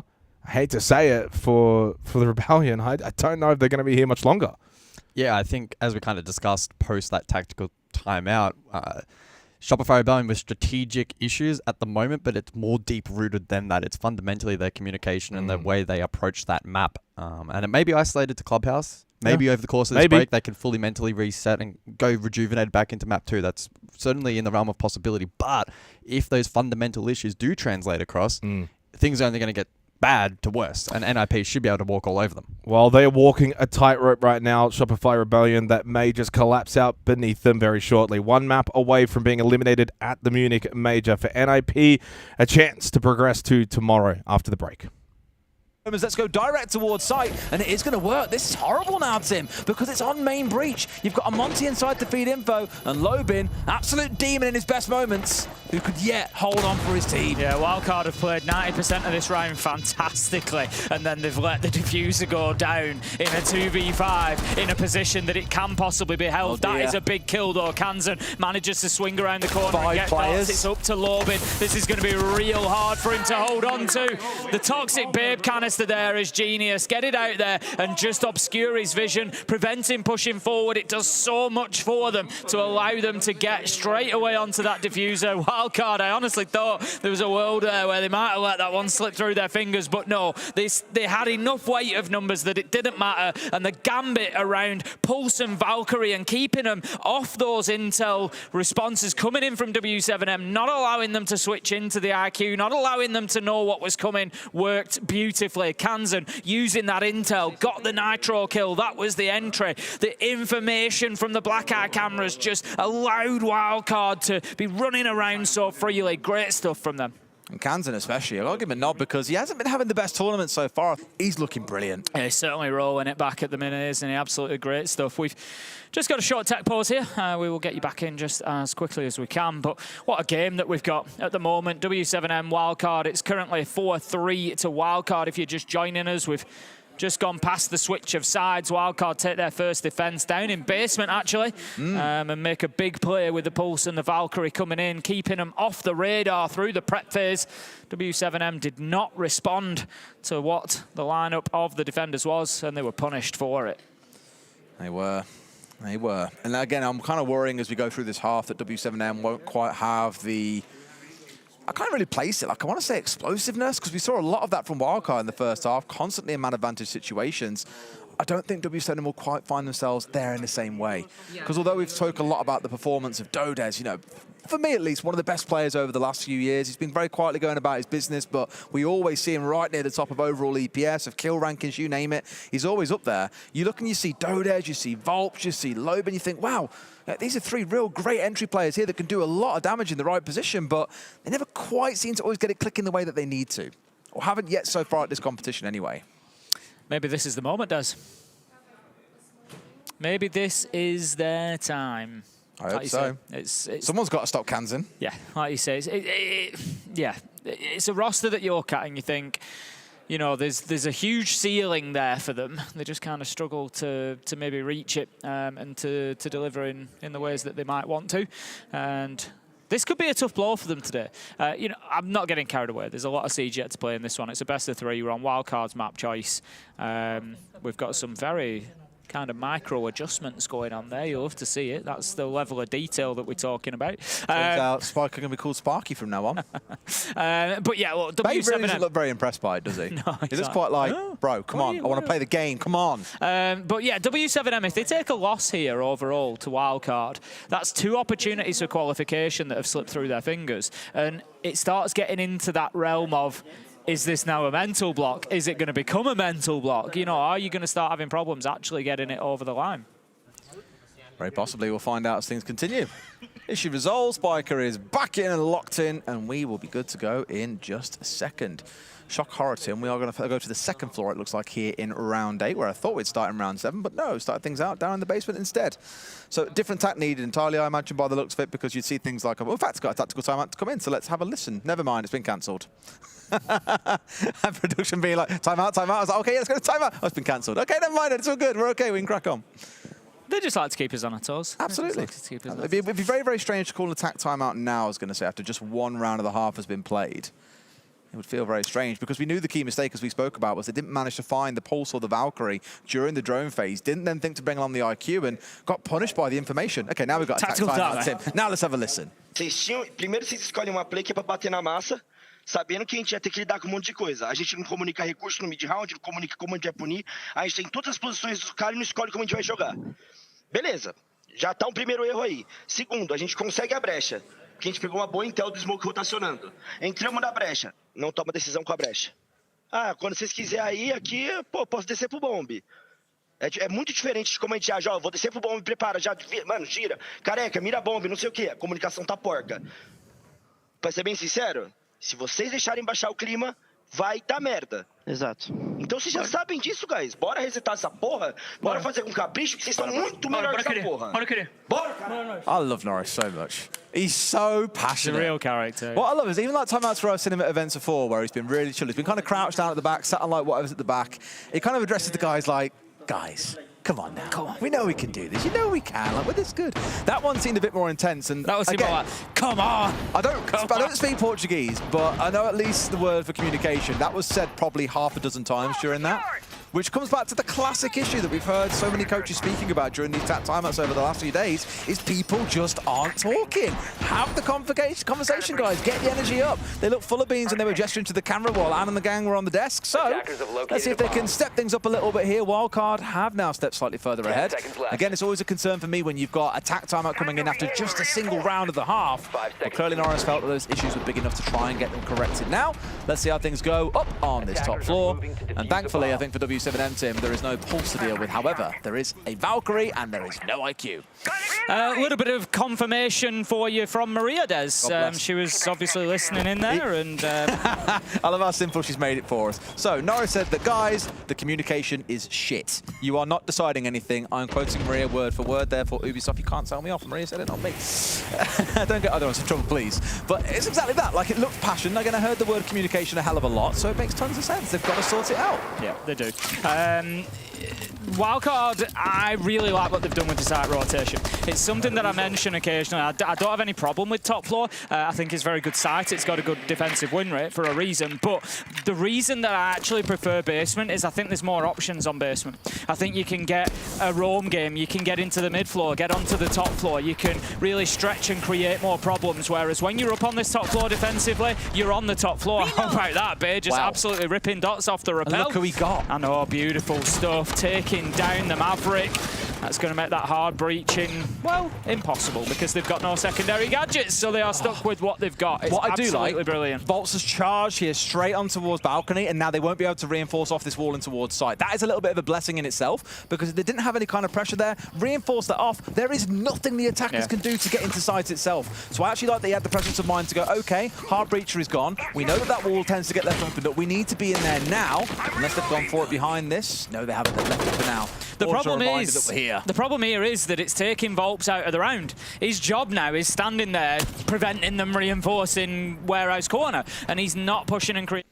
So we return here on the B stream. NIP 1-0 up in the series against Shopify Rebellion, who are now facing elimination from the Munich Major. They must win here on Border, which is NIP's map pick, guys, and they looked really, really strong back on Clubhouse. Admittedly, it was mainly on their defensive side, but still overall they were the better team. And I feel like in terms of if you think about a map like Border, aggression, NIP really, that suits them nicely. Yeah, and problem solving gets really put to the test, especially on attack when you're trying to find that map control and quickly react to what your opposition is doing mid-round. Border really exposes teams struggling in that department, and I can't help but feel that we saw remnants of that on Clubhouse. On a map where sometimes you can, find those backup plans with maybe a little bit more comfort, a little bit more ease. We didn't see Shopify Rebellion able to tap into that all too much. So I go in to the second map quite wary for the North American roster. They have room for improvement, though, right? But like the height that they could reach if they're able to reset over this break could potentially catch NIP off guard. I'd love to see them see if they can unleash Ambi. I feel like this is a really good map for that as well. I'd just be kind of saying to Ambi, hey, go in, try and get opening peaks, try and be a fragger, try and open up the map for us, and whether that means, Canadian goes plays shields and pushes in, etc. That might help them out, at least on the attack. When it comes to defense, though, they're going to need to lock in as well, which is where they will be beginning in the opening half. Now, unfortunately, I think we did have a PC crash before we could get underway, so we will have a little bit more time to really kind of dissect things. It's also meaning for Shopify Rebellion a little bit more time with the major. If they do lose this map, of course, they will be done. They will be joining SSG, and it means that for the North American League, guys, M80, of course, have already qualified for finals. They'll be their best hope now. I mean, Wildcard's a good team, but I don't think they're winning the major. I mean, I probably shouldn't be saying those things because it might come back to bite me, but I think M80, of course, is their best hope. And to be fair, they've been really good. They're not just their best hope, they're one of the top hopes now at this event as well. Yeah, absolutely. Still potential, though, for Shopify Rebellion to springboard themselves into a position where they can have impact at this event. But map 1 was dicey from them, to say the least. They were probably a little bit fortunate to even extend it as far as they ultimately did. A lot of the numbers, the metrics, the opening kill department, the ability to convert advantage, just the overall gameplay inside of the server was heavily, heavily skewed towards an NIP who really struggled to put a foot wrong. As we head into this, though, quick prediction. I mean, you're probably expecting the easy answer would be NIP to close it out. So if that is the case, and I won't even get your prediction on it, what do we need to see from Shopify Rebellion here? 55% in favor of the Rebellion, but what do we need to see from them to take out Border? I mean, I think I doubled down on your point there about Ambi. Try to enable him. We know how strong he is. Funnily enough, heading into this particular day, overall at the event here at the Munich Major, Ambi was 3rd rated overall. Rexon not far behind 5th. They were both posting up really good numbers heading into the day. Clubhouse naturally can restrict fragging potential, so I wouldn't take away a ton from that in terms of individual ability. It was more so team-based, and again, super reiterated that in the tactical timeout. But heading into a map like Border, try and find some space and playmaking opportunity, feed those guys information, give them the confidence to make plays, and we'll see what happens. And I do wonder as well, in the break between the maps, as Warden and Dockerby will join Azami Glaz as the bands here for the first half, the communication issues that Super kind of noted during the timeout on Clubhouse. Yeah, a map like Border, you need to have good comms. You've got to be sharp. You've got to be very sharp in the comm department. Everyone has to be switched on. You have to know exactly where you're hitting and how you want to hit and coordinate that to the best of your ability. Of course, they're on defense first, so that's not going to be as much of an issue, and that might help them. Maybe being defense first on Border might not be the end of the world for Shopify Rebellion.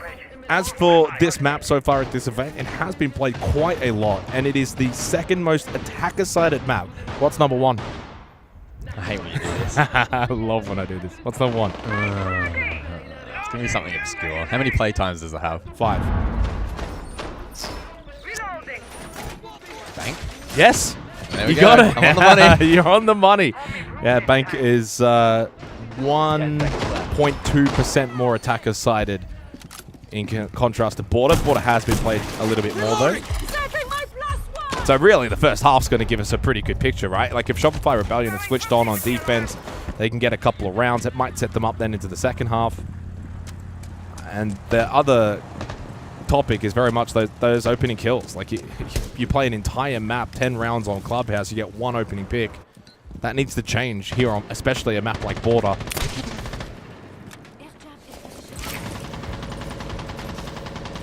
So Armory Archives, opening round of this second map.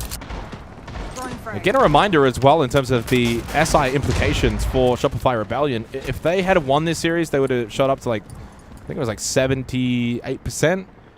If they lose this and they're eliminated, they drop down to 67%. That's a wild swing. Good hold here from Surf, courtesy of the mirror placed by Rexon, who has a Nitrocell. Surf feeling the pressure from Sandwich. Soda canister thrown to deny any kind of potential vault in. A lot of utility being dumped in right now by NIP, and Wizard will go for the swing in. He's skating on thin ice. Wow. And it's MP that finds the opening kill. Cracks in that ice, means that Wizard will have his demise. What a play there from Surf, able to deny those Candelas with the Tuberel Zoto canister. Wizard still tried to force his hand and then gets caught, so good communication and counterplay there from Shopify Rebellion. Cons, are they aware of his push-up? Yes, they are. Canadian switched on. This is better. Well, Canadian had 1 kill back on Clubhouse. He's now got 1 kill on Border. Job done. Shopify Rebellion with the player advantage. NIP, though, went really, really fast to begin in this opening round, and so have a lot of time to try and rectify this opening round. But without Cons, without Wizard, you do kind of lose a large portion of your win condition. No more shield from the Ulcer available. No Candelas from Wizard. Heavy reliance would have been on Hades, but he's also out of bolts. They basically got 2 flashes as the main utility pieces to be able to hit site. And there's still a Nitrocell available for Shopify Rebellion. Never mind, double from Pino over towards the hallway. Just lines them up over towards 90. Double push 90 sees the death of 2 players for Shopify Rebellion. I mean, it's site now cut in half, but no diffuser for the attack. Canadian by himself, same with Ambi split, as you just mentioned. Big kill, though, from Canadian. Doubles his kills from the opening map of this series. Here we go. Triples it. Can't quad it, though. 1v1. Pino and Ambi. And with 15 seconds now, the onus is on Pino to get the quad kill up close. Now knows the position of Ambi, but Ambi hits the headshot. Young Gunner stands up, wins the 1v1, and Shopify Rebellion will take an early defensive round. Time will expire. You will in the corner. Let's go, vent. Let's do Well, sharper overall there from Shopify in that particular round. Looking really good. A little dicey there towards the end with the lineup. 90, Rexon and Spoit both fall. Allowed that site to be split in half, but the really good work done earlier by Surf, denying Candelas with the Zoto canister and dropping that diffuser alongside Andy. Paid dividends. There is that SI qualification implication, Jake. Significant swing for either roster dependent on just this one result. Yeah, that's crazy, isn't it?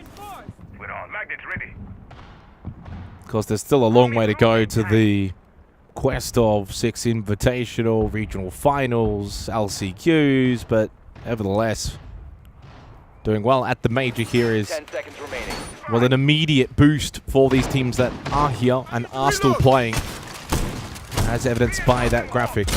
A big round win for Shopify Rebellion. And sometimes it goes, and the beauty of best of threes, and why it's the format that is the best, obviously, is you can lose an opening map, you can get demolished, you can have a really rough time with things, and then you go into the second map and you have a bit of a confidence-boosting round. It comes down to a 1v1, it's clutch, it's close, things finally go your way. You know, I played like Canadian, goes 1-10. He knows he didn't have a great time on Clubhouse, but he redeems himself. It gets the confidence levels going. Swapping bags. It's a marathon, not a sprint.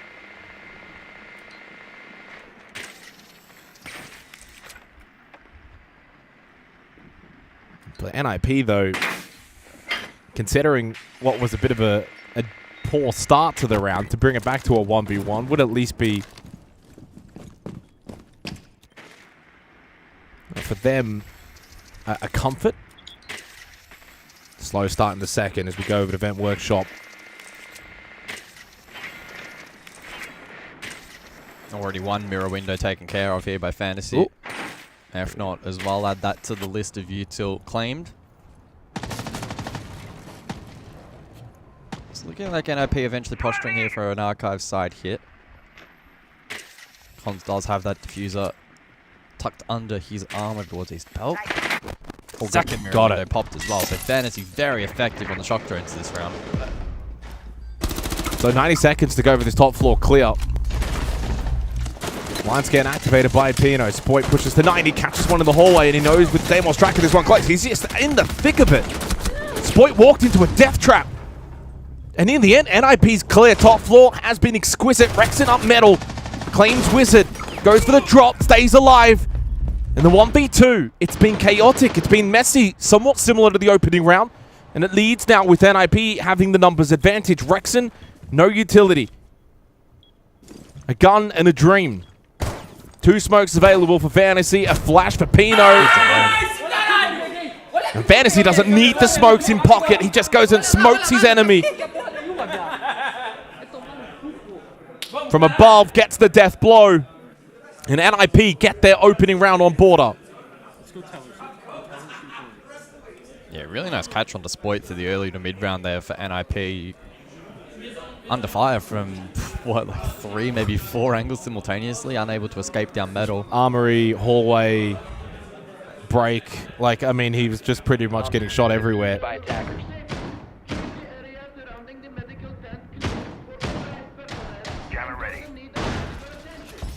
Teller then for the third round, and this tug of war continues.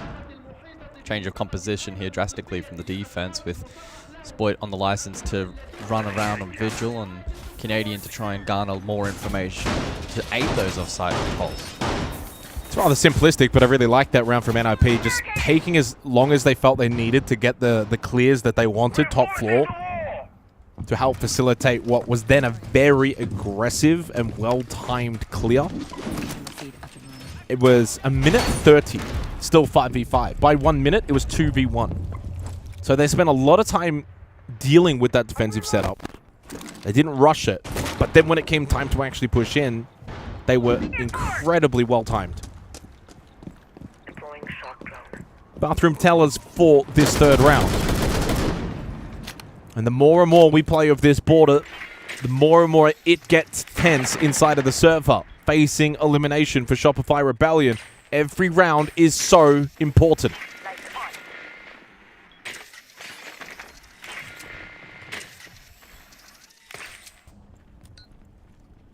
Ooh, yellow above. Fantasy cuts down that angle. Ambi didn't realize, did he?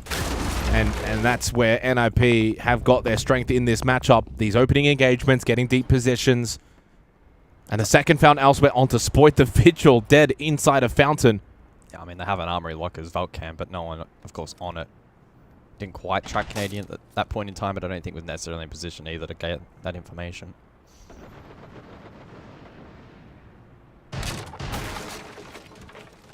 Nitro from Canadian. Oh my goodness. Wonderful Nitrocell. Somewhat even better observing.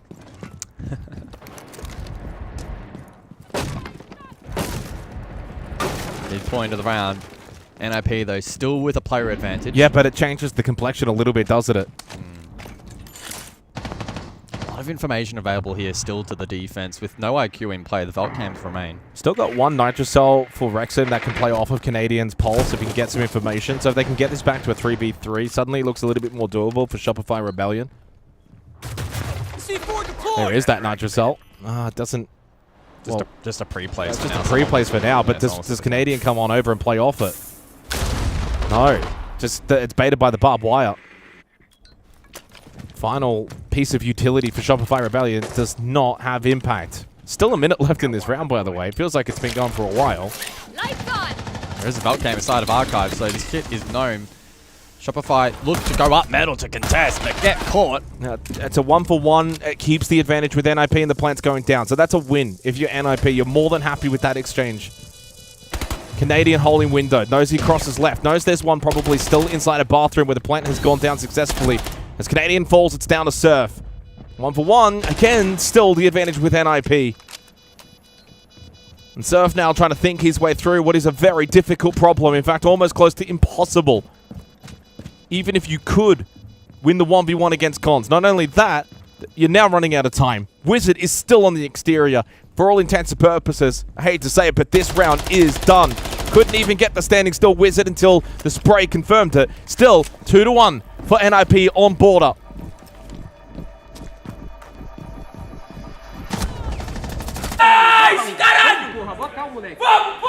It's always the wake-up call when we get the comms of NIP celebrating a round victory.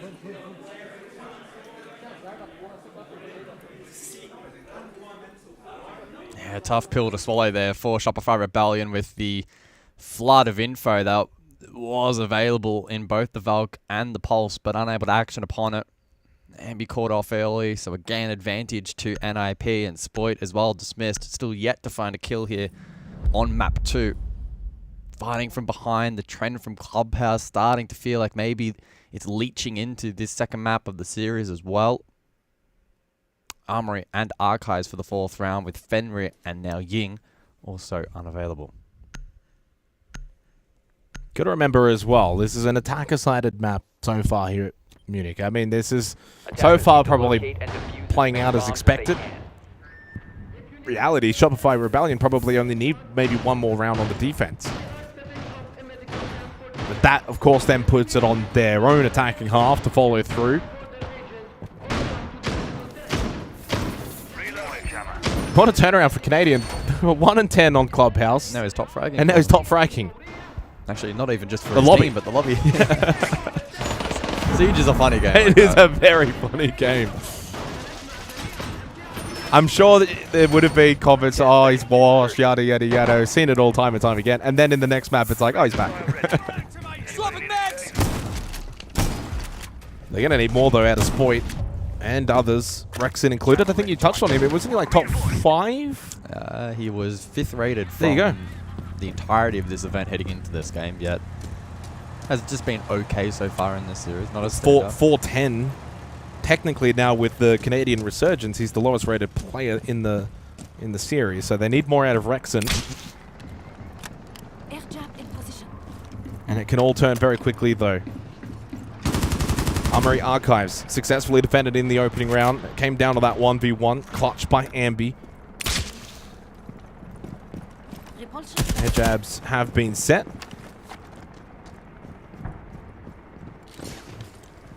Of course, no Ying this time. With the new bans, Ying was played in all 3 rounds by NIP. Fenrir was only played once by Ambi back in the second round, Vet Workshop.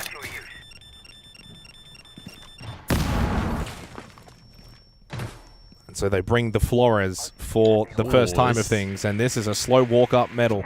Is this again in combination with the Matero? Oh, lovely clear, though, by Ambi. I mean, that's the high ground advantage, and that's the risk you run when you play that stairwell position, guys, because you're always going to be on the lower angle. Your hope in that position that Ambi doesn't actually clear stairs properly midway, and that he's more so looking towards the bottom of metal stairs. Opening kill for the Rebellion. Wizard catches Spoy, but served with the immediate trade. Cons unable to get himself back outside the window. Therefore now, Shopify Rebellion have got a 2-player advantage.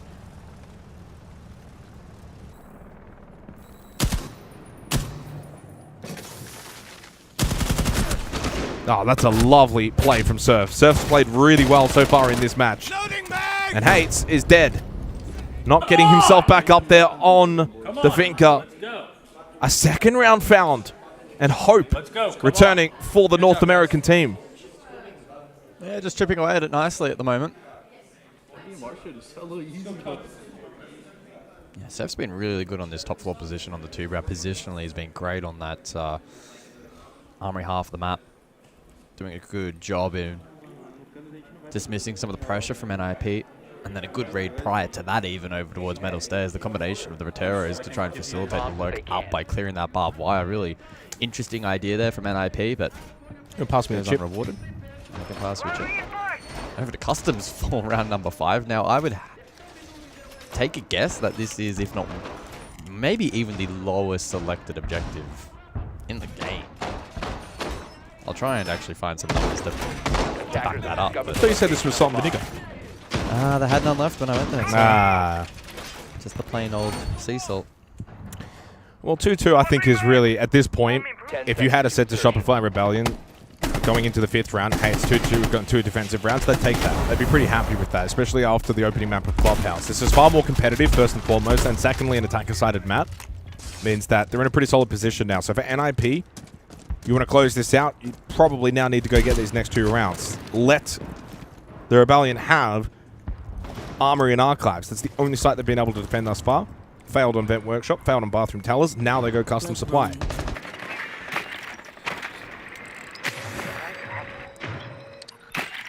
Default successfully hacked by Fantasy on the Quadstrone. Bulletproof camera next in line will also get taken. 2 for 1. Pretty good deal. And Canadian says goodbye to the BPC. Pino looking to try and place an EXO on this barricade from Wizard to help open up the wall in towards site. Pretty common trick here. Now far easier for the attack to accomplish as the defense can't simply deny that barricade in the prep phase. NIP, they will give up on that idea. Sense some pressure from the defense and the potential from Nitro. Drone is ready to go. Maybe something they'll look to posture around maybe later on in the round.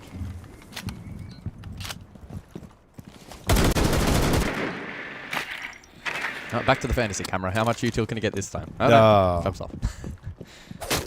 Been quite effective so far. Minute 30. I mean, this is the kind of round, maybe due to the site, where the entire map is just being played right now from both attack and defense. Everyone is basically everywhere. A little bit of a consolidation now by Shopify Rebellion on the Vert side of things as well, where they're now far more on this western side of the map. Fantasy going to go down to Canadian. He gets an opening pick, his first of the match. A third now acquired for Shopify Rebellion in that department. He's 9-3 now. He's locked in. Man is locked in. He doesn't want to go home just yet.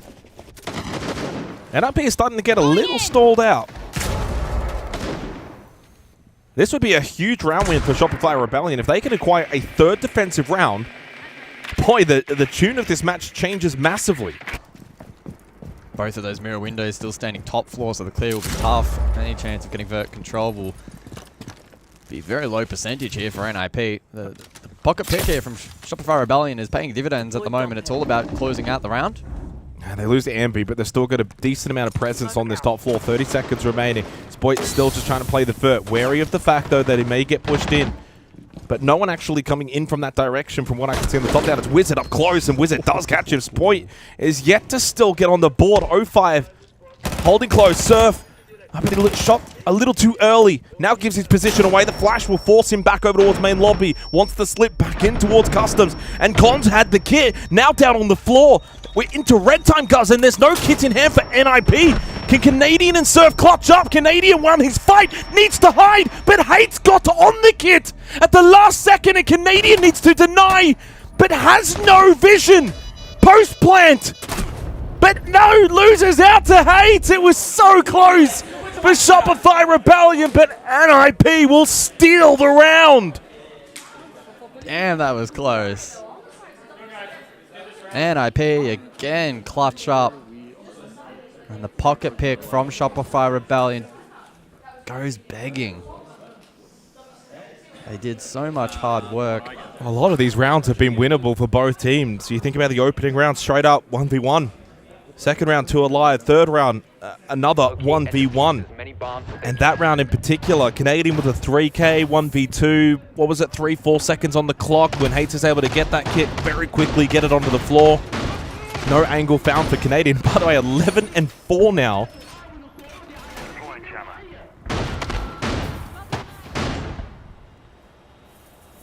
But it's a case, of, again, of, you know, you take one step forward but 2 steps back. Spoit yet to find himself in the game. Rexon, their top performer. Well, he's now struggled to be enabled as joined well. Rexon. They're both on 60 EPS, right, for the clarity.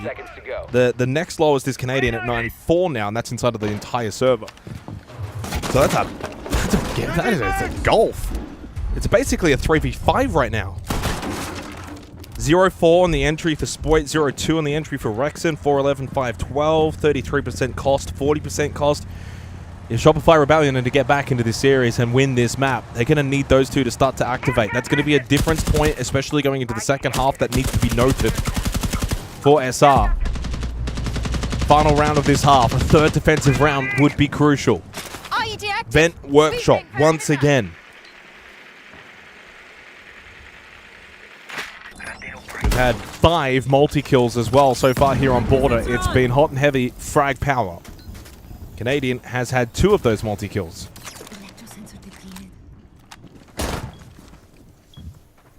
So trying to extract value on the Solace in this round by countering that information on the board of the attack. Identifying if any drones have been able to sneak their way in towards side. As Fantasy looks to sneak himself into side. This is aggressive. Oh, he's going to get a kill here. Oh! Free kill. Yep. Rexon had no idea. Once again, NIP get deep position. Hates finds the quick double onto Spoit and Surf. Just through the window. I mean, the round is done, and poor old Canadian is wondering, where is the help? Cons will just quietly walk himself into server. He'll get this plant down. The round is done. The half is done. Flawless from NIP. So a 4-2 half. For all intents and purposes, with this scoreline now and switching sides, attacker-sided map, it's still somewhat neutral. But now the onus more so on Shopify Rebellion to go find these attacking rounds from a deficit.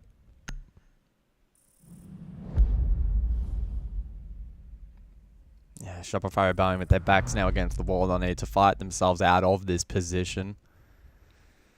It's been a rough day at the office. NIP firing. And I tell you what, if they end up winning this game, the path forward for them could be very, very interesting here at Munich. And I think they'll pose a threat against many teams remaining at this event. As for the bans for the second half, Deimos, Ying. Deimos, of course, and even Ying to an extent, seeing quite a lot of gameplay in the prior half. And then as expected defensively, it's his army off the board. Defenders, protect your Warden bombs as from being well, defused by attackers. taken out. Shopify Rebellion potentially looking to try and enable that Ying, but of course NIP simultaneously responded. Changing mag! Fully welcome that!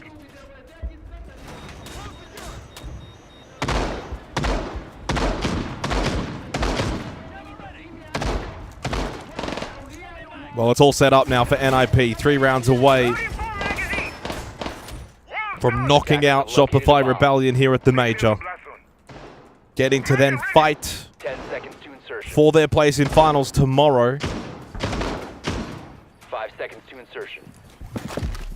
I'm not quite sure necessarily who they would play, whether that is immediately decided or not, or if there is other games that still need to be played out to determine.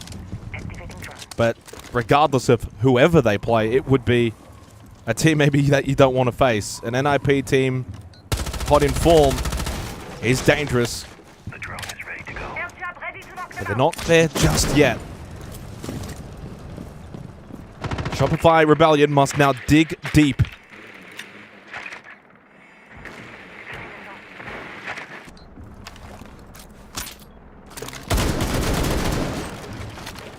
Something to keep in mind as well this round is that frost in play. Not particularly prevalent here on border. So the Rebellion need to ensure that their drone work is good, and if those traps are firstly to be identified, that they take mental note of that. Reloading. Exploit on the shock drone. We saw really good play from Fantasy prior with both shock drones and fluoros, Vaqueros in clearing these mirror windows. Again, NIP though, draw first blood. Some good work from Spoit there in terms of util clearance in the meantime. And be trying to play off of Canadian, the young and the old. Smokes, jets himself into position to find an angle in towards Armory. Con's playing close by. Ambi does find a kill onto Wizard. Takes one out. Spoit, though, losing the battle to Pino. He now hits James Bond territory. But it's a 3v3 and the round does stay alive for both teams. Pino low on health as well. With Monty still up, there's good entry support for Shopify Rebellion. Plus the fact you still have the glass, but no more smokes. Yeah, that Nitro threat below I thought would be an impact, but Fantasy blows the Nitro early. Canadian now with Rat towards site, looking to try and cross over towards half wall for the plan, and then the coverage from the exterior. With these 2 remaining attackers still up. There is still one more Nitro cell available, but it's Pino, and he is low on health. Over towards Fountain, now Archives, he has rotated. Fantasy, actually, by the way, east stairs. Oh, Canadian's relayed some really good information here. He is thinking about maybe trying to just get them stuck. Ambi follows up. There we really go. strong play from Canadian and Ambi. Fantasy by himself coming from break. Shopify Rebellion able to break down this site. Into Archives, the plant will go down, and Ambi gets another one. Good job, guys. The young gunner highlighting his capabilities. Canadian set him up, and Ambi was able to get the slam dunk. Yeah, there's a lot of responsibility on Ambi in that round to have impact initially. For the first clear, big smoke investment outside of the main breach position, and did his job in, I think, clearing Wizard over towards security initially, and then the follow-up nicely later on. Canadian didn't panic, didn't force a plant, didn't try and pull out the pistol and get a kill. And defuse as many bombs Ensured he as they stayed alive, relayed really good information. Ambi allowed to reposition and given an advantageous position to claim multiple And that doesn't go into the stats either, but that's essentially a double kill as well, just as much for Canadian. Being able to get into such a strong position, relay that information, and has to relay it properly, yellow ping aside. Ambi is playing off what he's getting called and seeing courtesy of his multiplayer. It's been a complete 180 reversal for Canadian from Clubhouse. 4-3 scoreline. The North American team not wishing to exit this tournament just yet. Finding it within themselves to keep digging just that little bit deeper. And if Rexon and Spoit can join the party, well, they might just end up celebrating border.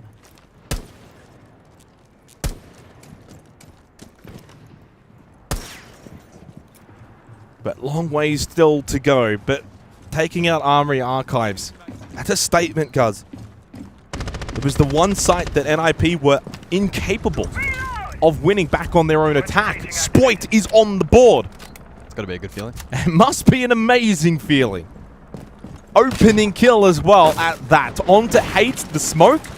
It's not just the fact of finding one kill, it's the significance of what that means in this very round. It's an opening kill onto the smoke, who now doesn't get any of those gas babes in play.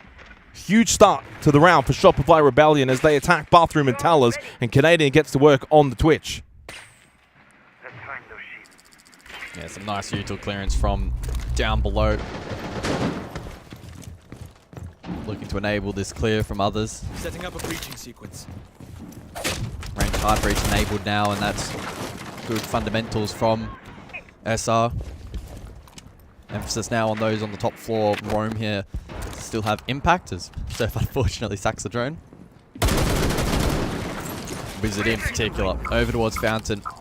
Top East as well, Fantasy. These two with a big responsibility to find a kill or two. Wizard's got to be careful. He hasn't quite got Cons in a position to help just yet, although slowly rotating. Wizard is over towards Fountain by himself. And the push is coming directly in front of him. That was a peak shot by Ampy that missed, but Surf found the kill off the Fantasy. Rexon can't win his fight, and the big Nitro from Wizard will offset a somewhat early advantage for Shopify Rebellion. Even coupled so now with Canadian on the floor, he can get revived. Well, I think Pino may get picked up as well simultaneously, so an intriguing reset for both teams. I mean, couldn't be more even heading into the final minute of this 8th round, but with Con still up on that clash, I mean, that's a big boss that's going to need to be dealt with by the attacking team. Still double impact MP from Spoit, so look at that as direct counterplay onto the clash. No explosives though, which could compromise their ability to cleanly take the shield off the board. Wizard playing by himself. Big fight. They need to try and push this together, but Shopify Rebellion actually are going to push away from Wizard. They want to go more so towards the site. Admittedly, there's only 20 seconds remaining. Are they thinking about a hatch drop? Canadian posturing. Con sitting inside of towers. They've got Pino over towards Workshop, so they've got this surrounded. This is exactly what NIP wants. Boy caught in the hallway. Canadian there for falls.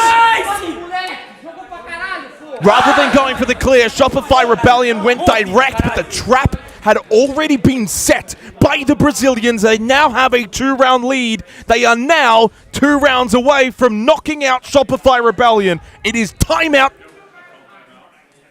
And boy, is it needed.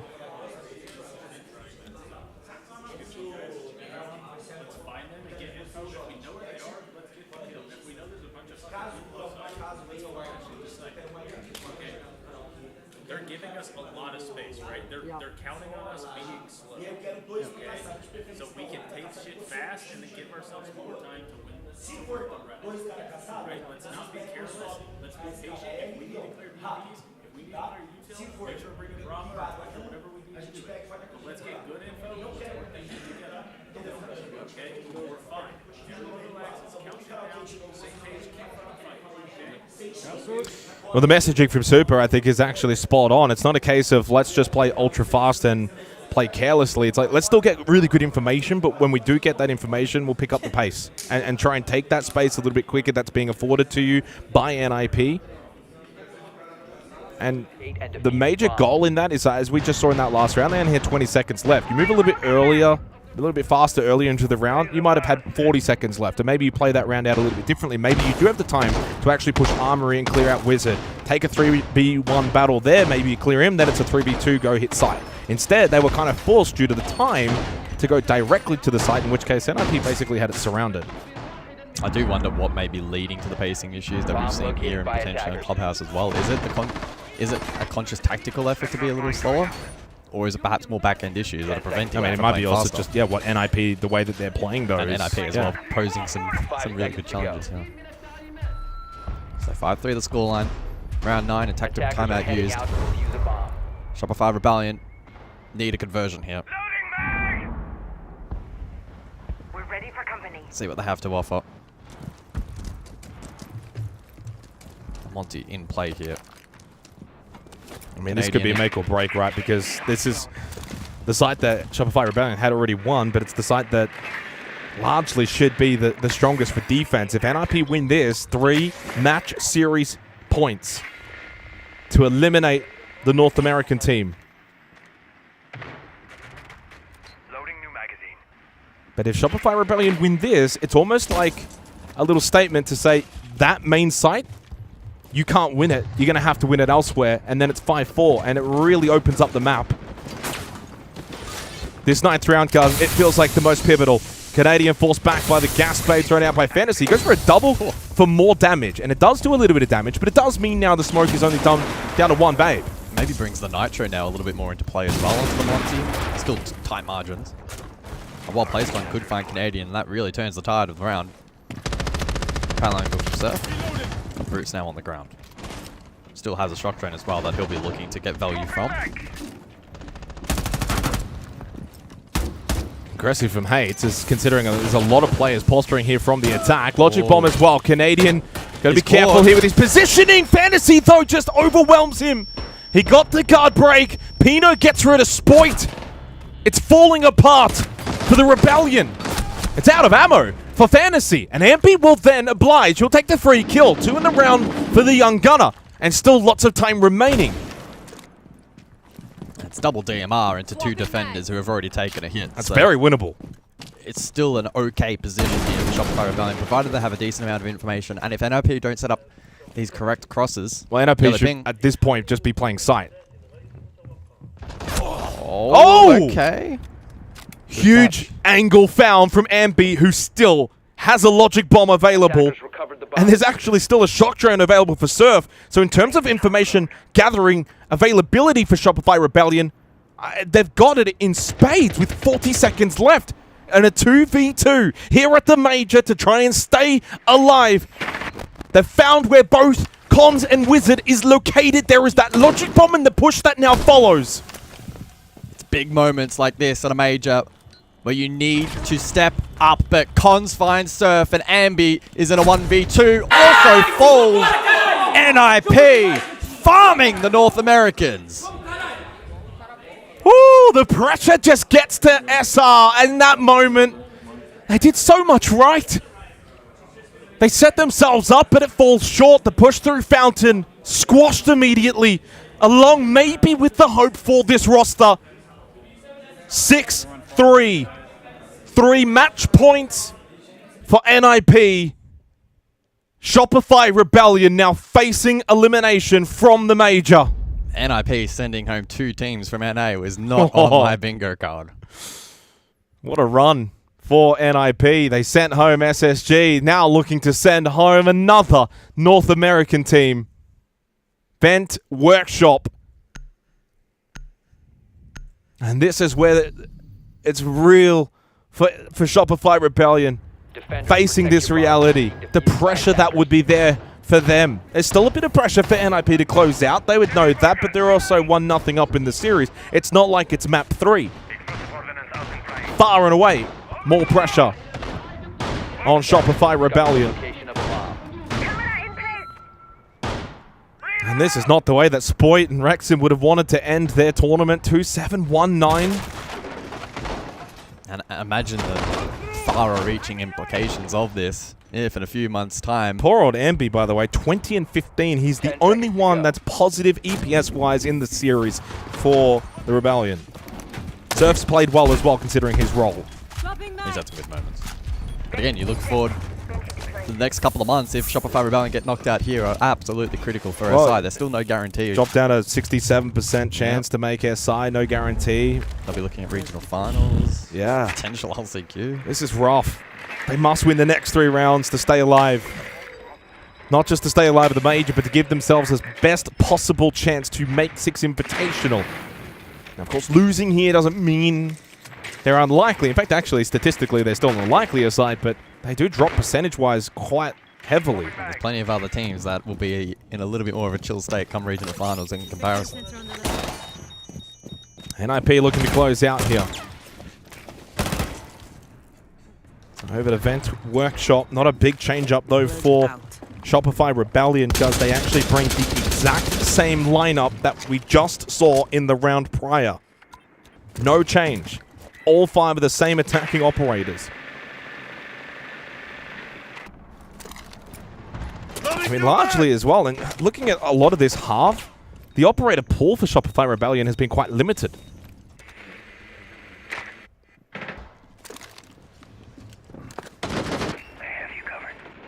And the unfortunate reality of that, if you want to dig a bit deeper, means that you become predictable. Logic bomb from Ambi. I think they want to try and catch out Wizard over towards security. He might just be feeling the heat. But he wants to dive towards the heat. And with the glass band out, they can't go for a similar play step prior where they sent Ambi forward with the smoke protection. This is a really tough clear for the attack. Wizard going to slip into the smoke. He might be able to shoot Canadian into the back. No, he runs in, goes for the dash. There we go. Oh, what a play from Wizard. Oh, so magical. Looking to send Shopify Rebellion home in style. The Brazilians have styled all over. Not just SSG, but now also Shopify Rebellion. Rexon and Spoit, it is your final stand. With a minute remaining, Rexon finally arrives to border, but it may just be too little too late if he and Spoit cannot convert. 45 seconds. And from 2v5 to 2v3, one last glimmer of hope remains for this North American roster. And they peel back towards site, leaving Spoit and Rexon with 30 seconds on the clock. This is it, Spoit. This has to be your moment. It's been a quiet one, but if you make this your moment, you keep this team alive a little longer. Yellow ping. It could change dramatically. Yellow ping intel. Rexon bides his time, coming vigorously for Spoit to open the hatch. It's Cons that goes down. It's a straight 2v2 now, and the drop will come through from Shopify Rebellion. Double push together from main. Pino catches one, then the second, and they are catching a fever of sending North American teams home. Back to North America for Shopify Rebellion. To the 2-2 bracket for NIP. They play tomorrow for a spot in the finals at the Munich Major.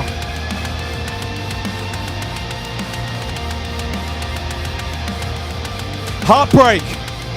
Heartbreak for Shopify Rebellion. They would have come to this event with far more expectations, only to let themselves down.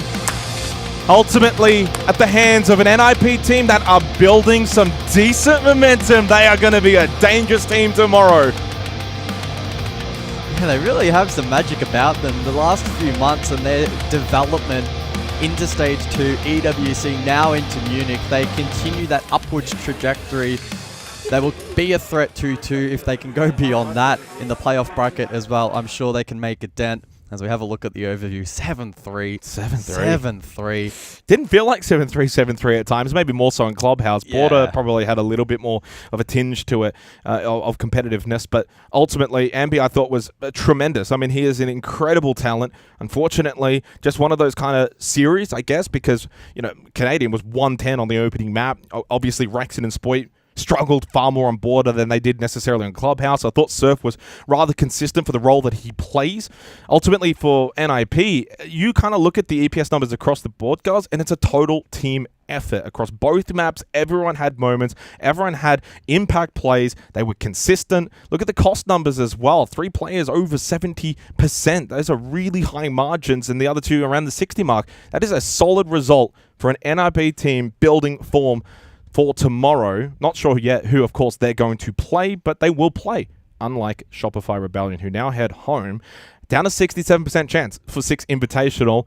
Do we see them there or not? Well, they need to pick themselves up for regional finals. There's, of course, a big bag of SI points on the line there, and LCQ failing that. If they play this brand of Siege, it's going to be tough. I think they'll need to see some improvement in terms of just their overarching team play, but they're such a talented roster with so much to tap into that all it takes is, you know, a month of development, and I'm sure that they can bounce back. So still excited to see them, and I mean, hopefully we see them at Paris. Well, you got M80 that's playing as well as they are right now, an SSG team that will be going to, you know, looking to bounce back, and then you've got other teams as well in North America that will be thinking that might be their opportunity in their quest for 6 Invitational. It's not going to be an easy road whatsoever for Shopify Rebellion. A little bit back to the drawing board, but I think that they would be more disappointed for knowing they know they could play better than they didn't tap into their full potential, and I think there's no worse feeling as a team than when you leave a match and you didn't play as well as you could have. If you get beaten by an opposition that plays really well and you feel like yourselves, you prepared well and played well, that's one thing, but Shopify Rebellion, I'm sure, on reflection, almost immediately will be like, hey guys, this is not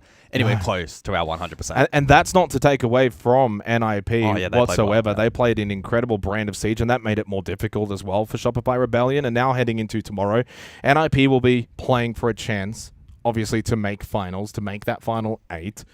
I mean, we don't know who they're necessarily going to play just yet, but do you think they can beat pretty much all of the teams that will be within the pool of potential opponents? Yeah, I think I was pretty hot on them heading into this event based on what we saw at EWC, and I don't see any reason why that would change. I think they played phenomenally today. They showed really good depth, and their ability to do well on entry and then convert win conditions is, something that's going to bode well for them for the remainder of this event. And as I kind of alluded to at the end of the cast, if they are able to make that bracket, I just have a feeling of all the teams that could potentially be in the 8, they're the real dark horse threat to maybe pull off something special. Absolutely. Well, we're going to have a bit of a break here. Of course, the next best of 3 will be then shortly after that. We're done for the day, though. I think, is it Devin Pengu on after us? I believe so, I think they're going to come do the late shift, though. It's been a pleasure here on the B Stream. Again, don't go too far. In about 30 minutes or so, we'll have the next series.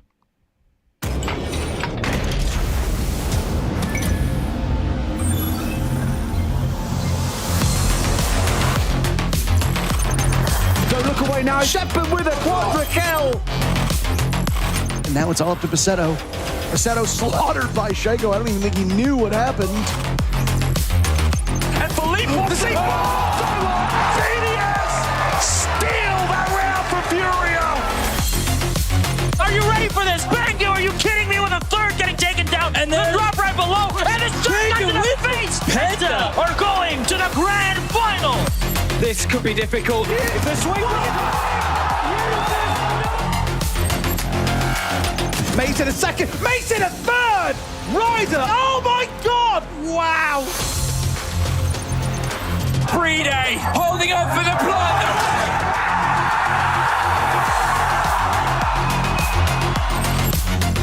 It's a 1v5. Attackers. They had everything going. 1v5. For a second though, just didn't fully commit. Waiting to plant the last available second. Was hoping he baited them out. Solotov's down. Pre-day's up. He's also down.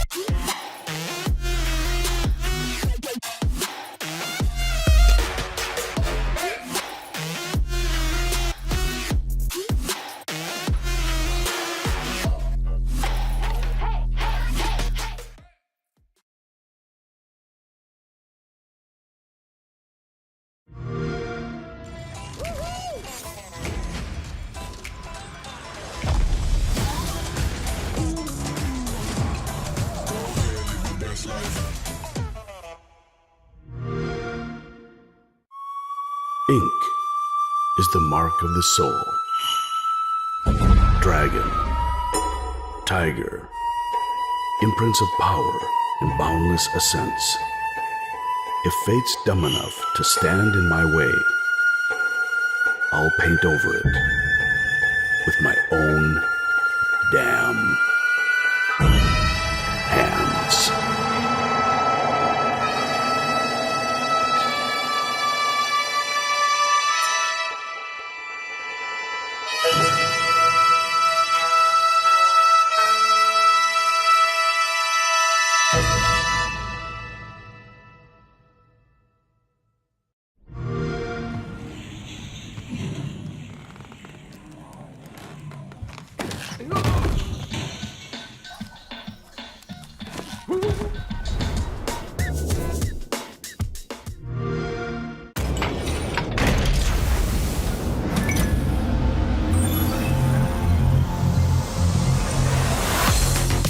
try and stick it. The drop. Charla comes in, finds one, can't find the second. Shepard getting the shutdown, but not before. Charla confirms the next one. Shepard's onto a 3K. They're sticking off on the plan. Pojo coming on the upstairs. Does Shepard know? He must know. Don't look away now. Shepard with a quadra kill.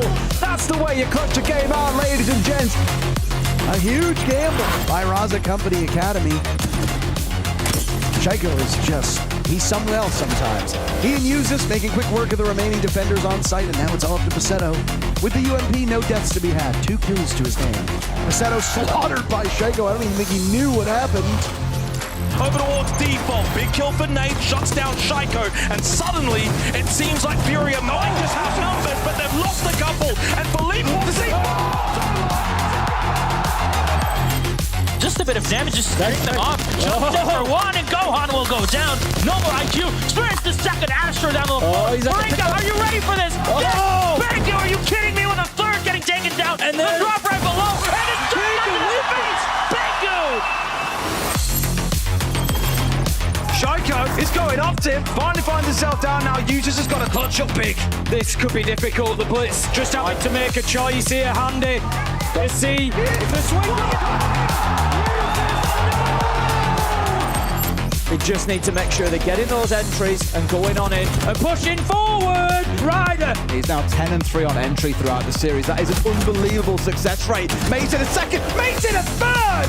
Ryder, oh my God! It's a quad. A huge ace against BDS's team of facilities. And Ryder finishes it. That is an ace against BDS. Day holding up for the blood.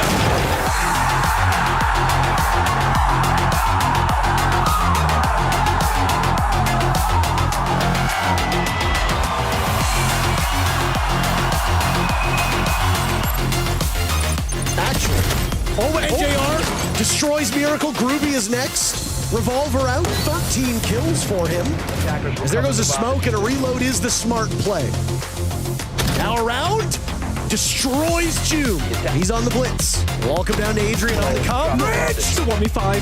They had everything going! 1v5! Taking everyone down in a flurry of frags, leaving it just onto one man, PZD.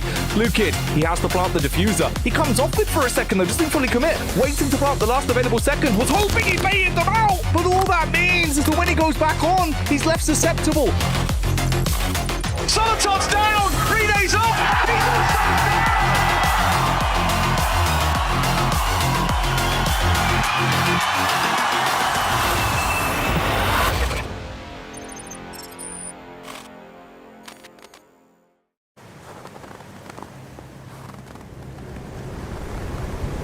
Keep an eye out for contact.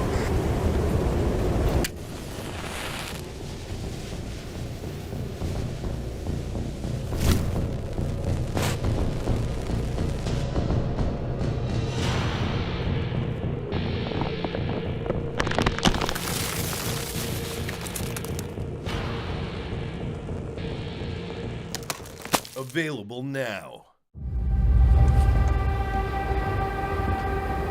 On dit qu'au-delà des mers, là-bas sur le ciel clair, il existe une cité au séjour enchanté. Et sur les grands arbres noirs, chaque soir, vers elle s'en va tout mon espoir.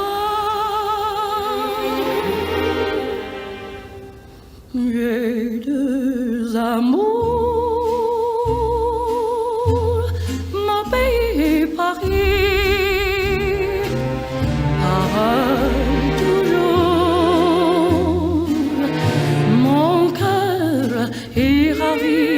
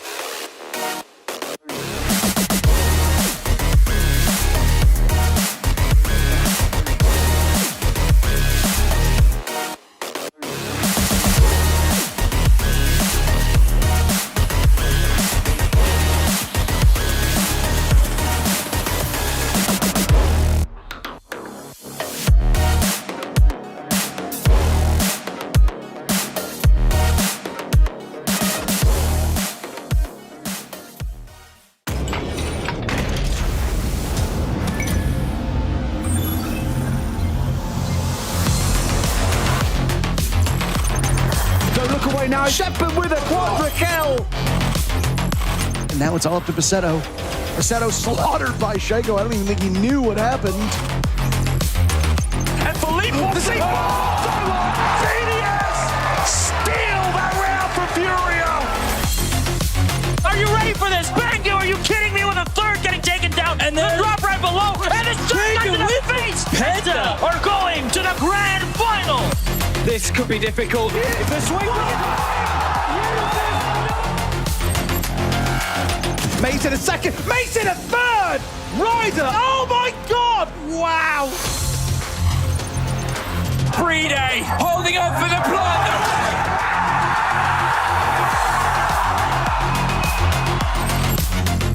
It's a 1v5. They had everything going! 1v5! For a second though, just didn't fully commit. Waiting to plant the last available second. Was hoping he baited them out! Solotov's down! Free-Day's up! He's also down!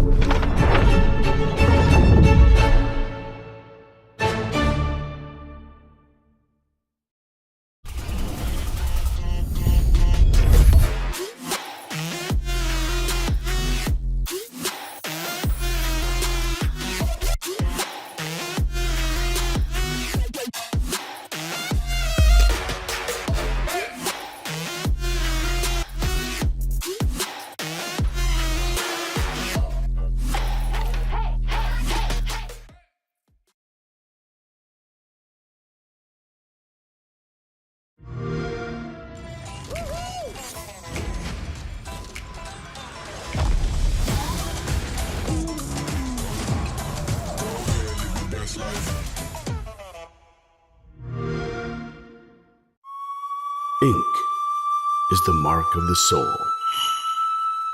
Dragon, tiger, imprints of power and boundless ascents.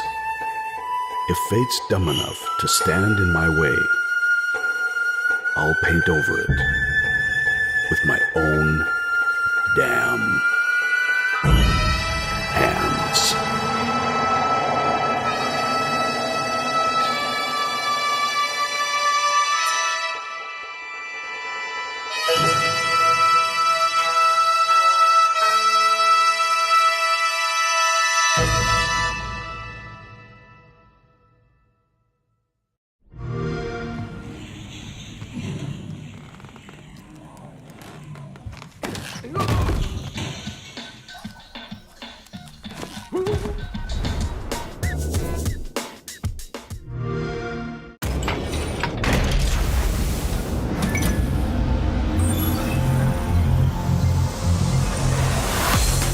They can try and stick it. The drop. Charla comes in, finds one, can't find the second. Shepard getting the shutdown, but not before. Charla confirms the next one. Shepard's onto a 3K. They're sticking off on the plan. Pojo coming on the upstairs. Does Shepard know? He must know. Don't look away now. Shepard with a quadra kill. That's the way you clutch a game out, ladies and gents. A huge gamble by Raza Company Academy. Shaiko is just, he's someone else sometimes. He and Usus making quick work of the remaining defenders on site, and now it's all up to Veto. With the UMP, no deaths to be had. 2 kills to his name. Veto slaughtered by Shaiko. I don't even think he knew what happened. Over towards default. Big kill for Nate. Shuts down Shaiko. And suddenly, it seems like Fury are not just outnumbered, but they've lost a couple. And Philippe will see. Just a bit of damage, just setting them off. Jump in for one, and Gohan will go down. No more IQ. Experience the second Astro down the floor. Marinka, are you ready for this? Oh! Bangu, are you kidding me? With a third getting taken down. And then the drop right below. And it's straight into the face. Bangu! Shaiko is going off Tim. Finally finds himself down now. Usus has got to clutch up big. This could be difficult. The Blitz just having to make a choice here. Handy. Let's see if the swing. They just need to make sure they're getting those entries and going on in and pushing forward. Ryder. He's now 10-3 on entry throughout the series. That is an unbelievable success rate. Mates in a second, Mates in a third. Ryder, oh my God! It's a quad. A huge ace against BDS's team of facilitated. And Ryder finishes it. That is an ace against BDS. Free-Day holding up for the blood.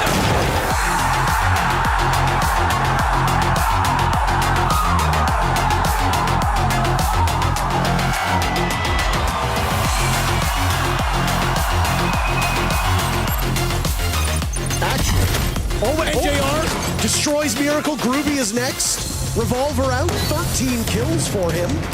As there goes a smoke, and a reload is the smart play.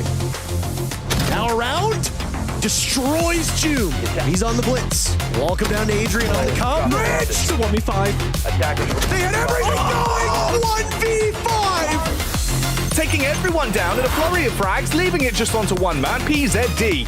Lukid, he has to plant the diffuser. He comes off it for a second though, just didn't fully commit. Waiting to plant the last available second, was hoping he baited them out! But all that means is that when he goes back on, he's left susceptible. Solotov's down! 3 days off!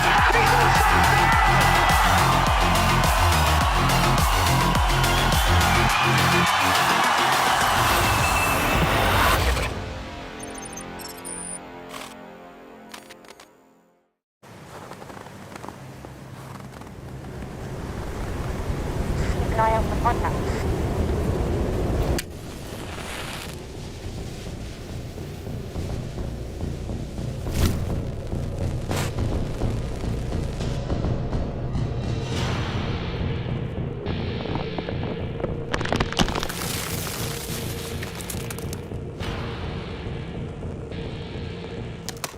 Available now.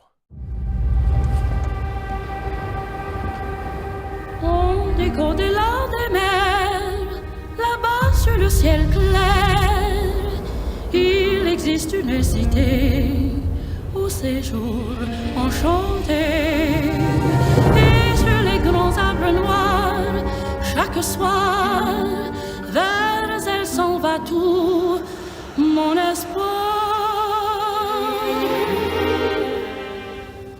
J'ai deux amours, mon pays et Paris, pareil toujours, mon cœur est ravi.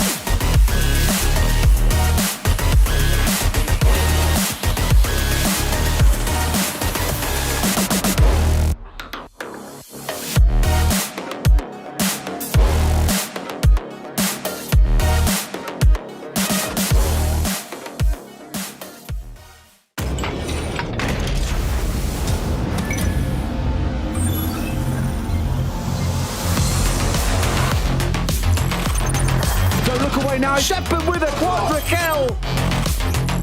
And now it's all up to Veto. Veto slaughtered by Shaco. I don't even think he knew what happened.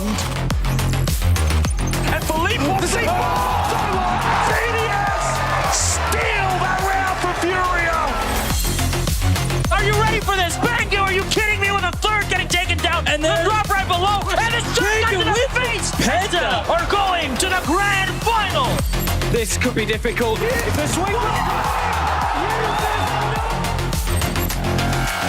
Mason a second. Mason a third. Ryder. Oh my God. Wow. Pre-day holding up for the plot.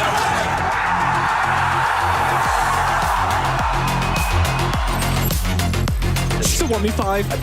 They had everything going. 1v5. For a second though, just didn't fully commit. Waiting to pop the last available second, was hoping he baited them out! Solomon's down! Pre-day's up! He's also down!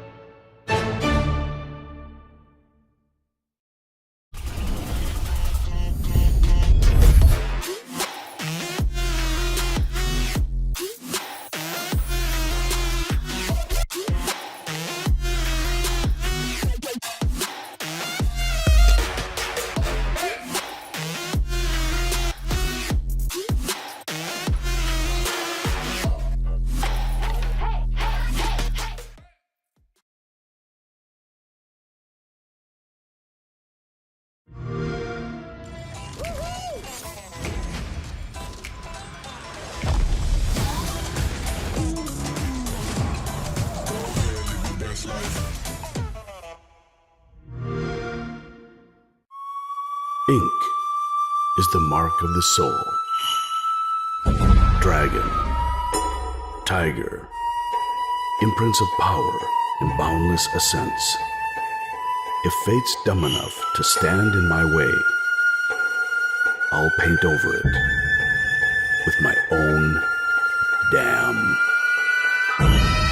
hands.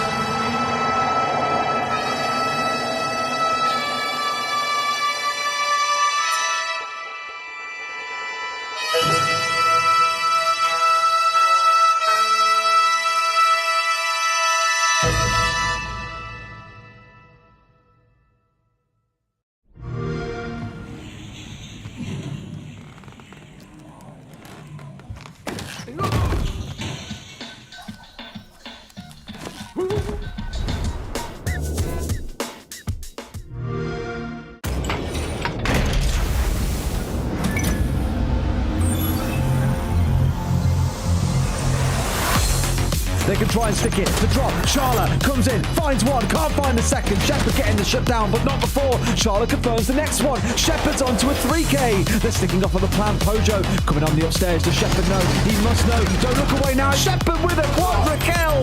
That's the way you clutch a game out, ladies and gents. A huge gamble by Raza Company Academy. Shaiko he's someone else sometimes. He and Usus making quick work of the remaining defenders on site, and now it's all up to Paceto. With the UMP, no deaths to be had. 2 kills to his name. Paceto slaughtered by Shaiko. I don't even think he knew what happened. Over towards default. Big kill for Nate. Shuts down Shaiko. And suddenly, it seems like Furia might just have numbers, but they've lost a couple. And Philippe will see.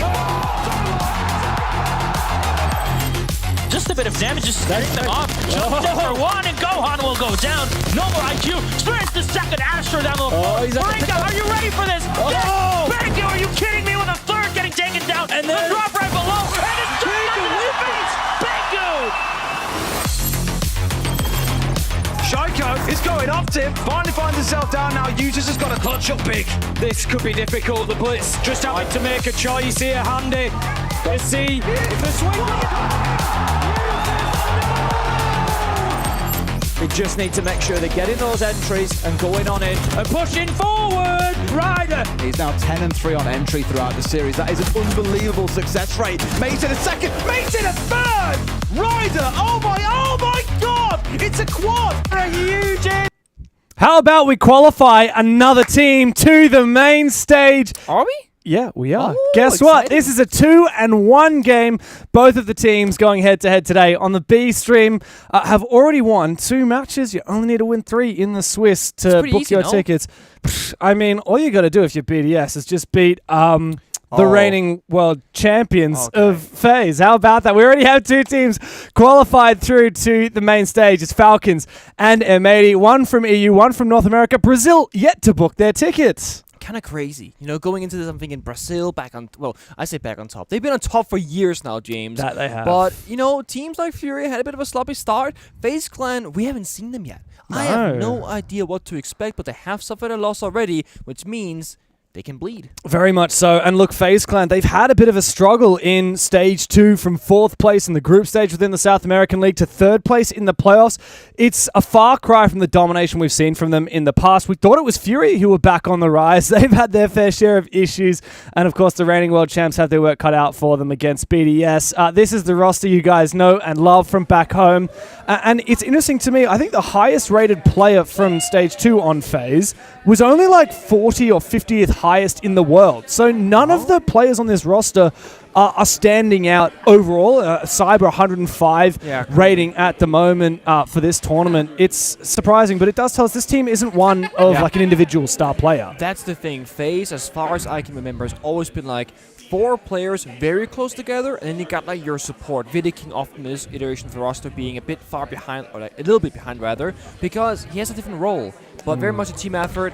For BDS, I mean, this was a team that when this exact roster came together, my big note was they need time to gel.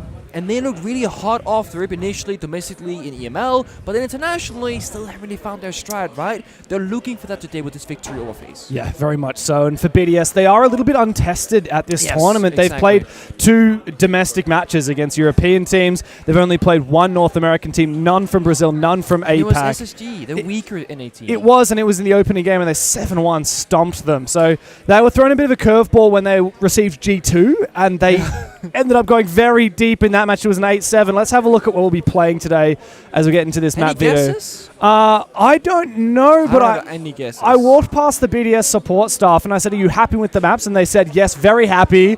But I guess they are too, so we're a bit worried about that. Okay, so even Steven, Clubhouse into Consulate, the 3 C's of life. Club, Consulate, Chalet, boom. Yeah, I like that. So Clubhouse, I understand that pick from BDS. It's where we already saw them 7-1 SSG.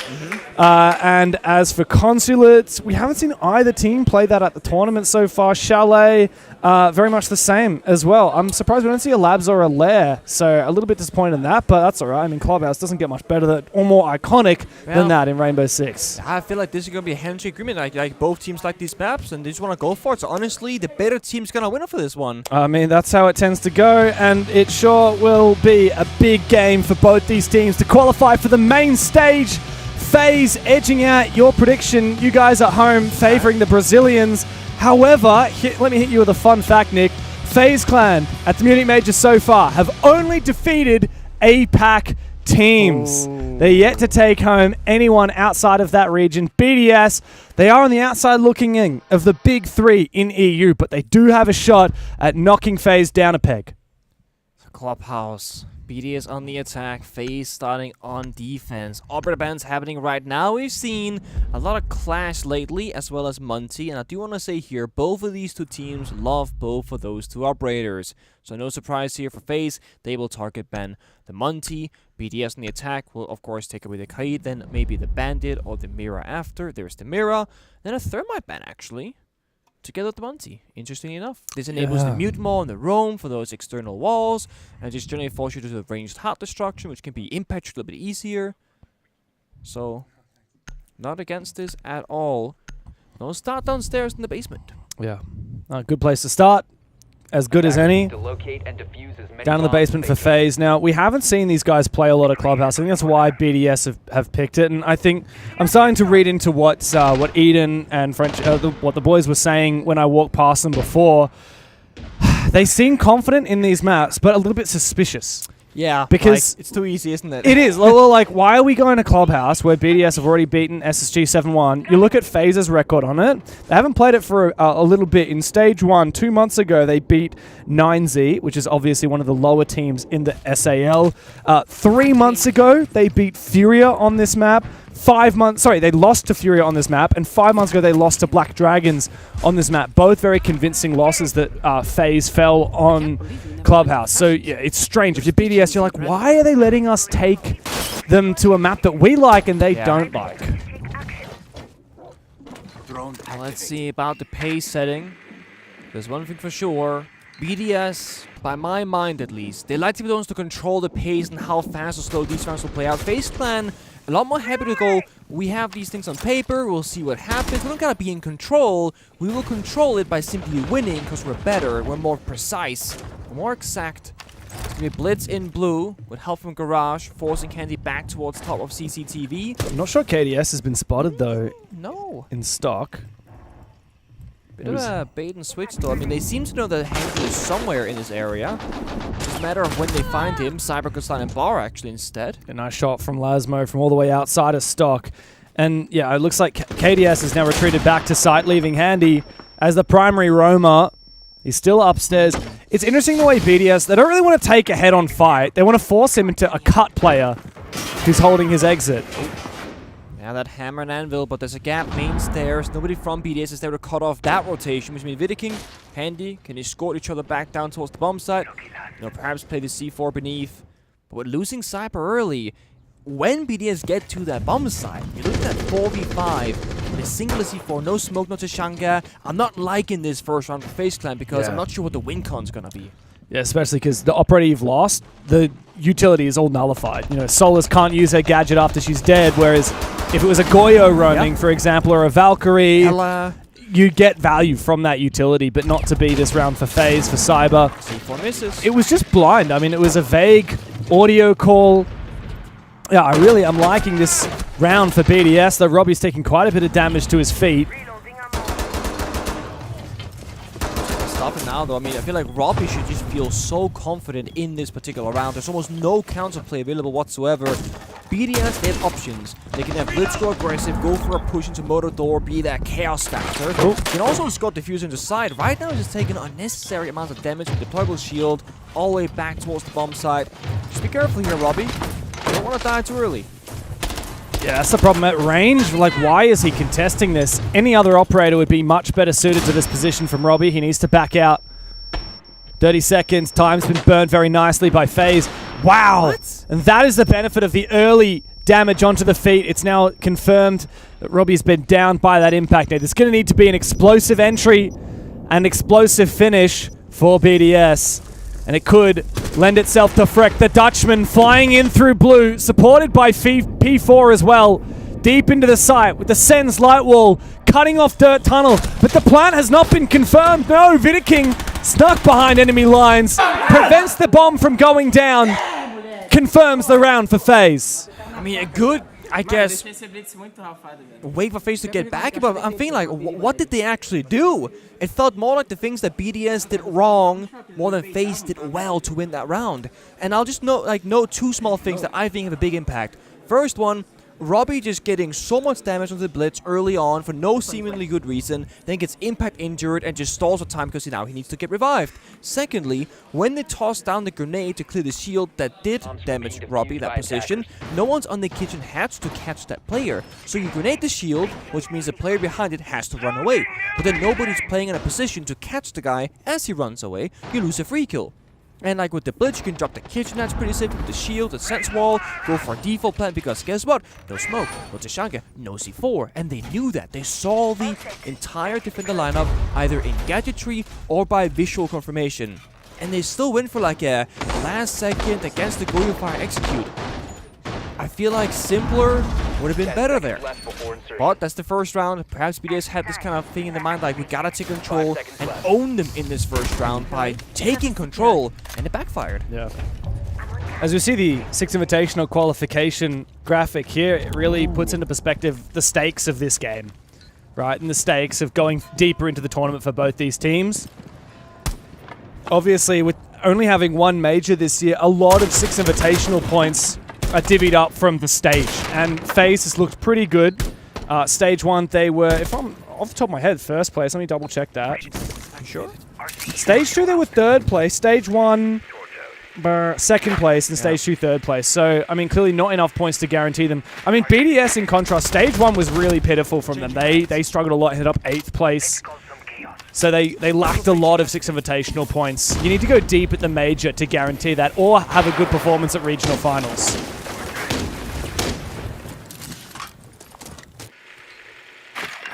And BDS at this point in time, I mean, the rosters had more time to gel, so we're kind of out of excuse, right? Like, this is going to be the point where they should start being at near peak form or getting to that level. I think it was your take when this roster forms. Like, they're going to be great eventually, but not at the start. It's going to take them some time. 6-8 months or so. So right about now/SI would be like the big point. And I mean, so far this event, I'm not going to say they've been doing bad because they haven't, but they do need to prove themselves up against one of the better teams in base.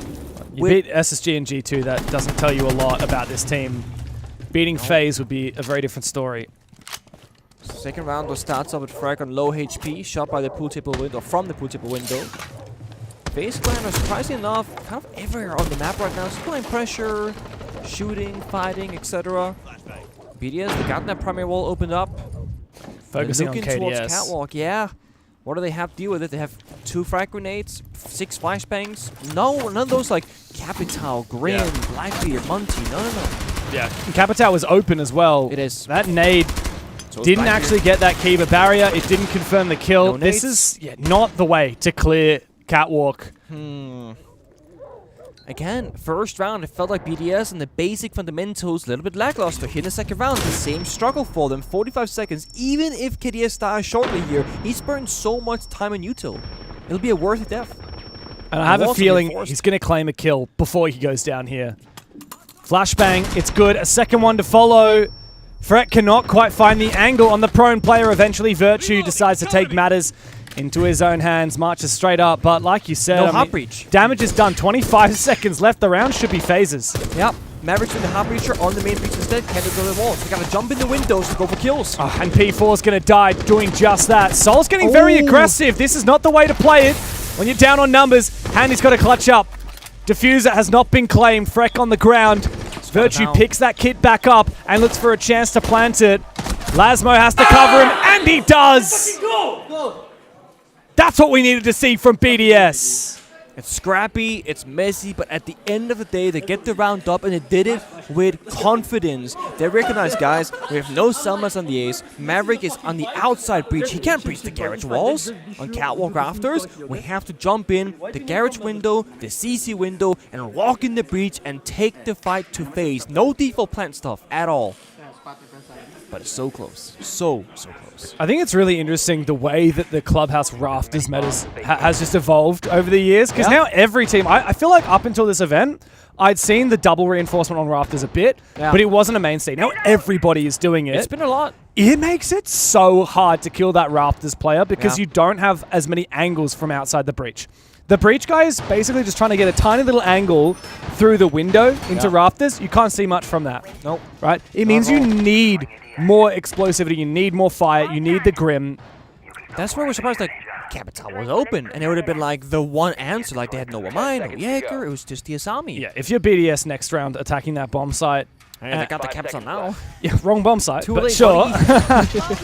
I mean, the Capital is the kind of operator always you could probably pick it every single round of Siege and you wouldn't be faulted. It's up there for sure.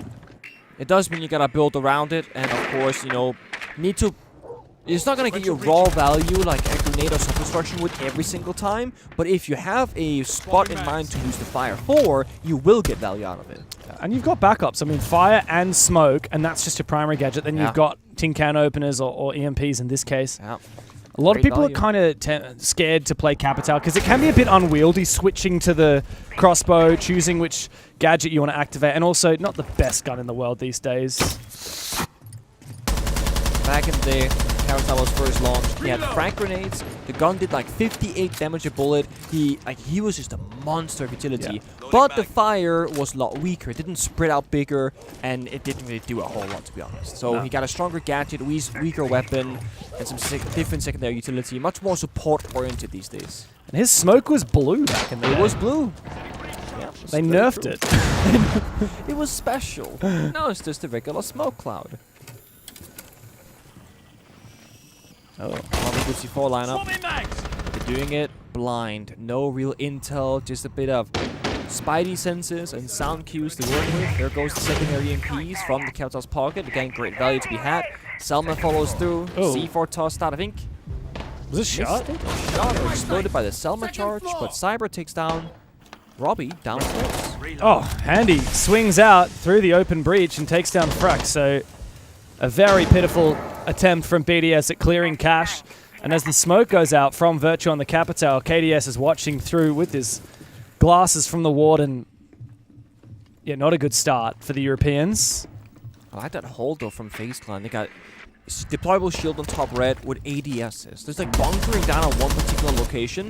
No easy counterplay here for BDS either with only one flashbang and a fire. They can burn all the ADS and they spin the Rippies. That was a bit of an awkward off angle from Handy. P4, good reaction times though.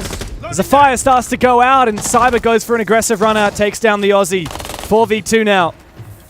And KDS can just fall on back. He hasn't even found a kill in that position, but it doesn't matter. Time has been wasted. P4 though does not waste any. Moving in through Con.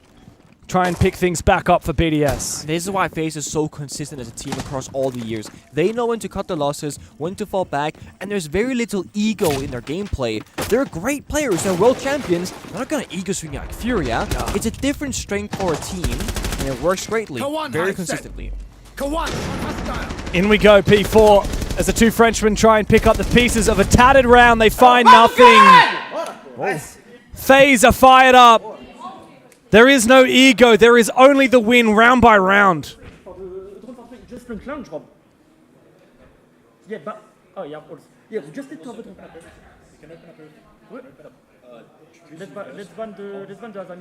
Oh.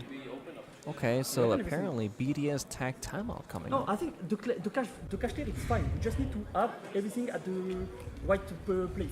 Just okay. Just if Rob, you have some holes, ask someone all that for bar and stuff like that. Well, there's a third set of operator bans coming out, and now into the timeout, Laloon can begin to speak. I cannot hear a damn. Well, I heard what P4 was talking about. Yeah, what was he saying? So essentially, he was talking about last round and how simple the problem actually is. He just said we need to have all the utility in the right location. They had flashbangs, but the flashbangs were beneath on the vert where the first player died. Had Robbie been up above, you can ADS burn the ADSs and then clear the shield, for example. So we just need to have the right things in the right position to do the cache take. And it started because, I didn't see who it was Freck maybe, he said we can't go for cache clear if they hold it. He goes, oh no, we can if we have the right tools in the right location, which we did have, but not in the right location. Who was it that died on rafters? I think it might have been Freck, just peeking the ace breach. I think it might have been Freck, yeah. Because that's the thing, like, if you're going to breach open cache wall, you can't afford to be dying to holes through it. Like, it's a very strange... You should only be swinging if you're either cutting off an angle or if you know where someone is because someone's been droned or grim bead or whatever, and then you swing. It felt like a lot of small things went wrong, right? Because if you go back to even before that, I think Robbie died first belief, right? On the buck, if I recall correctly. And you ideally do want the buck for that You attack. exactly, but it's like, if you're buck below early, before you breach the wall, and buck dies, he's fighting 1v1. And then because buck dies, and you swing from catwalk into the breach, now you're also fighting 1v1. Ideally, breach the wall, either the guy's gonna run away, you watch the run back, maybe you get the kill, or you watch the run back, he stays, now you know he's stuck. Then buck gets to work while you're peeking through the breach, surely one of those two people get a kill. But it was one by one, they went, oh, our flashbangs died. We can't clear the shield anymore. Yeah. And they only cleared it because FaZe gave it to them. They ran back. FaZe were like, well, we've gone 1 for 2, that's fine by us, we'll retreat. Timer's getting low, they have 3 drones left. We're very happy here. Oh, okay, handy. I didn't realize that there was actually a Vulcan on that window, but he probably should have fallen back a little bit earlier, saved that damage. You know what we've not seen a single time? A Doc North on the bridge. No healing on defense so from what we've cast. Yeah. No Rook. I mean, I can't remember off the top of my head, and I can't bother getting out the stats, but yeah, definitely like some of the least played operators in the comp level of the game for quite some time, particularly since ACOG gone. Yeah, Doc lost the ACOG. That's really hurt him in the pick rate department. Yeah. And I get it. I do get it. Dela goes in for frag on the blue window, but there is no one home from FaZe until KDS might go for a peek, but the read is good for him. Now, though, he's kind of boxed in, one by the door, one by blue. He might not have a way out of this one. But they're going to hit the side? Hold up. He's tempted. There's actually nobody in blue, and Cyber is barely watching it. Candela goes out. Surely FaZe are aware of this, as the Solace of Handy is making his way back, but actually shot from inside a dirt tunnel. This is a nice little pinch by BDS, and dirt tunnel from P4 was pivotal. It's KDS now to try and make his way back to side, but nothing to be done. Flawless for BDS on the back of their timeout. It was very interesting because P4 pushed him dirt tunnel, and he killed the guy flanking Frag from garage through the soft hole on the side. And then Frag killed the guy watching P4 by the deployable shield. They covered each other perfectly. Hilarious. FaZe caught off guard. A little bit too much roaming, a little bit too much gap there by blue and dirt, and they paid the price. Even just individual reinforcements changed that situation. The lack of a reinforcement between blue and Arsenal near the green box at dummies, things up. That's what enabled P4 to get the long angle onto the player coming back to site from oil. Little things like that. I mean, there's no correct way to set up a bomb site. I think a lot of people, especially in the TikTok era, they're like, you know, here's the correct pro setup for this bomb site. You reinforce this wall, you put your rotate here, and that's not how Siege works. But what you do need is to have an understanding of how to play around the specific setups. And unfortunately, FaZe kind of failed to do that. If you're going to have that wall open, you need to play aggressively and always be aware of blue. They didn't. You also need to control dirt. You can't let that fall into the enemy hands. Of course, you're going to have, you know, your default setup, but defaults we started back in 2016, and what we see today is an iteration of an iteration, and it's just evolved to the current standard. Yeah. I mean, double reinforcing rafters is a perfect example of that. Like, that's now become default. But for the longest, we've kind of come full circle, because when the game came out, people were reinforcing things like that, and then people were like, oh, we can't. Oh, wait, we can extend. We can extend, we can allow our teammate to get back to site and have crossfires, and now we're like, no, you just want to leave him to die, because then we still have a higher chance of winning the round. Yeah, that's why I think CC Catwalk here is one of the most interesting places in all of Siege history, because we have seen so many ways to do with it, right? We had the Jaeger Mai iteration, then the Asami came out, then we had a mirror window pre-placed on the wall to kind of give you an angle, but not fully. Then we had people playing Clash on rafters, then we had Scopos teleporting away. We had the double rafters with the dock. And docking the caps of fire. Like, we've seen so many iterations. And still, 7 years or 8 years or whatever after the rework, when this became a thing, people are still trying to figure it out. I never thought we would see another innovation on this bomb site, which has just been like played to death. It was the primary bomb site for a good while. It was. The first rework.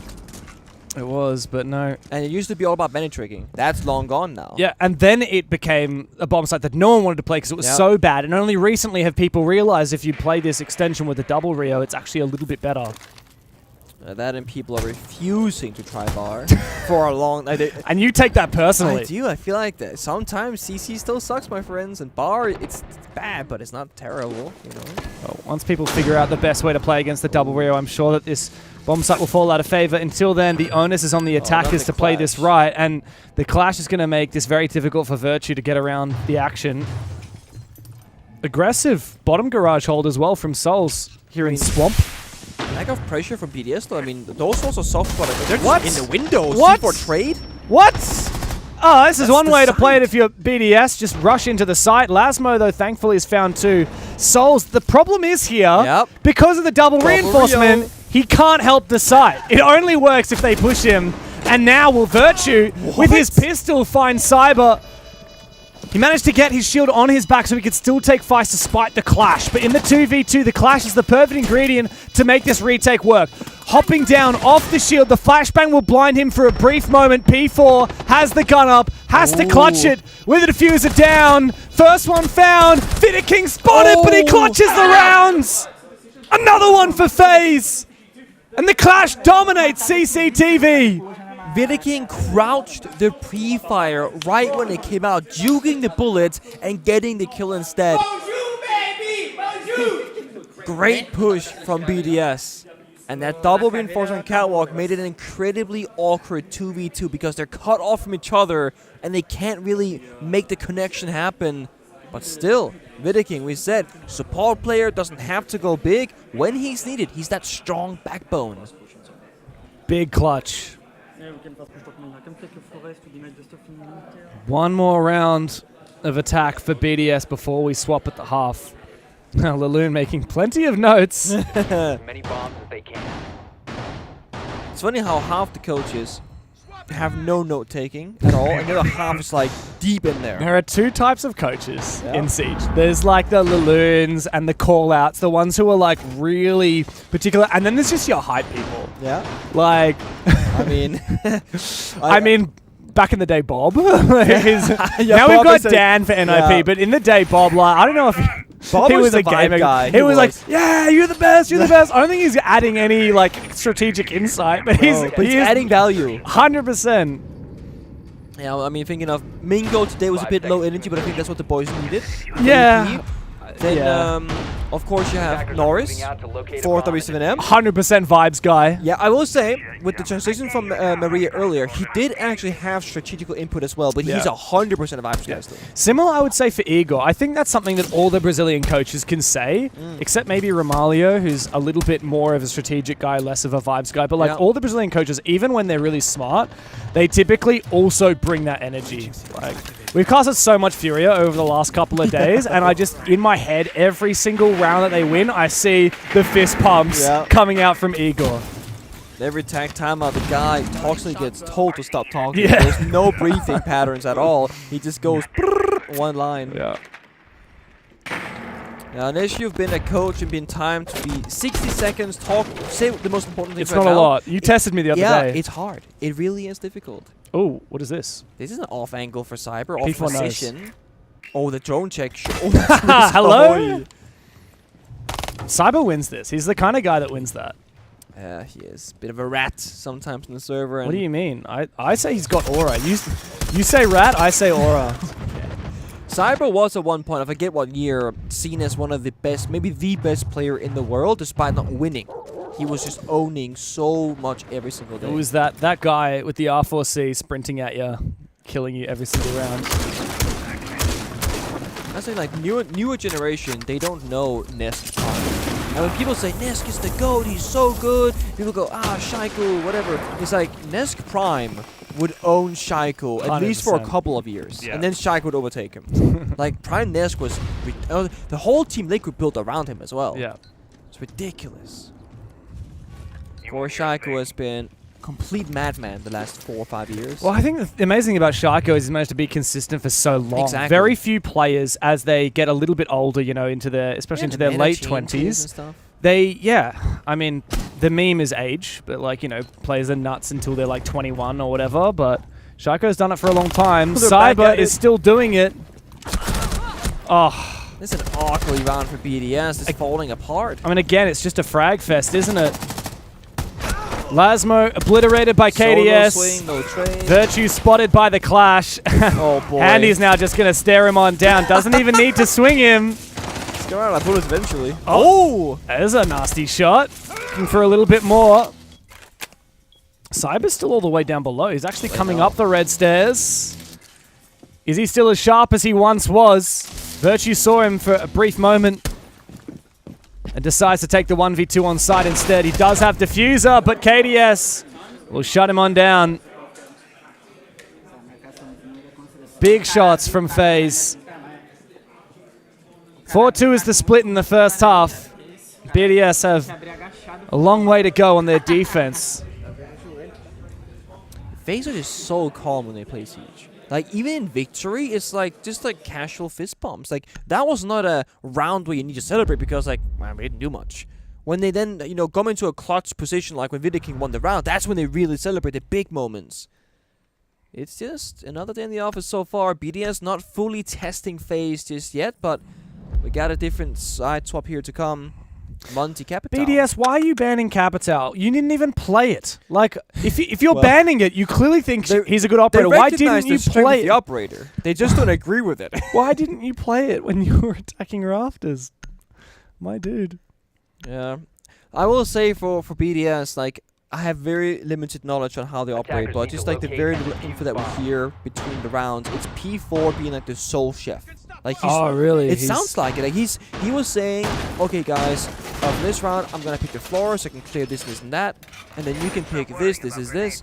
And I feel like when you have one guy doing the majority, of course there's gonna be some things that get missed because he's thinking about what he has in his mind, and you're not gonna cover everything with one person. Yeah.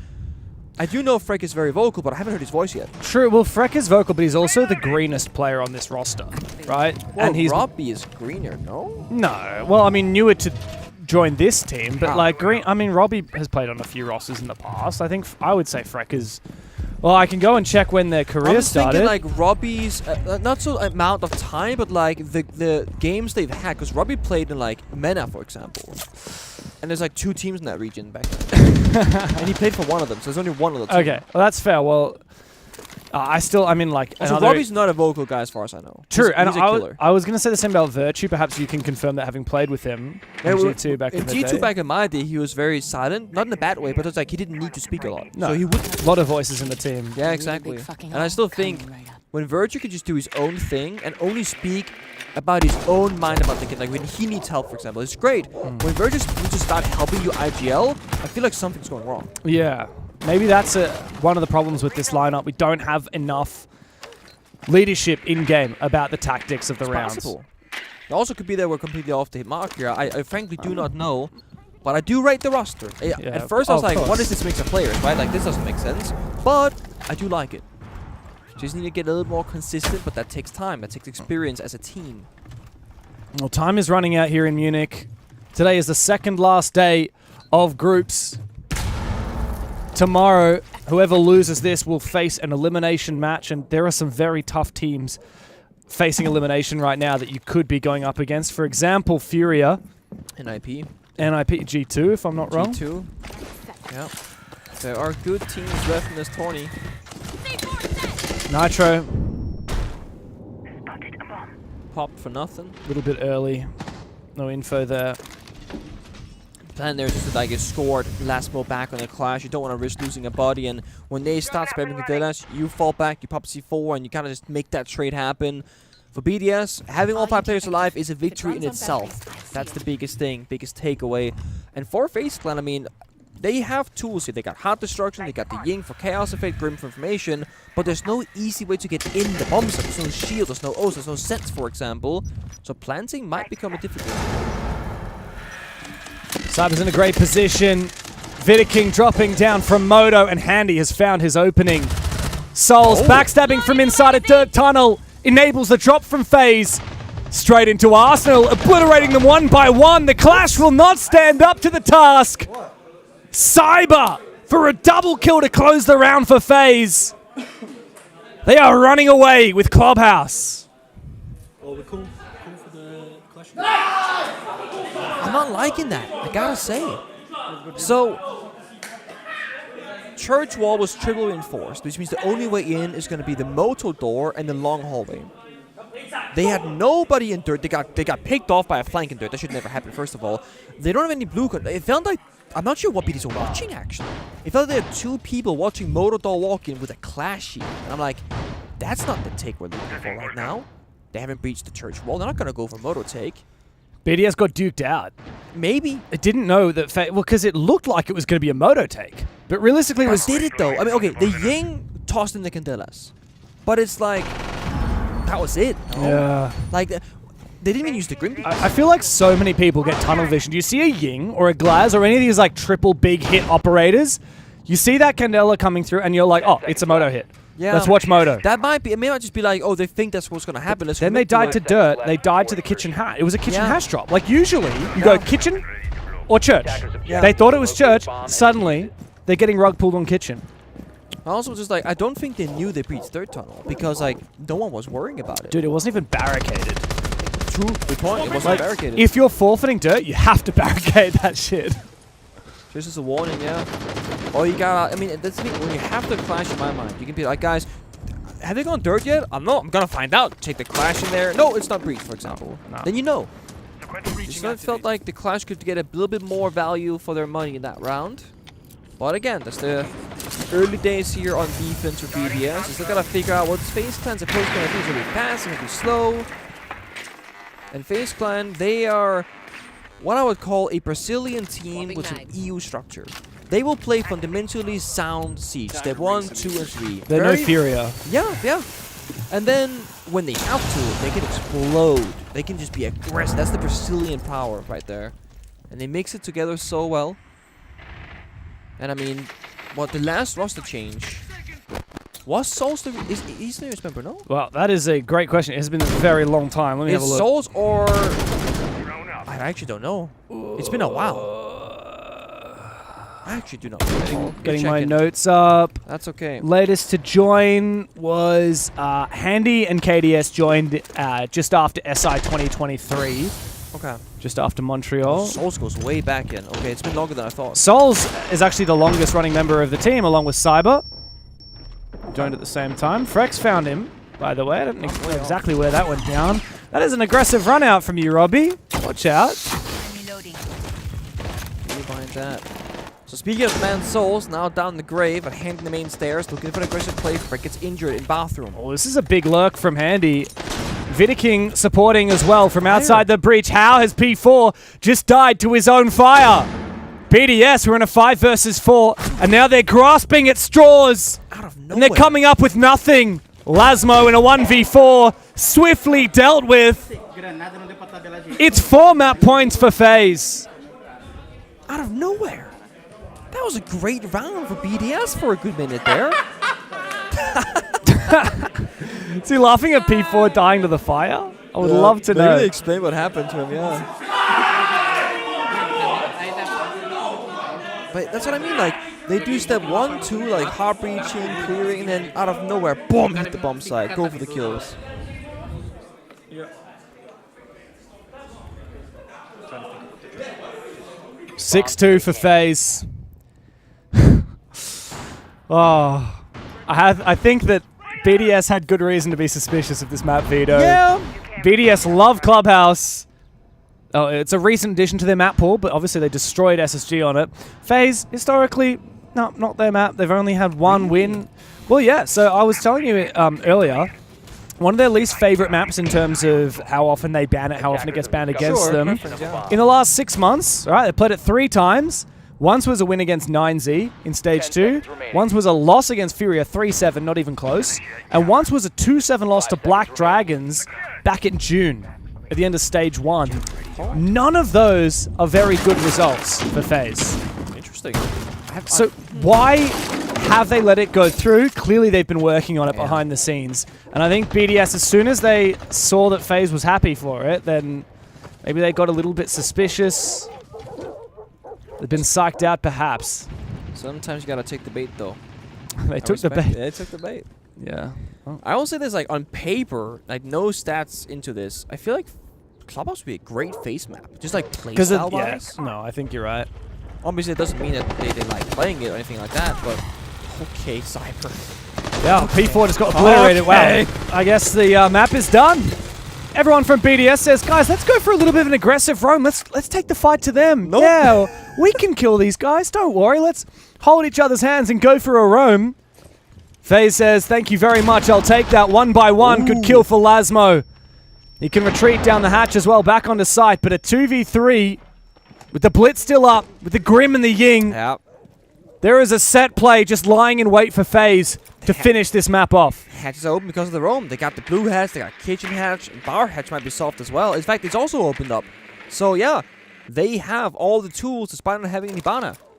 But at the same time, Lasmo had no choice but to fall back. You're 1v3 against the blitz. Like, that's not gonna work. Virtue and Lasmo has to work together. And it's just a matter of, can FaZe find the opening? But with 1 minute and 30 seconds left, I'm gonna say yeah, they can. Because they're not gonna make a mistake when they was time. And they got 4 smokes front length of sight. They got Blitz and Ying flashes to create space. And then they have info from the Grim. They have literally the perfect tools for this. I like the way that FaZe have really slowed down the pace. Yep, exactly. Just they can only lose to them making a mistake or somebody hiding somewhere. And that's what they're checking for. They're checking every corner with drones. They even check strip club. Oh, Lasmo wants to try and contest now. FaZe know exactly where he is. Vidiking with the shield. Again, dropping fast enough that they're not worrying about these trade mines. Wow, look at this from Lasmo. He sneaks all the way around, but the Ying Candela blinds him at the perfect moment. And now he's been cut off by the fire. Virtue! Gnarly one tap. Down into the 1v1. The oldest player in the game needs to clutch up. But Vidiking on the blitz is hunting for him. As Yossi falls on back. Doesn't want to get in close quarters with the blitz. That would be a death sentence. Sees him. Blinded, but both players cannot see. And Vidiking punishes him. FaZe dominate BDS. It's a 7-2 shellacking on the first map. Valiant try and effort there from Virtue, but there was no team when it came for BDS. There's individual players sometimes making a good play, sometimes getting shut down, and FaZe, they storm them 3v1, 2v1. That team, the coordination, lethal from FaZe. A convincing first map, but this is a BO3. A lot can still happen, James. That it is, but FaZe waste no time getting out the strap books and looking up next to Consulates. A map that both of these teams like, but BDS, I mean, they're going to be shocked and awed after what just happened on a map that they had confidence on. To go from 7-1ing SSG, getting slapped around 2-7 by FaZe. The results speak for themselves. Cyber back into it. 10 kills to 5 deaths. Yeah. This was a good day to be a FaZe fan. 3 injuries. I mean, this guy was there almost every single time just looking for those kills. I mean, remember when him and P4 were dancing in kitchen? Cyber came back down 60 seconds later and then got the kill in the end. Yeah. It could well be a long series, but BDS are going to have to show us a whole lot more than that because I'm going to be honest. We need to see more. I think FaZe is back. Like this. Didn't they ever leave? It's not the end of... Hey, mate, did you watch Stage 2? Okay. Those guys sucked in Whoa. SAL. Maybe not sucked, but they're below their usual level. I mean, NIP overtook them. NIP are... They're crazy, actually, right now. I saw them against Shopify Rebellion earlier. True, they're on the verge of elimination. Whoever loses this may end up playing NIP. The big thing here is that it's not an elimination game for these two teams, but it is a qualification game. And if anything, that means the stakes are even higher, especially for teams that haven't yet performed on a big stage. Like BDS, for example, they're yet to play with this roster on a big stage. 1 map win for FaZe, and they booked their tickets all the way to the arena, which is literally right here. We're actually in the arena right now, just cooking and getting ready. Where we are, because earlier you said we're in the bunker. Now you said, but they don't know where. Well, we're actually not in the bunker anymore. We're here on the B stream. We're the best stream. You get to see some sunlight. Of course, it might not be long until FaZe see the sunlight shining on their faces, walking up to the stadium, but they do need to win 1 more map. Consulate coming up after this.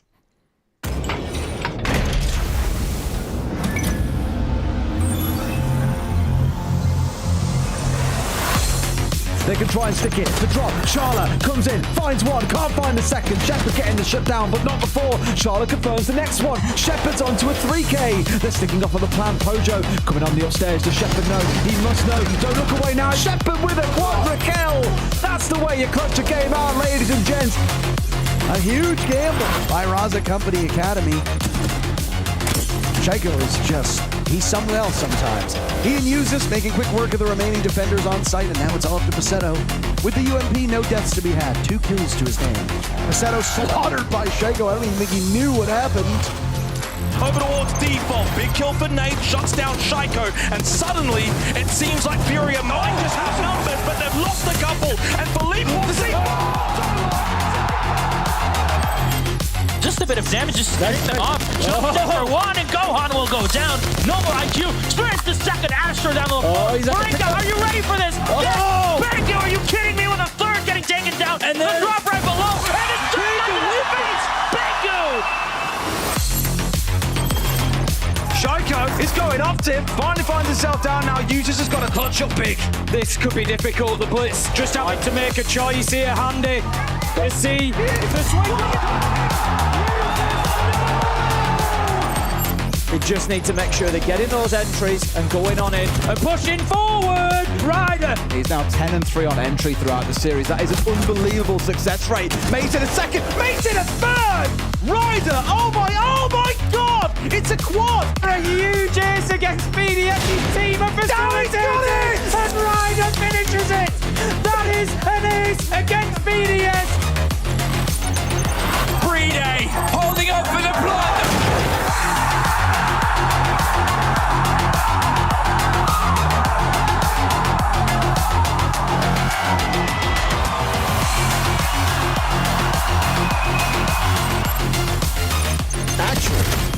NJR destroys Miracle. Groovy is next. Revolver out. 13 kills for him. As there goes a smoke, and a reload is the smart play. Now around. Destroys June. He's on the blitz. Wall come down to Adrian on the come. Bridge! It's a 1v5. They had everything going! 1v5! Taking everyone down in a flurry of frags, leaving it just onto one man, PZD. Lukid, he has to plant the diffuser. He comes off it for a second though, doesn't fully commit. Waiting to plant the last available second, was hoping he baited them out! But all that means is that when he goes back on, he's left susceptible. Solotov's down! 3 days off!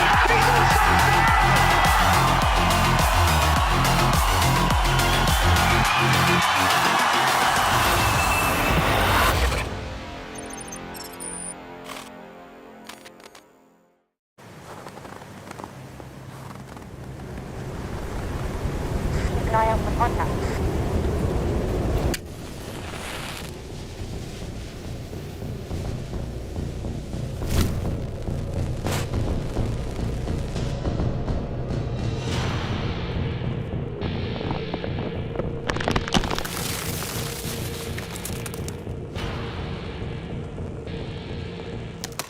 Available now. On dit qu'au-delà des mers, là-bas sur le ciel clair, il existe une cité au séjour enchanté. Et sur les grands arbres noirs, chaque soir, vers elle s'en va tout mon espoir. J'ai 2 amours, mon pays et Paris. Toujours, mon cœur est ravi.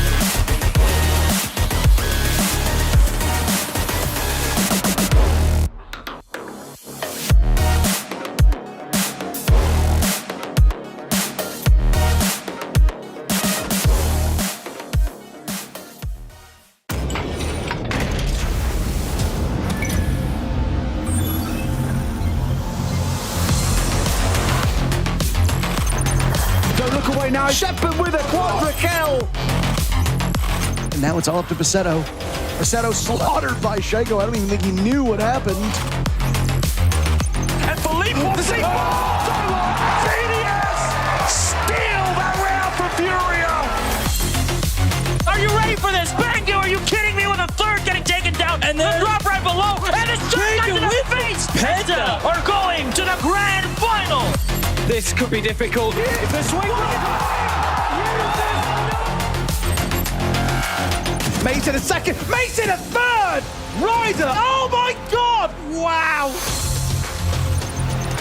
Pre-day holding up for the blood.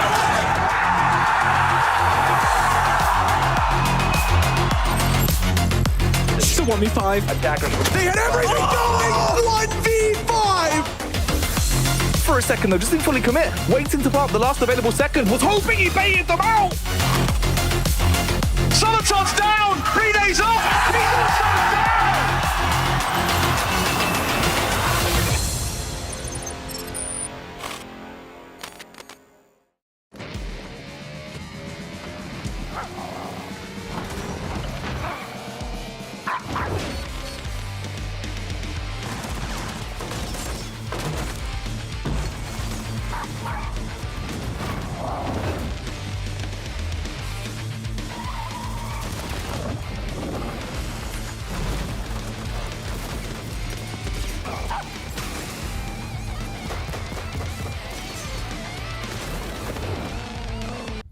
Job's not done. If you're a BDS fan, the job's barely begun. FaZe might have won the first map, but I don't know. I'm not convinced. What do you mean you're not convinced? I'm not convinced. 7-2 victory, pretty one-sided. You're not convinced. I'm not convinced until I see the 2-0. You know, I want to see They the can't FaZe that win 2-1? won. No, I want to see the FaZe that won the World Championship, you know? All these Brazilian teams have struggled this event. Yeah, I know, but like I want to see them. Oh, they the same form. Stop yucking my yum, I'm just bro. trying to. I feel like it's important to be challenged in life.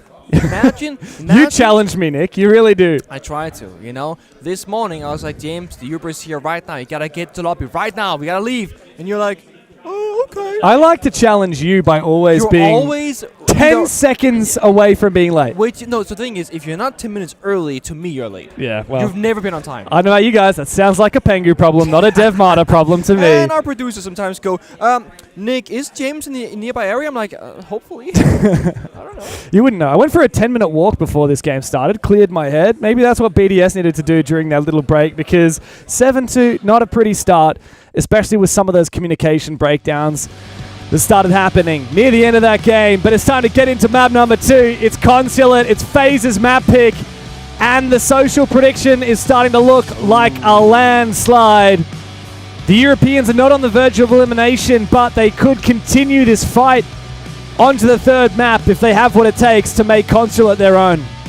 BDS will be on the defensive side as well, so they can start off on a bit of a streak, hopefully. Build some rounds, build some confidence, and get back on the horse. FaZe Clan, I'm kind of thinking to myself, like, please, are they a really good attacker team, a defender team? And I'm not talking about stats. You can look at it, but I'm just thinking. I can look at the stats. I feel like they're pretty darn good on the attacks. Like they're good at most people are good on defense, right? But I feel like they're a good attacking team.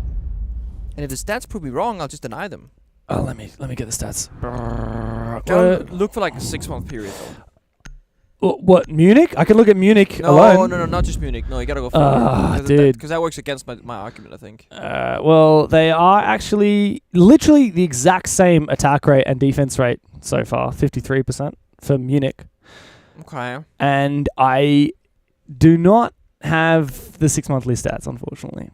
So what good are your stats for? I'm sorry. Why don't you have that? You have if your other. There's a lot of buttons to press. You tracked Furia for like 2 years earlier, no problem. Is that because you like Furia Well, more? do you want me to spend more time getting these stats? I can tell you that on this map specifically, over the last 2 times that they've played it, because that's the only times they played it in the last 6 months, they're way better on their defense, 85%, than they are on their attack, 31%. It's also but this is also FaZe's favorite map, statistically, in terms of how often they ban it. It's their top preference, as we like to say. It's banned against them all the time. It's banned against them all the heckin' time. Okay. Wow, they're actually on quite a win streak. 4 games in a row they've won on this map. The last time they lost it was way back in February at 6 Invitational. They lost it in overtime against Space Station. This is the only time they've lost it in the last 365 days. They've beat teams like W7M, the old BDS, Liquid, Secret, SSG. Oh.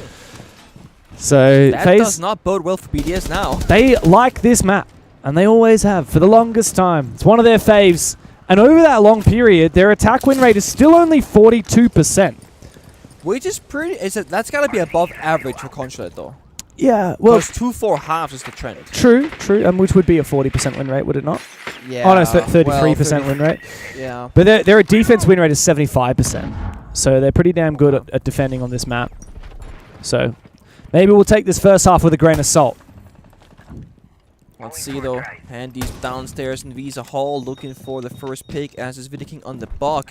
We don't see Bok Verd on a top floor attack almost ever. I'm curious if he's gonna start cooking with that. Of course, gotta worry about the flanks. There's a Nomad as well from Souls to assist. Up Spiral Stairs, Handy goes. We're just waiting for the first pick for the movement, and this Spiral Staircase is very free for taking for FaZe Clan. Oh. I don't know what's going on there, but Souls has been caught off guard by Freck. I believe that was from near bathroom. There's a big flank opportunity as well from P4 coming all the way from down in the basement. Meanwhile, Robbie seems to have the site on lock, and Vidiking's Buck will fall. One of the reasons why we don't see a lot of Buck on this bomb side. Handy 1v5. It's not happening. He's completely clueless. He's checking every corner. There's one freebie, but Robbie will trade. Great start for BDS. Certainly. So even some player comments there on. Yeah, doubling up. I was gonna say like good aggression, good pace setting. Call it teammate, let's go picking default. Oh no, let's go piano first. Let's go piano default. Oh, Okay. change things up. I like that. Take traps again. Nice.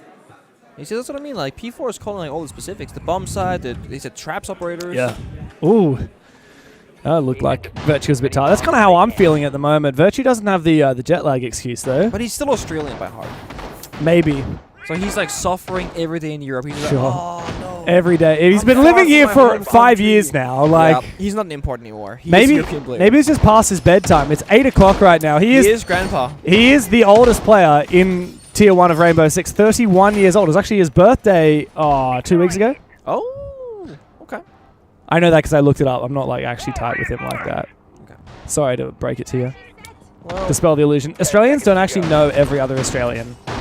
you make it seem like it is that sense. There are more Australians than there are Danes. I will have you know. And most Danish people know each other. So. That's true. How many people live in Australia? 25 million. Okay, never mind. What is it? 7 million or 5.8. Yeah, not a lot of Danes. You guys are. I mean, I guess you got okay. You guys have a big land mass. I know most of it. It's you don't live 50% there. larger than the entirety of Europe. Ah, there it is. But most of it, people don't live there.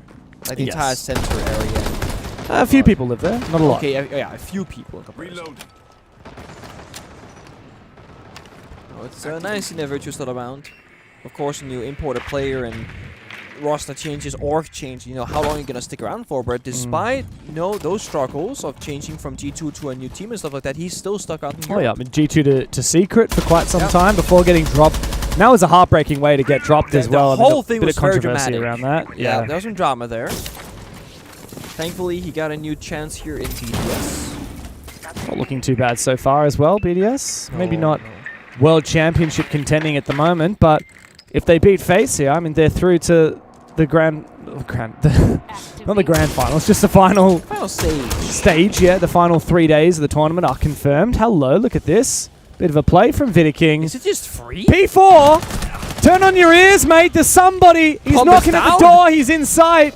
I don't know where Freck was. I have no idea. The plan confirmed in what was essentially a 5 versus 5. The vertical game did not cover it. Neither did the player on the bomb site, and now FaZe just have to hold it in the posts. You only had 1C4, and that player was in the top 4. That's Robbie, and now it's going to be a retake with 25, and they're all falling apart. Last one is P4. The man, when the round started by the bomb site, is last man standing as well. Okay. Oh my god, I've never seen Handy that amped up before. Dude, he was less excited when he won SI. I remember when he won SI, and I did not see that reaction from him. That had to be him calling and making that play, and you know, it worked out. He's very excited about it. I got a bit scared there. Yeah, genuinely. I mean, if I was on the other side of the arena playing against that, I'd be like, okay, dude, please, you can take my mouse, take my keyboard. I thought they just lost or something. Oh, man. I don't know. Like, he didn't even, to my knowledge, get like a big 4K that round or anything. It was the masterclass, mate. That's all it is. Sure. It's the masterclass. Maybe he called it, like you said. Maybe that was the Handy special. Yeah. Perfect gap finding, that's for damn sure. And again, if you want to be like really nitpicky, I feel like BDS and Clubhouse was like the very small things were missing. And P4 said himself, and we heard him in the tech timeout, he was like, guys, we had the right tools, but we're in the wrong location. In the previous round, they only had one singular C4 for plant denial in the wrong location. Had P4 on the side had it, not Robbie, he could C4 it. Had the guy in basement had to C4 it, he could have C4 it, but they didn't. It was a top floor who was way off the mark. Yeah, there are 3 different floors of concert that you could deny that plant from. Yep. BDS were not ready for any of them. Yep. So it feels like they have the macro, the overarching picture. Okay, we want to do this kind of roam with these trap operators and watch these things. But the micro, if they do this, what's the counter? If this is the plant spot, who can answer it? That's missing to me. Bit of info was definitely lacking that round as well. They didn't clue into the push early enough to be able to be in position to deny the plant.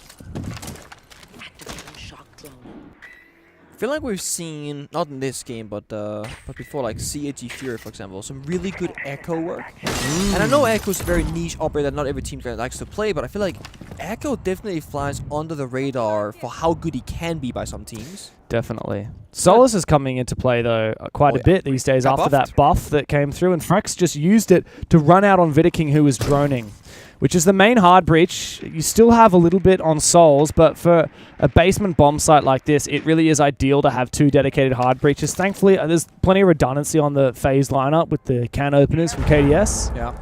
Oh, okay. Bonk.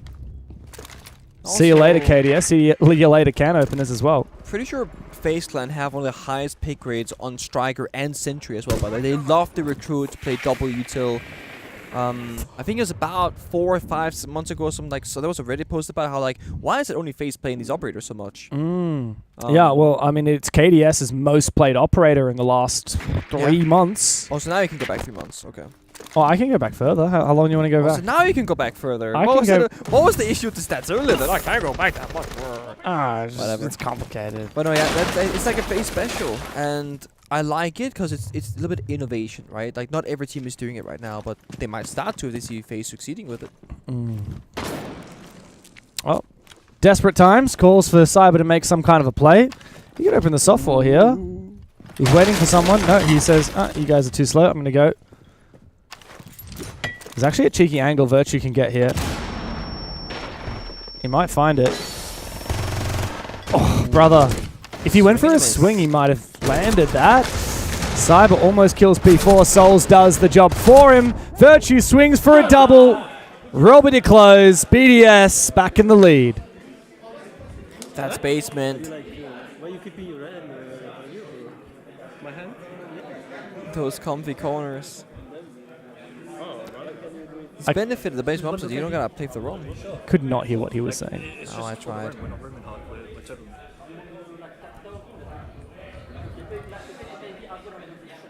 Like, if you know, you can like squint your eyes. You can just squint your ears. Yeah, exactly. I feel like you can, though. Have you ever done that? Like, if you're on a busy train and you want to tune into someone's conversation, you kind of squint your ears. Yeah. The thing is, I was trying to do it there, but it's hard. It's hard. That's a very busy, like the studio where we're playing these matches from, because we've got obviously concurrent games, concurrent streams. We've got BDS phase going on here. Do you know what the game is on A stream right now? It's G2, isn't it? It's G2D+, no? Oh yeah, I think it might be. That's right. And then we've got all our photographers and our admins and everyone else that's in that room. Not to mention, just on the other side of a curtain, we have our A-stream casters, our whole a lot of our production team, and a lot of other stuff. So when we do cut to seeing the players, you're hearing a lot of little like kind of background chatter. Sounds like you're at a little like a little function or something. Yeah. little party. Yeah. Yeah. No, that was the thing that I found really interesting when I first started casting, was like seeing behind the curtain and just how much goes into producing a Pro League show. And a lot of people at home are gonna be like, how can there be a tech rehost? I thought this was a simple video game. You It's have not. no idea. There are a lot of staff at this event. We have kilometers of cables alone. We do. We also have literal like TV trucks outside the arena right now. It's a whole thing, guys. And You want to know the most important role in the entire in esports production? It's the caterers. Oh, that's it. They keep everybody happy. 100%. We had a good curry today. Yeah. I mean, we had a good schnitzel yesterday. That was actually fire. I was most a big fan of the Mexican we had a couple days ago. That was my favorite. No, catering is very important, of course. Keep the players happy and fed. Look, German cuisine, not my favorite, I'll be honest. The Germans know how to do a lot of things. Build cars, build buildings. You're gonna flame their food. It's Meat just and not the best. potatoes. Look, I mean, that's their beer makes up for it. I'll give them that. whatever. Of course, if you're unhappy, you can get your own food, and if you're a player, you know, get on that app, get a delivery. I saw G2 got a delivery earlier to the prac room. Oh my god. We're not shooting default cams in 2025. At a major. Guys.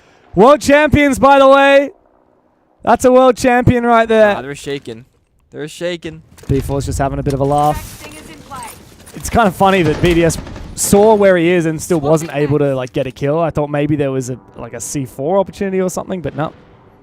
Attackers drop the diffuser. Very slow round though from FaZe. I think right now just stabilizing. They've seen how the rounds can flip very quickly from the aggression of BDS, and it was Virtue said this just 2 rounds ago. Guys, just double up. Let's go for fights. FaZe want that 5v5 execute. Look at the lineup, right? They got the Sins, they got the Capital. They want to get to the bomb site. They've gotten there almost. Just one door away. Just got to find just P4. Clear him off the meeting door and they can start executing. Zof uses the concussions as well. I like that. An uncommon pick. Helps out though as KDS makes the entry on the Spider-Man rappel from inside a spiral. He makes his way forward, handy supports. Together they take control of the long desk. Virtue finds one and then looks to fall back, but his teammates have fallen. It's just him and Lasmo now. Against 4 players still up from FaZe. A second for the Aussie, confirmed with a shotgun.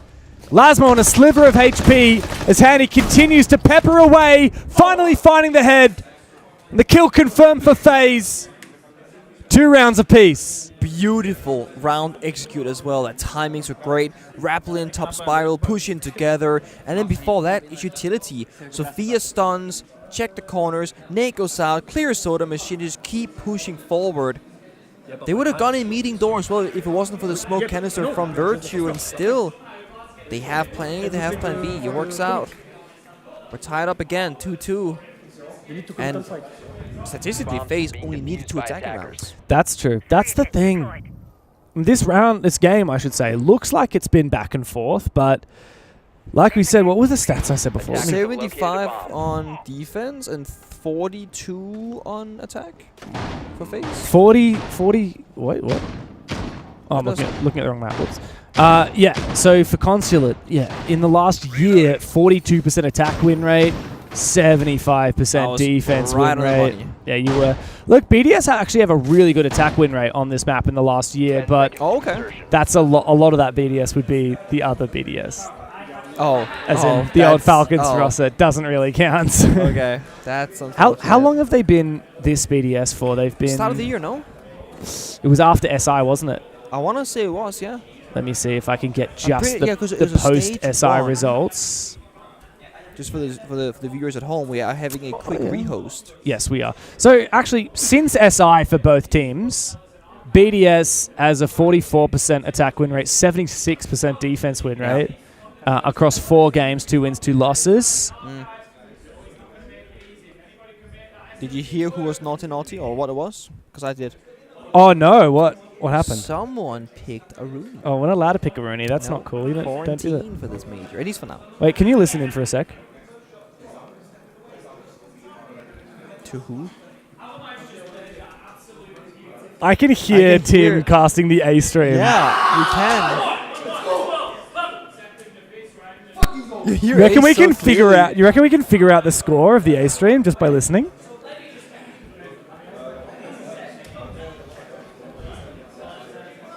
Is it G2 versus D+? It is. Yeah, I can see them right now. So the caster's on the left-hand side of this camera, right? Like on the back left. Yes. The one thing I know for certain is that we are not going to overtime, Des. Not yet, at least. Not yet. I don't think they've had a. We're going towards, have they? Maybe they. Surely they have. Probably not. We've had a few OTs, haven't we? We've had a few OTs. Yeah. Oh. I feel like we got a little bit unlucky in Rio with our games. We didn't get many big ones until we were cursing every game. I mean, until the grand final, but even then it was a 3-0. We didn't get many close games. But we've had the opposite here. Oh, Virtue. Dude looks like he's just been for a jog. Yeah, he's going through it.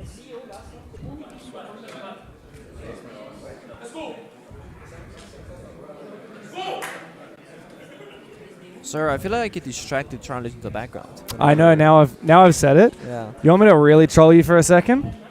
You know, I'm going to ruin the green room for you. So we have a room where we sit when we're not working. Yeah. And we have screens in there so we can watch the game. Yeah. There's one screen above the makeup area, and it's 5 seconds ahead of the other two screens. I know, and it has the wrong color tone, and it has awful quality. But if you want to know the result fastest, you have to watch that one. And also, it doesn't have any audio on it. Only the other ones have audio, so it's very trippy. It is. I was like, oh, so the makeup artist can see how pretty our makeup is. And I was like, but the color saturation is completely messed up. Completely purple or green or something like that. Yeah. It's not a good look at all. I can't unhear Tim now. I know. I keep hearing him.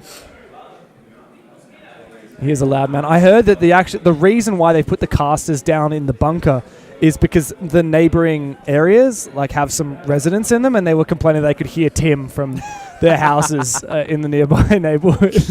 Oh, dude, everyone in Manchester, wherever he lives, is like, yeah, we know that guy. He's the guy yelling at night all the time.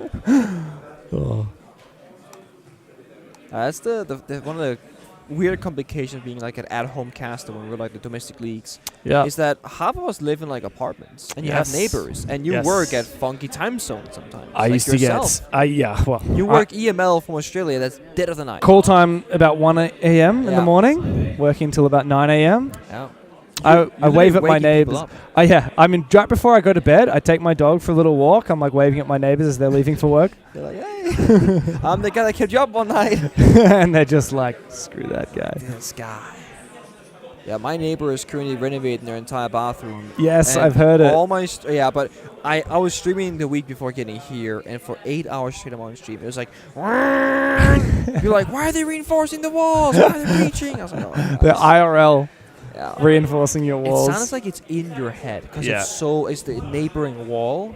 It's actually happened to me at a previous place where I lived. I had just gone off a stint of doing all these EU night shifts, and I went to bed at like 8 or 9 in the morning. I'm like closing the blinds, and then my neighbor behind, literally, I shared a wall with my bedroom, was doing a bathroom renovation, drilling into the concrete wall, like millimeters from my head. Right when I'd just been working all night. And they did that a whole day. That's a tilter right there. Yeah. Genuinely. Slept on the couch for a week. I get that. Would have done the same thing myself. Well, we're so back. I think BDS, if they can't get this across the line and make it through the playoffs, they might have to sleep on the couch for a little bit. The org will not be happy. These guys have had a lot of chances, and yet we're still waiting for them to make a splash. Ever since joining this big new organization, these players have not been able to live up to the expectation of the former Falcons roster. Speaking of unhappy, if you lose, you go home pretty soon. I saw J9O from SSG this morning leaving for the airport.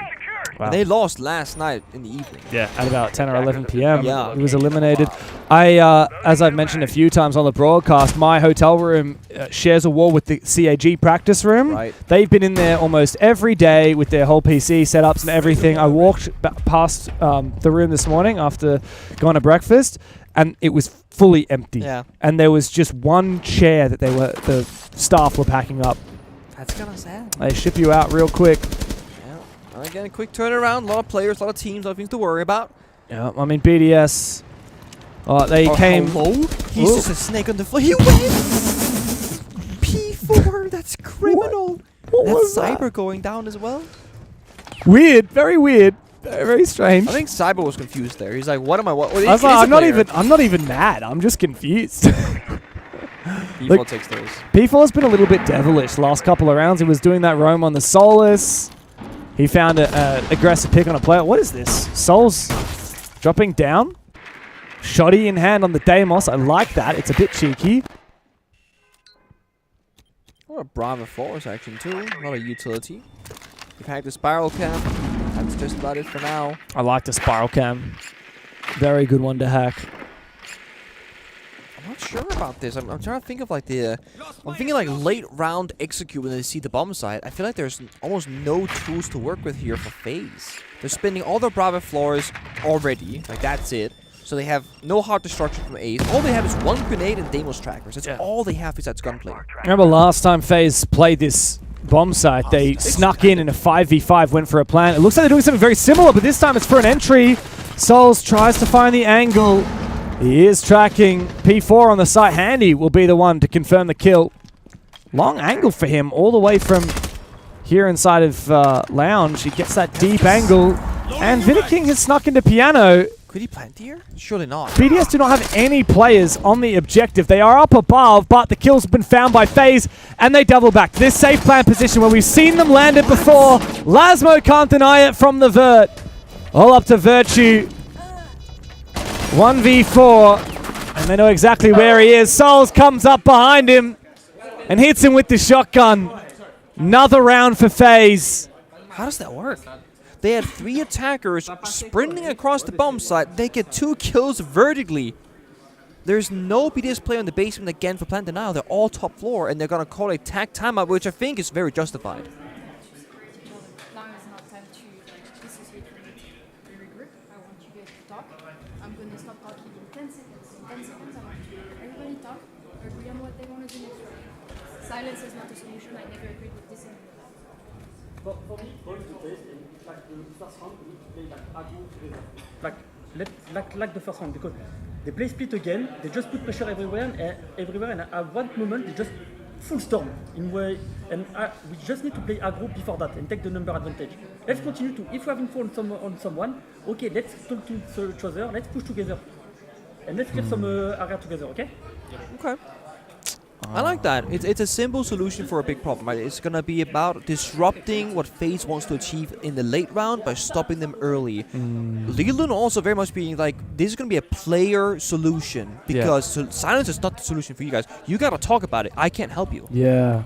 So there must have been some quiet comments before that tag timeout. Yeah, it's interesting. We've talked a lot about this. Some coaches will be saying, guys, next round you're doing this, this, and this. Lilun just kind of whipped them into shape. Yeah. Said, guys, you're not talking enough. Yeah. Everyone is just sitting there, falling back into their shell. Silence is not a solution. You guys need to work this out. And then P4 is the one that offered that solution. That's my only worry, because P4 is the guy that we keep hearing talking by default. I would have loved to see other players step up to help P4 there. More ideas. More ideas, because it doesn't seem like P4 is offering an idea and they're going to go, I agree. It's like he's just saying what they should do because no one else will. Yeah. Also, I'm not sure if I heard correctly, but it sounded like she said, I did not sign up for this, or I didn't agree with this, or something like that. Where she's like, I didn't hear that. I'm not sure if I heard correctly, but it sounded like she opened up and saying, like, this is not what I signed up for. So, silence is not the solution. You gotta talk together.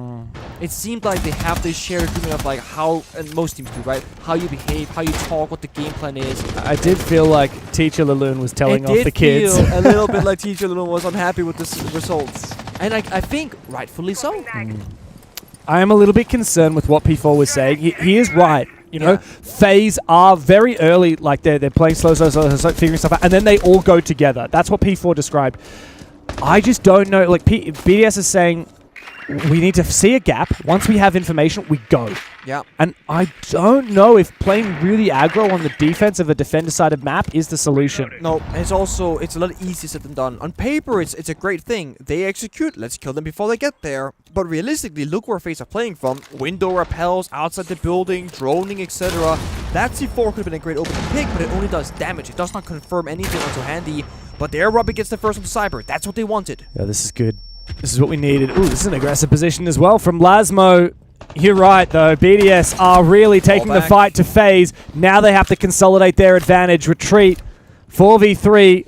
Oh, and Virtue is also going to play aggressively, but it's been red. He's not a solo swing. Everyone from BDS is feeding them. No. One by one, they fall. They committed to the bid, and it did not pan out. FaZe have decimated BDS. 4 rounds on the attack, far exceeds the expectation. And now the Europeans have no clue how to handle this. So the plan is that they double up and swing together, and I said solo swing when I saw Virtue because yes, there are people behind him, but they're a solid 2-second sprint behind him. He swings solo, so Virtue goes down, and guess what? FaZe will stick the corner, and then they wait for the next player. To make matters worse, I'm not sure if the stream caught it, there was a second FaZe player on the spiral skyline. You can't swing him when he's there's just holding the angle. This is the problem with the call. Once we know where someone is, we need to kill him. Yeah. That was just such a bad play. It started off well, right? The first 2 picks, phenomenal. And I want to say, I think they overstayed in admin. The second you get the second kill, get right on back. They wanted more. Then, when the first teammates started dying, that's when Lasmo fell back towards the bomb side. And then Virtue, and that's the mistake that you mentioned, lashes out for a 3rd kill. To be fair, like Virtue was just following the plan. And he did do it with his teammates. 3 players. Yeah, but there was a gap. There was Virtue in the front and then 2 seconds behind him. Also, you just objectively, you can't multi-swing a player who's tucked in a corner like that. Because that player is only just holding one angle. And like you said, it was a crossfire. There's a guy on the roof too. Yeah, I mean, they didn't know about that kind of roof, I assume. Because they would never swing. I just feel like, yes, you could blame Virtue for that. But that was a bad call from P4. I mean, I hate to go in, but like in that tactical time, I think that was a bad read on how to take down FaZe here. You can't pile on aggression from aggression. It worked in the beginning though, right? Yeah, but it can't be a one-size-fits-all. This is the plan all the time. This is the thing, like, when you call a plan, it's always modular. So when P4 calls that, we have to understand we shouldn't swing every player to the 0 left. We should swing to get the man advantage. That was what he said. No, and they got it. And then that's why I'm like, okay, they should have played the 4v3 from side. And that's when they swing top spiral. I'm like, you're greeting. You got what you wanted, you got what you asked for, but you want more? Oh, shame on you. And now, second half has started off very poorly for BDS as well, with Handy finding the spawn peak on Freck. It's a lot of util to go down the drain with the Roteros from Flores. Also, Freck, who's historically one of the core fraggers of this roster, was very hyped up coming into this team. A lot of people excited about what he could do. He was on Wild prior to this. He also had some really good games in either stage 1 or 2, I don't recall. Yeah. Now, him and Robbie were both like, let's pick up some young, unproven gunners. Yeah. Robbie, it was actually a year ago at the Montreal Major that Robbie really made a statement. He was playing for the old Falcons, the MENA roster. Yeah. He's an Italian himself, and he was the best player at the whole event, despite that team going out pretty early. He was very sought after that. He's not lived up to that expectation here on BDS, at least not recently. I don't think he's lived up to that expectation since he had that tournament game. Bit of a one and done. So far, but I also think, one of the worst things that can happen to a player is when they find success too early. And this is not about their individual performances, but also like hunger and whatnot. Like, TSM winning aside when they did, and then half the team retired when they didn't work out. They got the trophy. Yeah. Sport winning a Berlin Major, first event. I mean, it hasn't won since. Yeah, and BDS is certainly not making a good case for winning this round. P4 finds 2 exit frags before FaZe takes him down 5-2. And it's just another day in the office for FaZe. 2 more rounds and main stage is confirmed. That round was over when they got their spawn peak onto Frag. It was literally over from that moment forward. The big difference between FaZe and BDS in particular here is FaZe do not give up man advantages. They do not give up a winning position almost ever. They are one of the least throw teams I have ever seen. Yeah. But we can just use bombs. We can just what? We can just what? We can just what, P4? In Season 2 of BDS v FaZe, you will figure out what he wanted with the verb. On next week.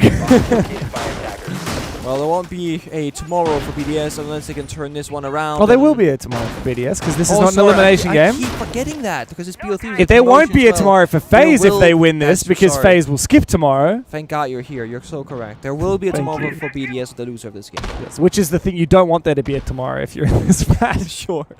You want to get the bye.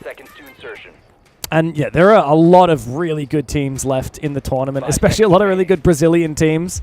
A lot of the Brazilians have started poorly and are now salvaging their tournament. You know, for example, or Furia. Who else is still in it? Well, I mean, G2, not a Brazilian team, but they're still in it. NIP still in it. W7M still in it. Well, yeah. D+ in it for now. I guess, yeah. For now. They're playing G2. Very true. It's not an easy game. Well, neither is this one for BDS, that's for sure. I mean, FaZe, of course, they did lose their game quite convincingly to M80, but with M80 flying straight through to the playoffs early, perhaps it's shown us that FaZe really were playing against a formidable opponent. We can't fault them too much for the loss. This is where I think BDS potentially, it might play into their strengths. We're going up against the basement. This is a bread and butter bomb site. This is classic Siege. Yeah, people want to divert. Just work divert right now, guys. That was what was called in the prep phase, but they've seemingly changed that. No roam club above, no vert at all. It's main breach with smokes and Blackbeard and Yellow Thor to break it open. This is it. Oh no, that is rough. The Ella completely obliterates the take. Virtue cannot find anything with the Blackbeard while his shield guard is broken. And Lasma only finds one before he's traded back. And Freck deep in the bomb site. Oh no, he actually was just outside the breach and covered off from upstairs in Piano. Robbie is so late on this flank, and he's now fighting both of the players upstairs. He does win both fights though, and maybe makes this winnable. A flash of the Montreal Major before our eyes as Robbie finally steps up for BDS. But still to even numbers. P4 low on health, and they got that bomb site covered quite well. The good news is there's a ton of time. P4 could make his way upstairs to Piano, start working that floor power, get a few angles to work with. See if they can fish for a kill. My worry is like, how are they gonna plant? That's not gonna be very easy. And secondly, if they're not gonna plant, they gotta push really deep into the bomb site to find these players off FaZe. It's not happening while there's a mirror there. Exactly, so I just don't think they have the right tools for this. When they need FaZe to make a mistake somewhere, or BDS themselves have to come up super clutch. No flashbangs, but they do have 2 frag grenades in the pocket of P4. You mentioned how hard it will be to plant. The bomb, or the diffuser, is already in the site. Yep. And they will have to reclaim it. Now they try and go D, but both Cyber and Vita swing at the same time. FaZe propel themselves on a match point, and BDS struggle yet again on the attack. I'm not sure what happened there for BDS. I'm just going back to what we saw in the prep phase when the round first kicked off. P4 is like, let's do vert, just to work that will be fine. That was what was called before the exploration phase with the drones, right? And then they saw heavy roam Piano, they got the top 4 hatches opened up. Okay, let's go for a direct attack, kind of. But instead of pushing the breach, we're pushing into Yellow Door with the castle barricade. And it just feels like almost disrespectful towards FaZe to think that's gonna work, especially if they have such a big roaming presence in Piano. They have the verticality working against BDS. They're pushing into a crossfire, and to make matters worse, the mirror window. Yeah. If you're gonna both go mirror windows, both mirror windows. One of which could have been destroyed from above, by the way, but they didn't. They didn't go for above take at all. But yeah, even that 2v2, they could have started working out. Yeah, true. Very true. I'm getting flashes of Clubhouse here, and not in a good way for BDS. FaZe won 5 rounds in a row from a 2-2 split to finish off Clubhouse. Now they've won 5 in a row here from a 2-1 deficit to get match point. A 7-2, 7-2 is an embarrassment for BDS, even up against a team as good as FaZe. Yeah. They would have expectations that they would do far better than that. And they have more to offer, we know that. And it feels like a bit of an off day for them. I mean, we didn't see in full detail, because we didn't cast their games before now, but surely they've not had these same issues in previous games. I mean, even against Secret, it was a 7-5 loss. Against G2, they managed to pull out an 8-7 win. They've been scraping by. I don't know. I just can't help but feel like this feels like a communication off day for them. Here comes a fast push in. C4, immediate response for a counter. I think P4 is a dead man here. It's over. It's so over. Very much done and dusted. FaZe flawless. 7-2 on the first and 7-2 on the second. The world champs are back in action and back on the main stage of a major. Dominating the Europeans. FaZe will be very happy to have a few days off before they get back into it. for the finals. Just clean, simple, and good scene from FaZe. They played their own game, and then a small counter here and a small counter there. Now the final round, it was a bot prevalent with CO window, boom, C4. Going into breach, boom, pre-fire. Every corner that BDS would turn, the right player with the right utility waits for them. Whereas BDS themselves, they said, guys, we have the right tools on Clubhouse, but we're in the wrong locations to use it. Yeah, it didn't take much for FaZe. Once they build up that momentum, there is no stopping them. The Avalanche will continue. 5 rounds in a row to close the first map, 6 rounds in a row to close the second, and it leads to a very dominant 2-0 for the world champs. And really the main takeaway from this is BDS not good enough. You've faced now 2 European teams, 1 North American team and 1 Brazilian team, and we haven't seen enough out of them to book themselves a spot into the playoffs. They have another match to go tomorrow where they can potentially redeem themselves, but after a rocky game like that, their confidence has to be shaken. Yeah, and this is the thing. They have good players. They have mechanical skill. We know how capable they are, but communication and strategy, that's where they fell short. With so many good rosters here, you gotta be good at every aspect of the game. You can't just be good at shooting a gun. You gotta have the team aspect as well. And we need to see a little bit more resilience for BDS as well, because it's, like I said, 5 rounds straight on Clubhouse, 6 rounds straight on Consulate. Even speaking to Eden and the support staff of this team before that match started, they thought this was a good map veto for them. On paper, Clubhouse should have been a really good map for them. It's not one of FaZe's favorites, and BDS have good results on it.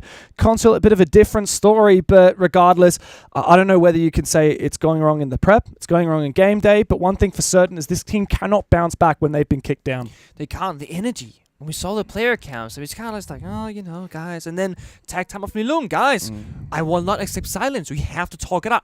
In 10 seconds, I'm going to stop talking. You talk. We need more leadership in the server mid-round because it all falls onto P4, and that is a lot of responsibility to do all of the strategizing and tactical moves and information in the mid-game, and also being that leader to say, guys, come on, we can do this. Every good head chef needs a good sous chef. Yeah. And that's the thing. You got to have your body to rely upon. And if we didn't see it, at least maybe it's bad timing from us, we did not see a sous chef. We didn't see anybody supporting P4 today. Yeah.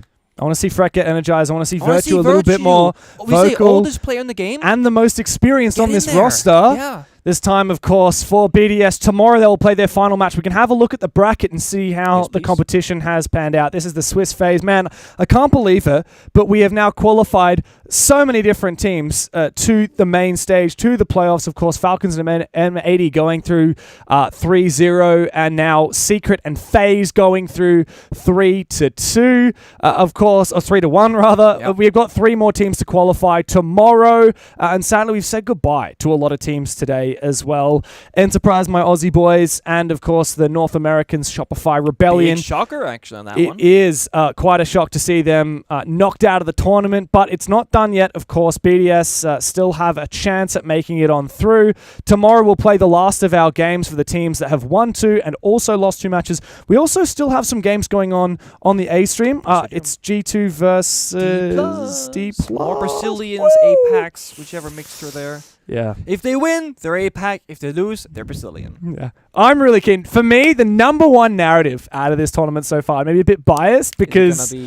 Maybe a bit biased because we've casted them a lot, but it's Furia. Yeah, it is. Like, I mean, come on. How can you not love those guys? They have been on a march. Of course, we don't know yet whether they will make it to the main stage, but we will find out tomorrow. For now, go and watch the rest of that A-Stream game, D+ versus G2. We're certainly going to be watching that, and then make sure you're back here, same place for tomorrow to close out the Swiss stage. Same time? Same time, probably. I don't know. Why don't you guys look on Twitter, look on X, look on Instagram, follow Rainbow Six, follow R6 Esports, do all that good stuff, and we will see you tomorrow for a whole lot more from the Munich Major.